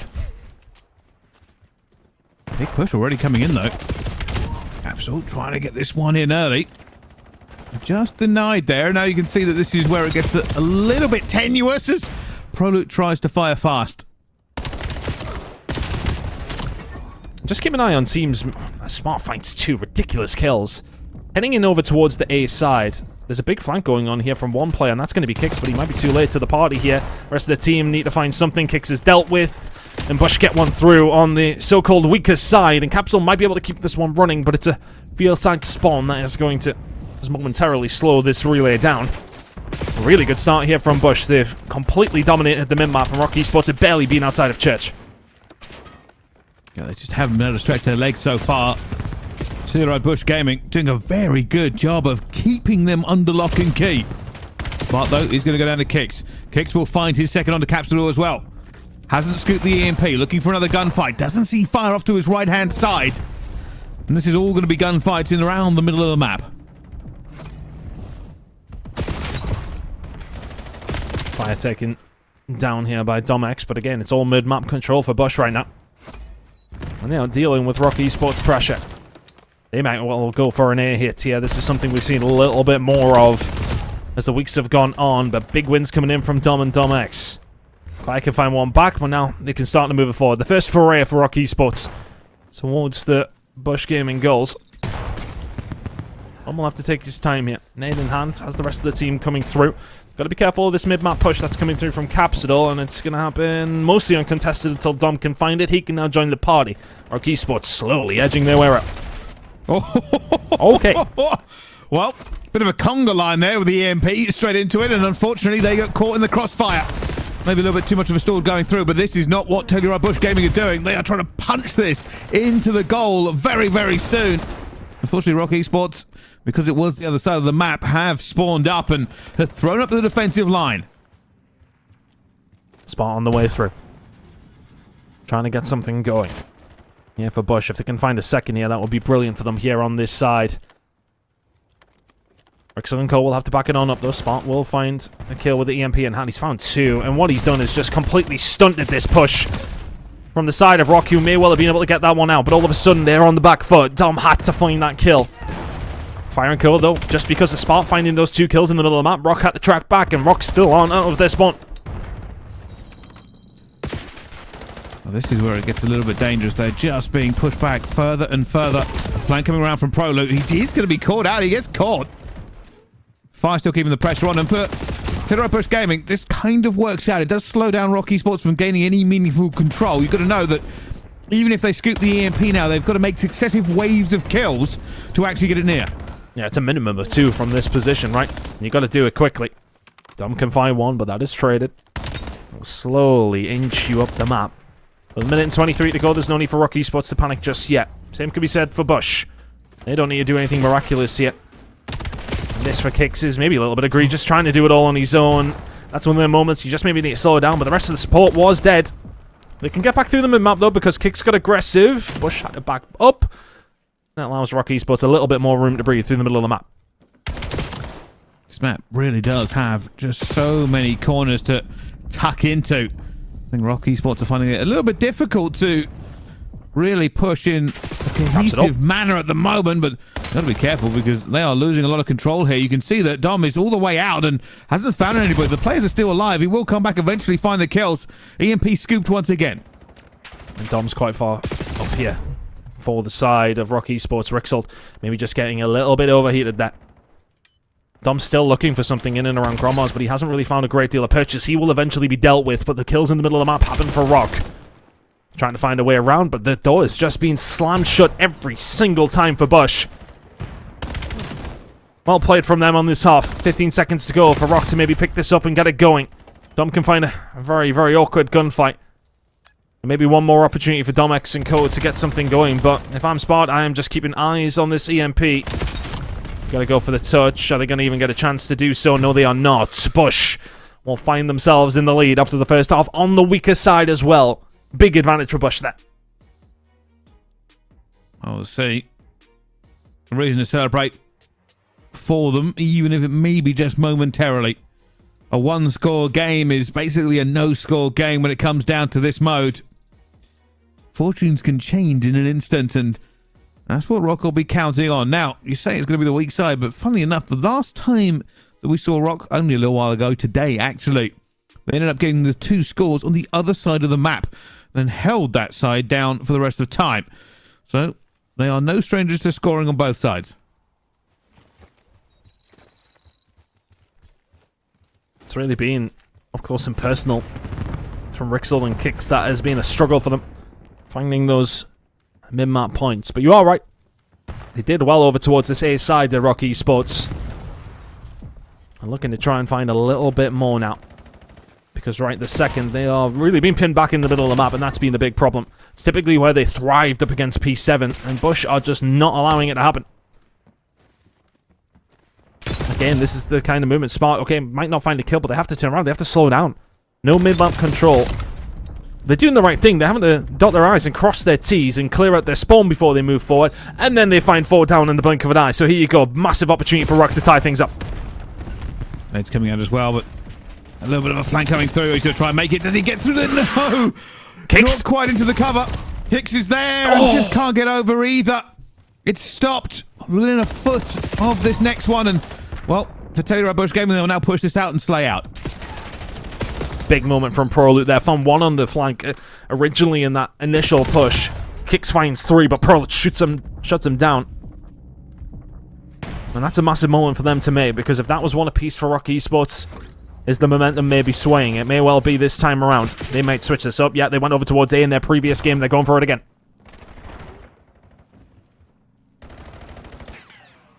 All kicks for the big 2. Can he get over?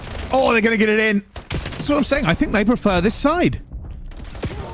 Kix is starting to run it a little bit now. He had a really bad first half, and he's starting to make the difference. There's another 5 spree after being on a 4 previously. And once again, over towards the field we go, but this is a hard push with a lot of church control. Dom trying to find a way around, and he may well have just found the gap. All on his own, and he finds the second gunfight, but the EMP in a very dangerous position. Fire has to clutch up. Are the players in off the respawn? Yes, they are. Spark with a massive 2. Rixel's going to try and force his way in. There's no fear. They're still coming. It's like a horde just continually descending on the point, flying at it with reckless abandon. It doesn't work out for them. They get stopped on the goal line over and over and over again. And now they have to take a breath because they are on the defense. Big fight comes in. They're from Dom. Can he potentially find a third here to open things up? Yes, he can. And Bush may well become a little bit more aware of that. This A push is, well, something that Rock have been working on. Kill over towards the top side from Kicks. Didn't even need a hand for that one. Will do for the fight against Fire. Dom can find it. Sparks found one in the mid. Dom may well just go for a push here. He's going to go over the top. But it's that kind of moment. I just need Dom to take a step. I get it. Don't get me wrong. It's just Like I pure said, balls to the wall, isn't it? It is absolutely some of the most entertaining Call of Duty you will ever see. Rock Esports do not know anything about being cautious around these gunfights. And it is working for them because they have the skills to pay the bills. And we get to watch what only be described as beautiful. Another chance here. They found the kills up, close and personal. Prologue going for the wide angle, not quick enough. Dom will get it through, held help from Kicks. And that's a huge moment with a minute and a half to go.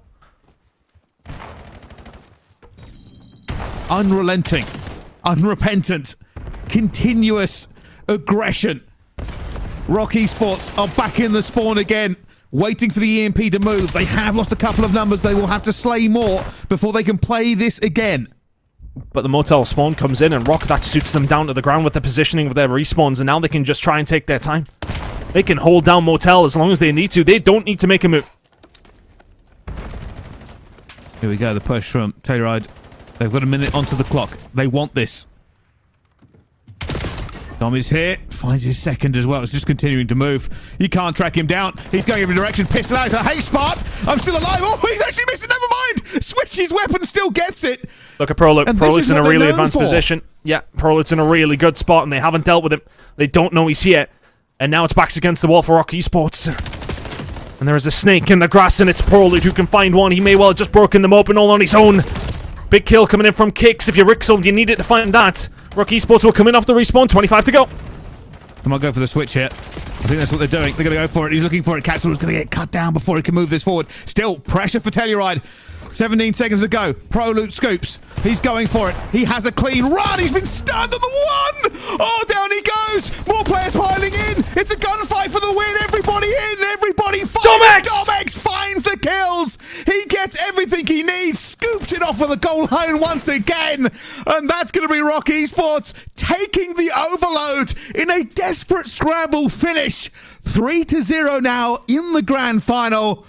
Oh my goodness. What a game. Oh, he's dragged it off the line for Rock. It is an iota away from tying it up.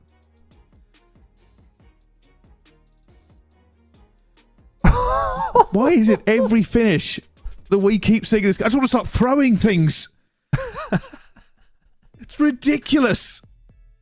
It is relentless. Call of Duty from the Saudi Arabian team. It's always been said, it has always been said that Challengers is faster than the CDL. But I genuinely think this may be the fastest it's ever been. I need to lie down. What a game of Overload that was. And I think you might be right. I think Rock prefer the other side, to be honest with you. They just So seem many- to be able to push that tempo considerably faster. They don't hesitate when they're moving it on that side. The other side, they keep hesitating and stacking. They just seem way more confident fighting that way. They just take those moments that don't even make sense to try and get something going. Like, in other words, the scoreboard. I mean, Rixeld's barely been in the game, but it doesn't really matter. Here's the last 50, though. Because, to be honest, they do a really good job. They're getting the motel spawn, and that's going to help out the team that's spawning over towards the Grandma's side. But it's the move from Prologue. So originally, he made a bit of a flank to try and get something going. Finds himself in this position, and if you're a Prologue, you're like, I am deep in the spawn. You find a couple of kills mid-map, I'll do the rest. Does a great job on the Domex. Doesn't find the second, but he's opening up doors. Rixold can't find a thing. There's 3 dead. If you tell you're at Bush Gaming, you'll know you'll probably have to make another wave, but the pressure that they have here, they can be in so many different positions. That's a huge win from Domex up against Capsidal. Or it's probably a freebie over towards A. Prolute then tries to go for it. This cannot be far away. That's stun. Oh my word. And when you jump, for anyone who is watching and doesn't know, when you jump, the EMP drops where you jumped from. So it doesn't drop at your feet, or you maybe could have just bagged it over the line. But the big moment was Domex there at the very end, finding those 2 kills. 3-0 to Rock. And we head over towards an exposure hardpoint. Every finish, every map is so close. Telluride Bush Gaming are just going to be sick because they could smell at least the overtime on that one. They almost let it go there, Rock. They went for the switch in the end there, Telluride, and it was close, but not close enough. Exposure Hardpoint is next. An exposure hardpoint. A good map for both these 2 teams. For Rock, very solid record over the EMEA Elite stage. For Bush, as we know, hardpoint has kind of been their bread and butter. Exposure, not a bad map for them at all either. This will be the last hardpoint of the entire series. And you've got to think Rock are going to be feeling super confident. Such a close game, though. 18 points in it in map 1. 1 round in the Search and Destroy. In a 1-point game. With it inches away. Rebuttal from Telluride Bush Gaming. Just about stopped. Ugh. I'm going to be wide awake for about 12 hours after this. I don't know about you. I don't know how I'm supposed to sleep after this kind of game. Well, I'll tell you something. I am glad for it. Speed is beautiful, and both these teams know where this tempo is going to go at the moment, though. Telluride Bush Gaming with a good start here on P1. Over towards P1 we go. And Bush doing well. And kicking off things where he left it. Finds 2. I mean, we often did talk about Rock and that they rely on fundamentals rather than the fundamentals half the time, but I tell you what, the fundamentals are pretty good. Hey, fundamentals combined with the brain of Steve Vortex is certainly something to be admired. There's a lot of structure in this team. If you don't know who Steve Vortex is, he did run challenges for a number of years and was always known as the veteran with a plan. And it looks like this combination is working out spectacularly for them so far. 4-point game as P2 is underway. And Fire desperate to get one here. Excel does well to find 2. Had a poor map number 3. He won't really care, I would imagine, because his team did end up winning it anyway. Looking to try and turn this one around. Dom trying to get aggressive here with the Dravek. Can't find the second. Good work here from Bush, who have the spawns for P3, which we're going over towards in 30 seconds. And time over towards P2 is on offer as well. They're a bit of a flurry. Both teams still trying to work this angle here for final few seconds of scrap. Nobody getting it clean, though, as everybody just keeps fighting. Got to watch out, though. This is going to be a big rotation. At the moment, Domex is going to be in there. Prolute looking for the chow. Somehow, still managed to hold it for quite a while. Obviously, the last hard point is going to be up, but it will be Telluride Bush Gaming, not only with the rotation, but the lead at this point. Good position here. Rock to maybe find the break. It has to be about the mid-map kill. Dom's going to find 1. Everybody else from the backside trying to find a way through these double doors, and it's just so impossible. They're going to lose the gunfight down mid. And all of a sudden, this is looking wonderful for Bush. 40 seconds remaining here. Over towards P3. They could get every single one of them. Telluride Bush Gaming looking much more solid in this one. Just able to continue to pick players apart. We've done well, though, because Rock Esports found a way through, but somehow Bush are just about holding on. Everybody winning their gunfights, and the trades work out very much in their favor. Spark can find 2, but the nade will fall through. But 10 seconds to go. This is okay for Bush. They'll fight for every single second, but they know the spawns for Rock will to be towards the backside. So every kill if you fire here is an absolute bonus, and he'll find 2. Spawn out, though.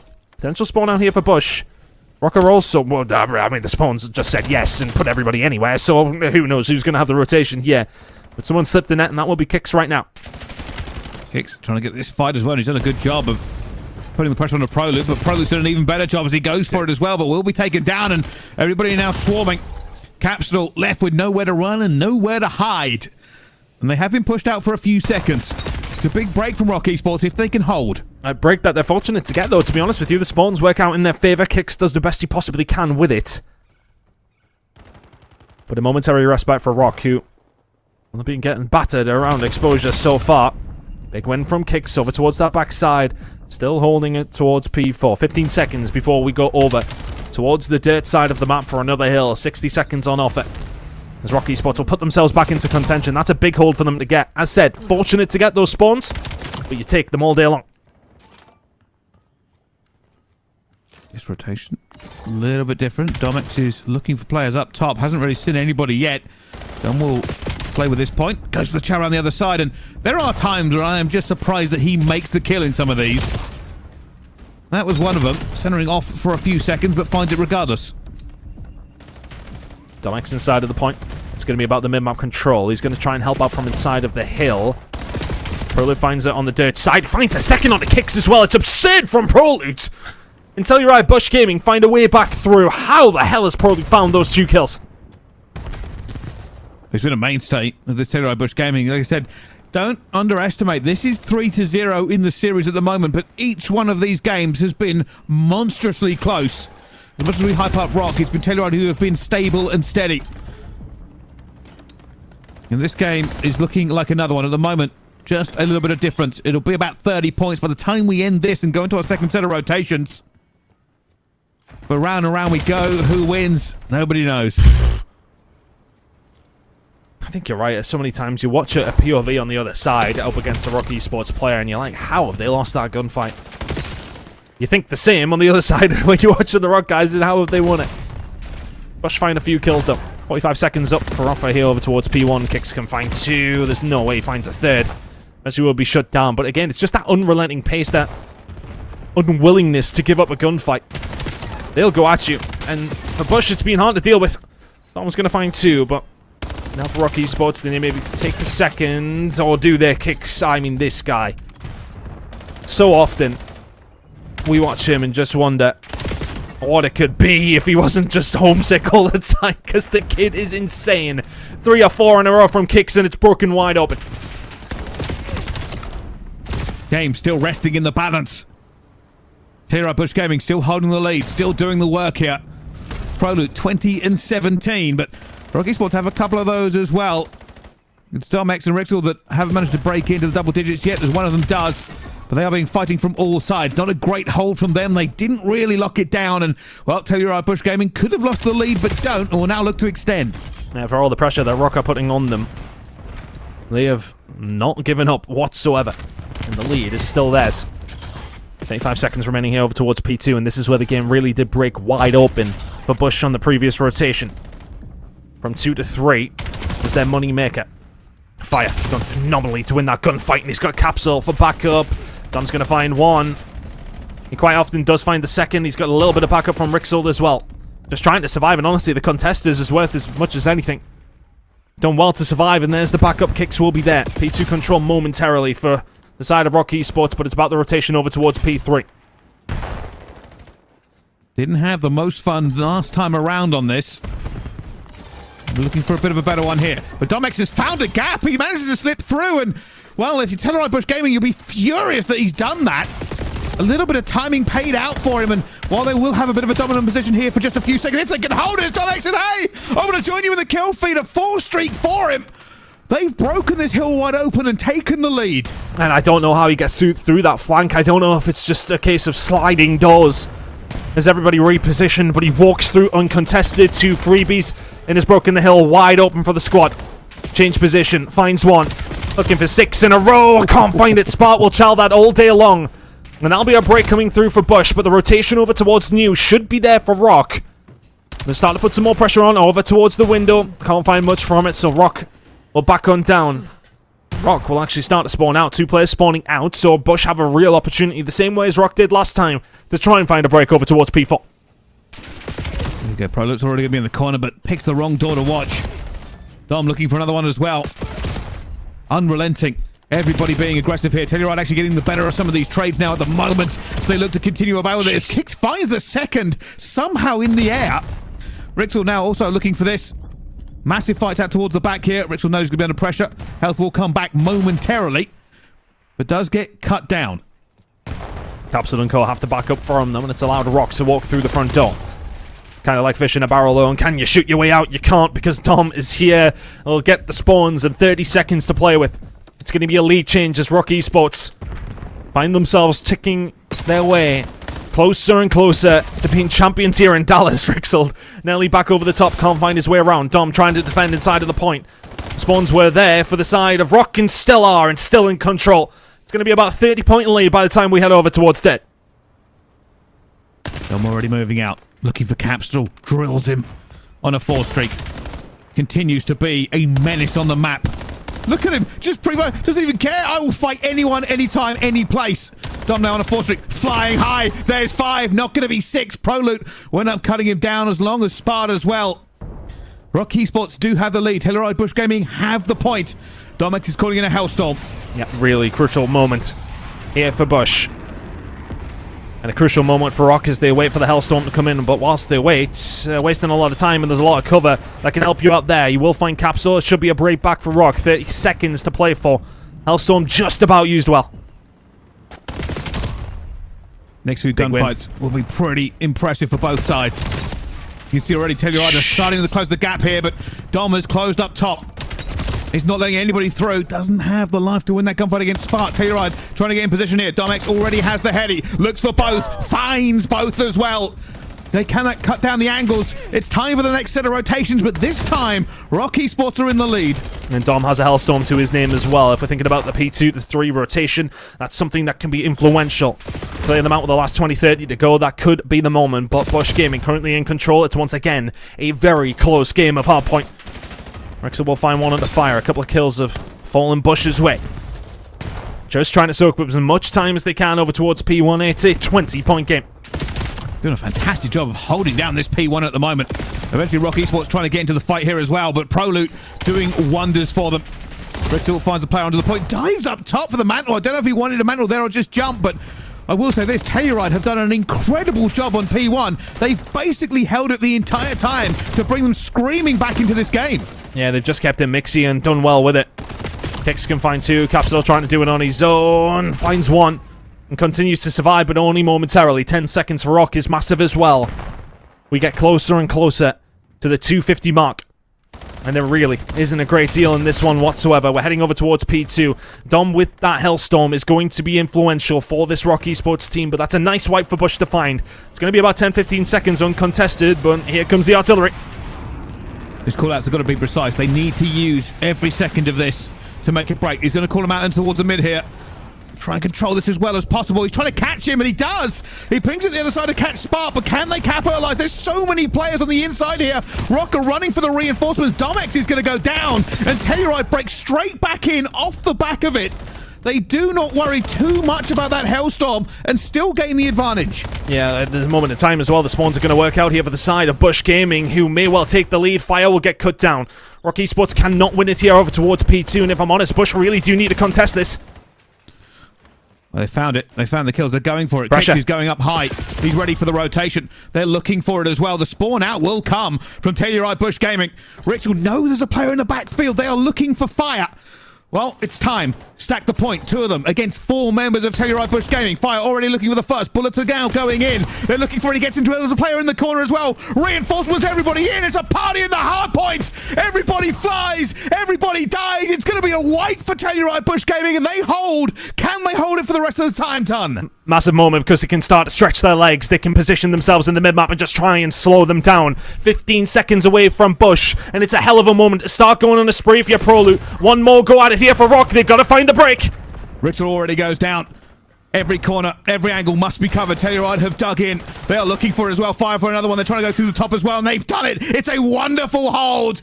They get the rotation. They break the hill in time, and they have drawn a blood here in this series. It will not end 4-0. We will continue. Huge map for Bush to get back. The momentum felt like it was with Rock towards the latter stages of that one. And they just couldn't hold off the pressure. The information that was gained from that Hellstorm was not enough for them to be able to find the break over back towards P2. And then as soon as they lose those first couple of gunfights over towards P3, the game is pretty much done. It is an 8-point hardpoint pro loot with a massive time to find a 5 spree towards the back end of the game. The difference maker, it's just the kills inside of objective. You just about get it if you're Bush Gaming. And Rock Esports will drop a map for the first time in this grand final. Proloop was the main man. Over and over again, they did rely on him, and you also got to give credit. Telluride Bush Gaming held down P1 on that last rotation for an inordinate amount of time to what they normally would do. They gained so much ground back. It put Rock Esports in a little bit of a predicament. And when it came down to that last fight in that P3 as well, you could see they were outnumbered and outgunned. They just couldn't get everything going down. And I didn't even see that one. Don't put a few extra bullets in. In this moment, yeah, you think you're like 20 up. But then the problem is with P3, it's all very well being able to try and find a break on it. It's difficult at the best of times. It's extremely difficult when you have to do it quickly. Capsule and Co in the point. You know they got to come from window. You got the back spawns. You hold it down. 8-point game. As Bush put themselves back into this series. Scar Search and Destroy is the one that beckons. And that's a huge map for Bush to get back. They still, at minimum, do have an overload to play if they do want to bring this one back. But 2 Search and Destroys and a Den Overload is potentially what we have on offer. A series is what we've got, though, Bryce C. Rock Esports not going to do it the perfect way. Bush, back into it. Well, it kind of makes sense, right? We've said before, every single map so far in this grand final has been razor tight. And, well, that one was the same way. A couple of misplays, a couple of missed opportunities for both sides as that map continued. But Telluride Bush Gaming, you got to give them credit. They iced up when they had to. They held their nerve. The P1 was massive. They managed to make it mixy at the P2, even with the Hellstorm coming through.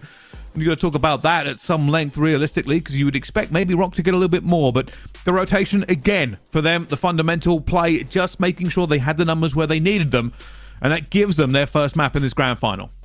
Yeah, and I think I kind of want to point out the thing that you mentioned there, Bryce. That P1 from Bush was phenomenal. That put them back in a position to be able to win it. They did it the hard way, but they got it done. They got a map on the board. They certainly did. Well, the next map is coming up very shortly. But before we do that, we are going to go to a quick break. Don't go anywhere. We will see you right after this.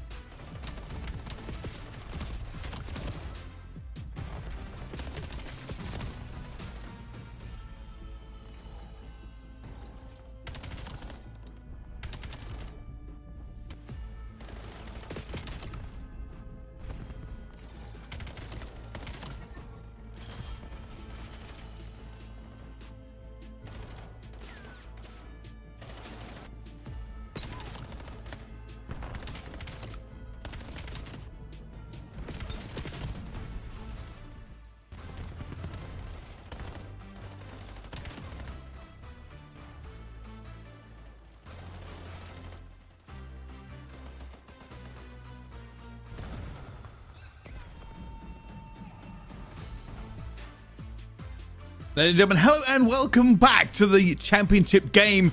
A game that has been beautiful so far, and I don't say that lightly. Every map a banger, every result incredibly close. But the scoreline is still 3-1 to Rock Esports. It is. It's been a banger. We were kind of commenting on the break. It's a shame that Optic are playing it the exact same time as this grand final because it's been an absolute cracker. So back and forth, but ultimately it has been Rock who've just about came away on top in, well, 3 of the 4 maps that we have gone on to play. But it's Bush who bring it back when they need to. An 8-point hardpoint keeps them alive in this tournament.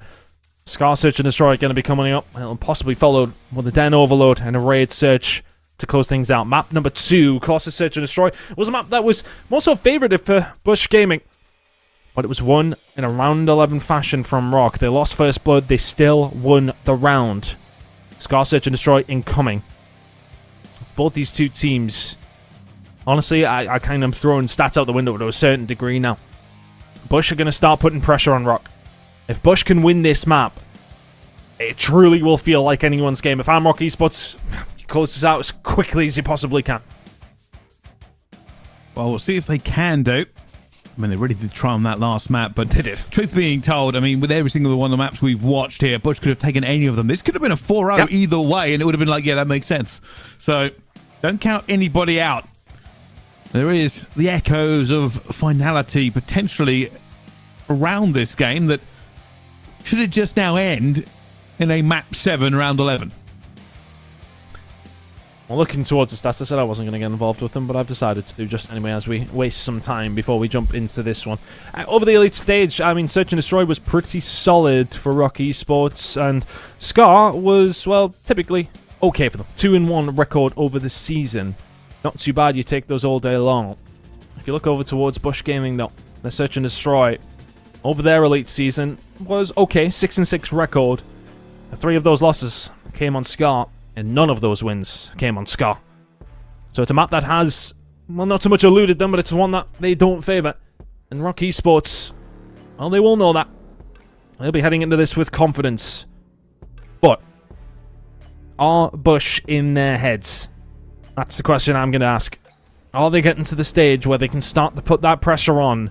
Because if they start to get ahead, Rock Esports have not been in this position before. Are they able to do it at their first ever LAN really together? I know a couple of these players have played on the biggest stage, but as a team, are they able to deal with the pressure? We'll find out in a moment. Telluride Bush Gaming taking a decent amount of map control. Here comes the push. Rock Esports. Dom has found Prolude already. Slips through.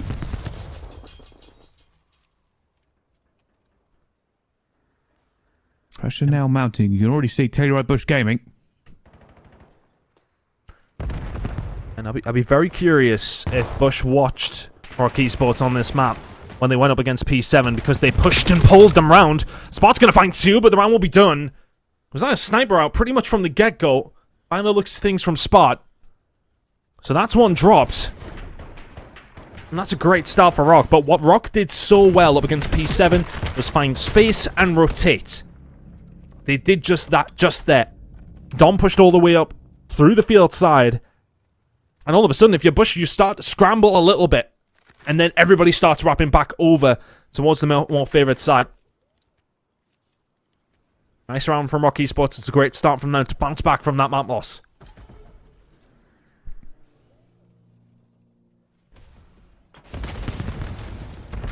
This one, Telluride Bush Gaming, making a bit of a push now. Looks like Prolude's going fast. This might be a fast plant. It is going to be a fast plant. I don't know if it's going to be noticed. They've got Overwatch as well. Don't stop him in time. A lot of pressure now. Look at this. Rock Esports are surrounding.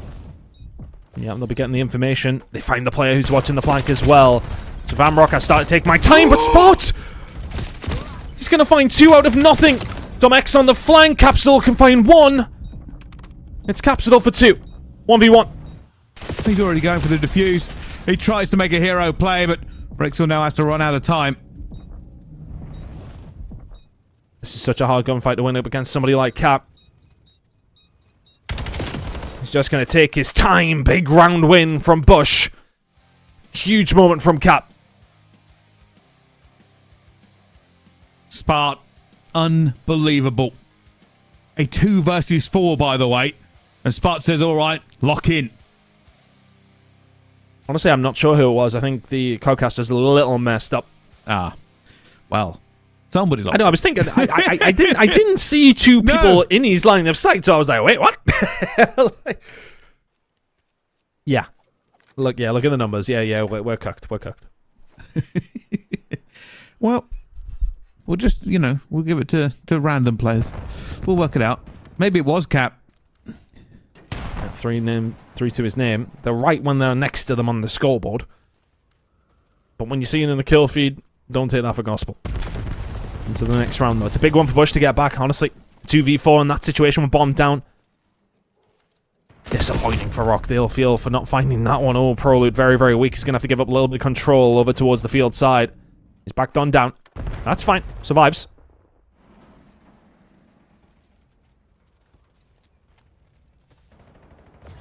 I'm just waiting here, but Spider already finds the first blood. Rich back down as well. I am feeling Telluride Bush Gaming on this S&D. Confidence from them. And as things start to go wrong, the Rock Esports start challenging things as so often as they have done, but they've actually moved into the right play here. 2 kills found in the middle of the map. 2 versus 2. Spot should be dead to rights and is now a 1v1. It's Capsule against Rixel. Capsule again, left the main man. He's going to find him as well! Oh my goodness! Capsule cannot be stopped here in this S&D!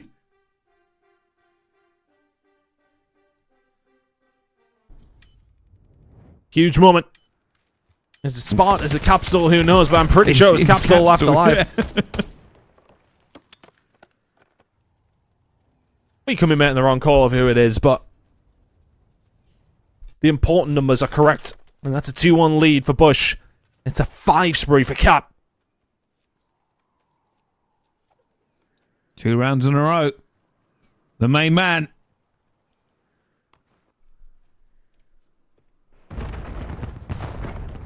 Rock Esports is just getting no luck here whenever Capsule is alive. Domek's looking to get the sniper singing. Once again here for Rock. A lot of pressure in the middle of the map. We'll have that one. Thank you very much. Spot distracted. He will get taken down as actually Fire, who falls. If you want to know who's alive, just look at the scoreboard up towards the top side. Spot has not died 15 times. He hasn't found all those kills. It's his teammates that are doing it. Proloot can't find it. Spot now left in a 1 versus 2. Not able to win that gunfight, though. Many of these rounds coming down to a 1v1. And yeah, we'll just apologise one more time. Obviously, Codcaster is basically putting the entirety of Telluride Bush Gaming as Spart. And it is causing a few issues with our kill feed and with who exactly is making the play.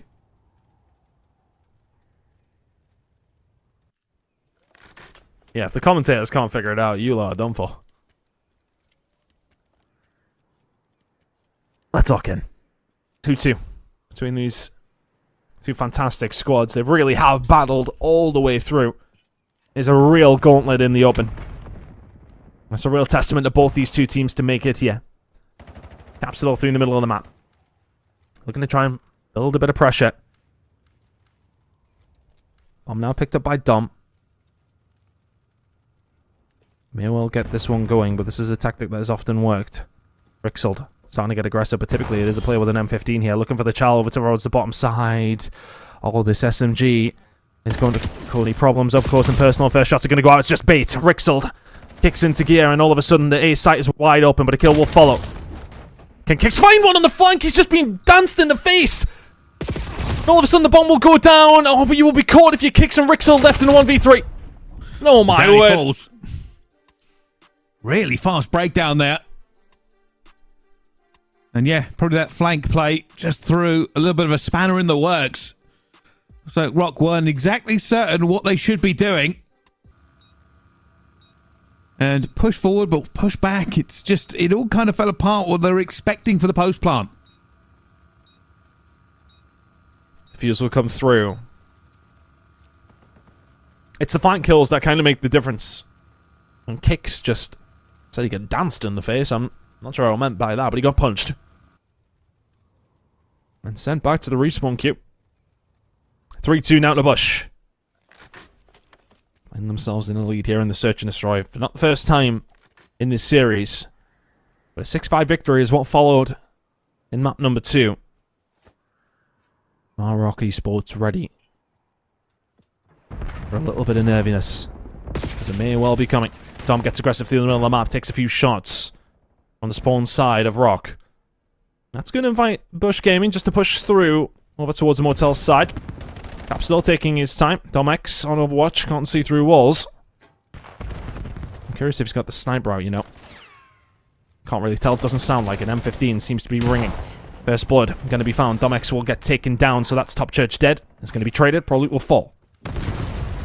3 versus 3, but players are everywhere. Another player going down. There's a big fight in the backfield as well, but Kicks will win that one. Dom X will get another. This time he's Smart left alive. Oh, I think he may have spotted something. He's got time. He's got time. Rock have done the right thing. Dom and Kicks have got together. Smart's going to go for this child, but I don't think he's going to be expecting to see 2 of them. Finds the first. The second, the trade is there. Just about there. 3-3. There's just so little to separate these two. Every single gunfight is an absolute battle. MX holds from the other side. Has to turn in time. Just about. Lands the final bullet. 7-4 from him. Having a good search and destroy. Don't even know if it was Dom X, to be honest with you. Who knows?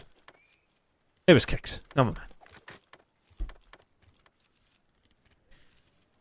Well, 3-3. Big plays out of Spark. Obviously, we are seeing Malone in the kill feed, but he is actually playing very well. Kicks also doing great. Each one of these rounds is a little bit chaotic with the setups. Very fluid situation going through. Proloop backing down pretty quickly. Rock Esports always seem to put a little bit of pressure onto B, just see if they can free up some space at A. This time Spark has adapted. Last time he got caught on the stairs here. This time he's back down to the bottom of it and he's pre-aiming.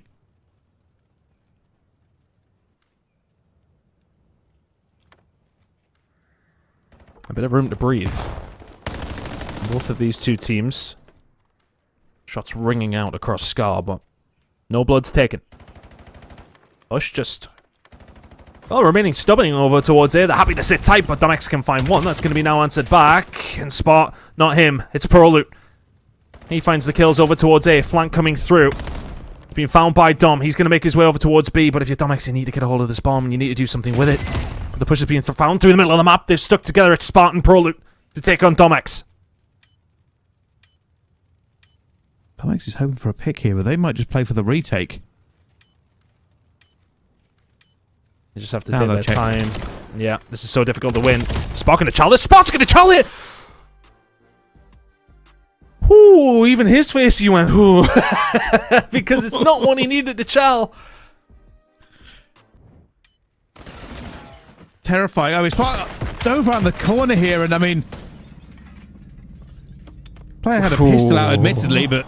my goodness.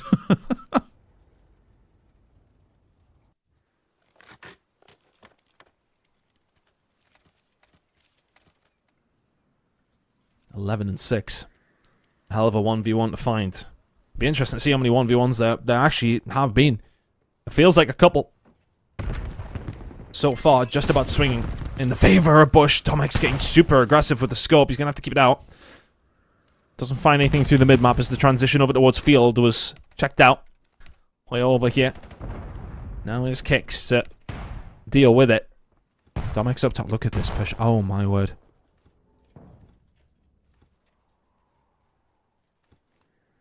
He's going to find him watching the flank yet. Freebie. Dom will get the flanking player. And now everyone pushing over towards A for Bush. Need to get something going because they're going to get pinched.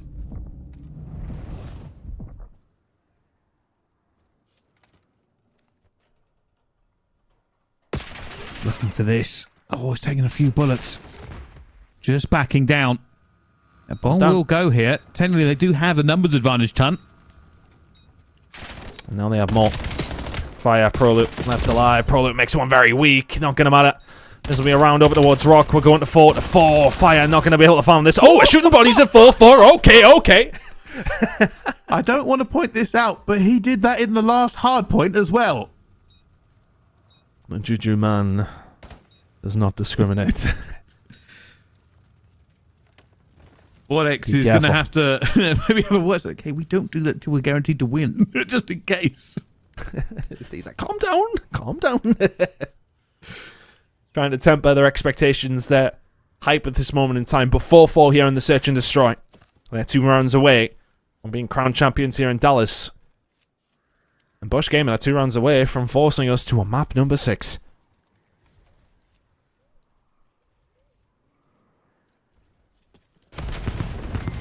Here we go. A lot of pressure. Trophy's already going out. Domex is going to have this. Oh, that's Scary one. It's a bit wobbly. Trying to free up some space. They've used a lot of utility over towards that side. Smart's about to use his nade in a good way. Doesn't land it onto Domex, and that might actually give Domex a bit of an advantage in this exchange. Hold on. Kicks in a bit of trouble here, expecting the push to come through, though, is Proloot. Kill has been found. Good pressure coming through from Proloot. He finds one back.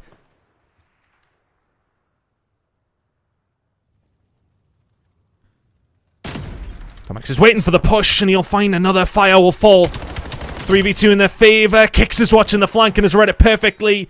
Caps it up in a 1v3. Capital looking for it. Sees the sniper as well. Goes for the reshell. Continues to do so. Back and forth he goes. Hoping somebody makes a mistake to give him an advantage. But they are sliding. They are slipping. They are not giving him the time. And Capital will just break his controller in frustration. Nobody's giving him anything. They're still running. They're still running. They will not give him the time of day. And down he goes. That is frustrating to the maximum. And it's Domex to find the last one. And I think it might be in Kix. 11 and 5 there. That's the only one who's doing that kind of damage and putting up those kind of numbers from Rock right now. But the big number at the top of your screen is 100% right. And it's a 5-4 lead for Rock. 1 round away from being crowned champions, Brycey. Can they do it, though? I mean, this feels like another round 11. Everyone has been so far right down to the wire. We've had 12-point games, 8-point games, 1 cap games, and 1 round games. Sniper already out. Huge push coming in already. This is aggressive. Telluride have decided to just throw caution to the wind. They have taken control. They've flown through already, but it's been waited on. They now have the numbers. A Chow coming in close as well. Down to a 3 versus 3. Sniper back out. They're looking for him, though. Fire and Spot are trying to keep him at bay. This bomb could be going down, but they could actually just get aggressive. Look how many numbers they have over towards that side. Domex is left on his own on the bomb site for now. Kix is on the biggest of flanks.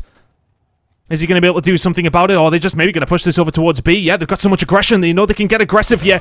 Domex going to have to back down. Finds a kill. 2v2. Still backing down. They find another one. A 1 versus 2. This is their time, and they find it. Kix on the flank has just won on the grand final. They get this one done, and celebrations all around for Rock. They will be your Dallas Open champions. And what a win it was. Incredible from Rock. And the silverware will be going back to Saudi Arabia. An incredible team. And a well-deserved victory. And one that I don't think many people in this scene seen coming. Were the lights going to be too bright? Was the pressure going to be too much? Not a chance. A team that was doubted. A team that was dissed. A team that many thought could not handle the pressure of going to LAN. Questions in abundance were asked of their performance in EMEA. They just came to the first major and did not drop a series. Rock Esports, what a story, what a win. The Dallas Open Grand Champions. Incredible. You can see Vortex behind them there. I wonder how he feels like having that moment as a coach instead of being a player. I was chatting to him and he said he finds it more stressful than anything. So how did that one feel? Incredible moment from both of these two teams. Let's have a look at how the stats played out at the back end of that search and destroy. I think they should be about right spot with a fantastic performance for Bush Gaming. And a shout out to them as we read through this as well. What a run that was for them through that losers bracket. Incredible turnaround. They dropped down to another EMEA team and fought their way through everyone. The best of North America. One after one after one. They knocked them all down. They were the last one standing. Full of their region. But it's the Saudi Arabians who get away with it. Kicks with 1,600 damage and 13-5 for the win. And map number 5 to find the victory for Rock Esports. Incredible. You have to give them credit as well. I mean, we've obviously watched them all the way through EMEA and the Elite, and we said, realistically, these guys can shoot. They play very well. They play very fast. They were missing maybe a little bit of cohesion at times. But those mistakes melted away through teamwork. They were more composed this weekend. They had more chemistry. And, well, you all saw for yourself, the Gunny was never in doubt. A team that plays at Mach 10. A team that plays for the win with ruthless aggression the entire way through. And they are more than deserving of this win. They made mincemeat out of everybody. And I think it's a real testament to the players to grow in that way. Because, again, when we started watching them, I was thinking to myself, in their groups, they probably lose to P7. They probably come, second or third in their group. It's a tough one to get through. They came top of that group. So that's the first time they kind of did prove me wrong. But I don't even think their expectation was to do as well as that. They then, again, look, I'll be candid. I did, again, speak to Vortex about their chances. I was saying to him, I was looking forward to see how they're going to do. When there's no ping issues at question. None of that business is going on or creating any question marks around results. And he was like, you know what? I'm not expecting too much. I hope we turn up, play our game, but I think it might be too early for us to go on a really deep run. Because honestly, he felt as if that moment of going over towards North America, how the pit can be. It can be a brutal place to be. And for players who have not been there before, how do you adapt? How do you overcome? Well, you go on and win the bloody tournament is how you do it. Incredible from Rock Esports. A 4-1 win. Surpassed absolutely everybody's expectations, but they are now the team to beat in challenges. I want to also point this out. Look at the series we've just had. There could have been questions about how do they handle pressure. Well, basically every map in this series was pressure. And they handled it. They pulled out the win 4 out of 5 times. That is an interesting one. To travel all the way to America and take belt to ass is certainly a statement in and of itself. It is. It is just such a surprise to see that. And, as somebody from the region and, from the EMEA region, of course, and casting over them, it's incredible to see a team from that side of things actually go on to win it. Because we've been so used to disappointment, Brycey, haven't we? We certainly have. Well, not a disappointment this time. We do have Dahum waiting for us to talk to us about what is a pretty historic win for them in Challengers. So, welcome to the studio. Dahum, can you hear me okay? Yeah, hello. I can hear you very well. Awesome. First of all, congratulations on a monumental win. How are you feeling having just made an incredible run? I mean, I can't describe that feeling. I'm feeling undescribable feeling, to be honest.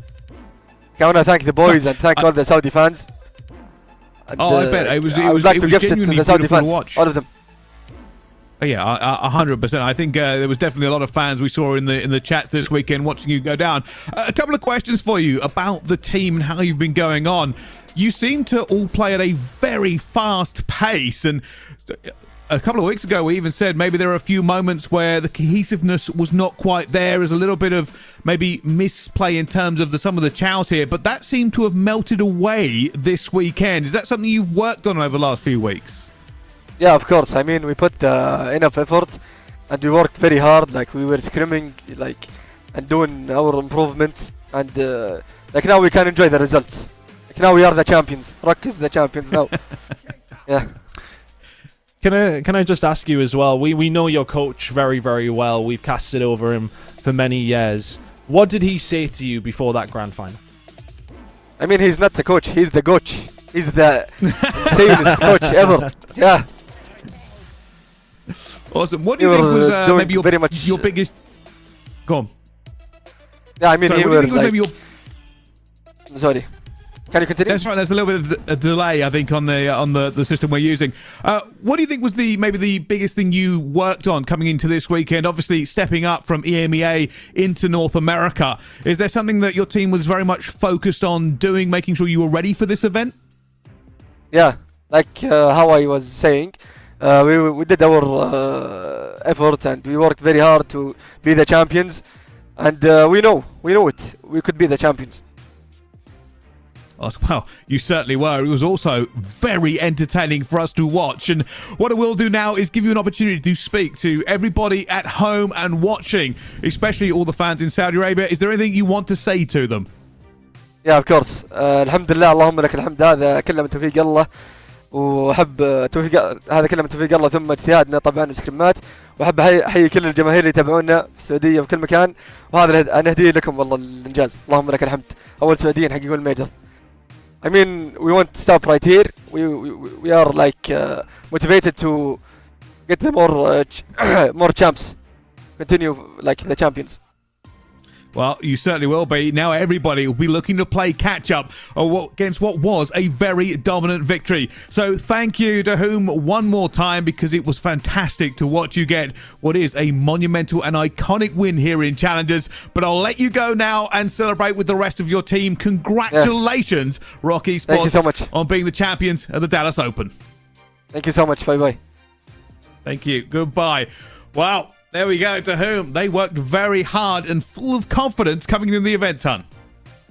Yeah, he's going to do well to understand you, to be fair, Brycey. You know, I think... No, look, I think, you know, just a very, very happy team there for the work that they put in. It clearly means a lot to them as well to represent their region at the highest level they possibly can do. And I tell you what, I am very curious to see how they're going to do over the rest of the season, especially if they get a chance to go up against some of the big boys somewhere along the way as well. It should be very entertaining. But yeah, tips off to him, because honestly for me, he is... I mean, look, Kicks is a guy a lot of people speak of. Dahum is somebody a lot of people speak of, but this guy is the new guy into the roster who's not really been to a LAN event before.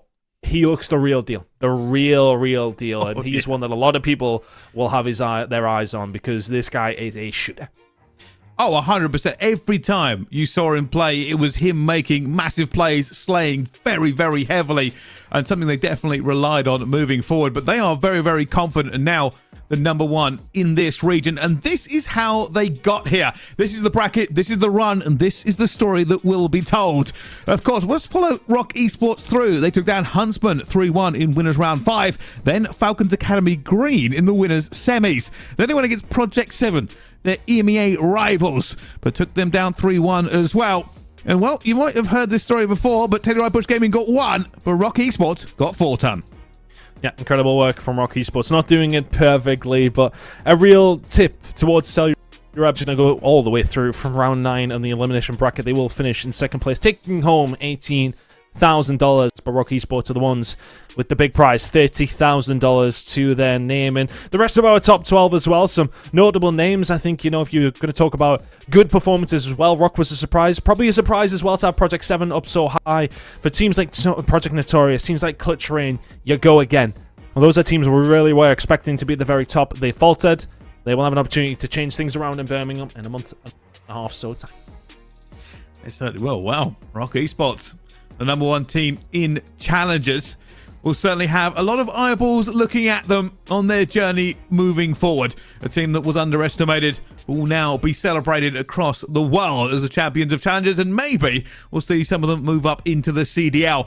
My name is Room Bryce. I've been joined here by Ton, as well as our other set of casters, Enigma and Dandro, for all the coverage here and Challengers at the Dallas Open. Thank you to production and everybody watching. It's been glorious, it's been fun, but it is going to be the end. Thank you for watching. We'll see you next time.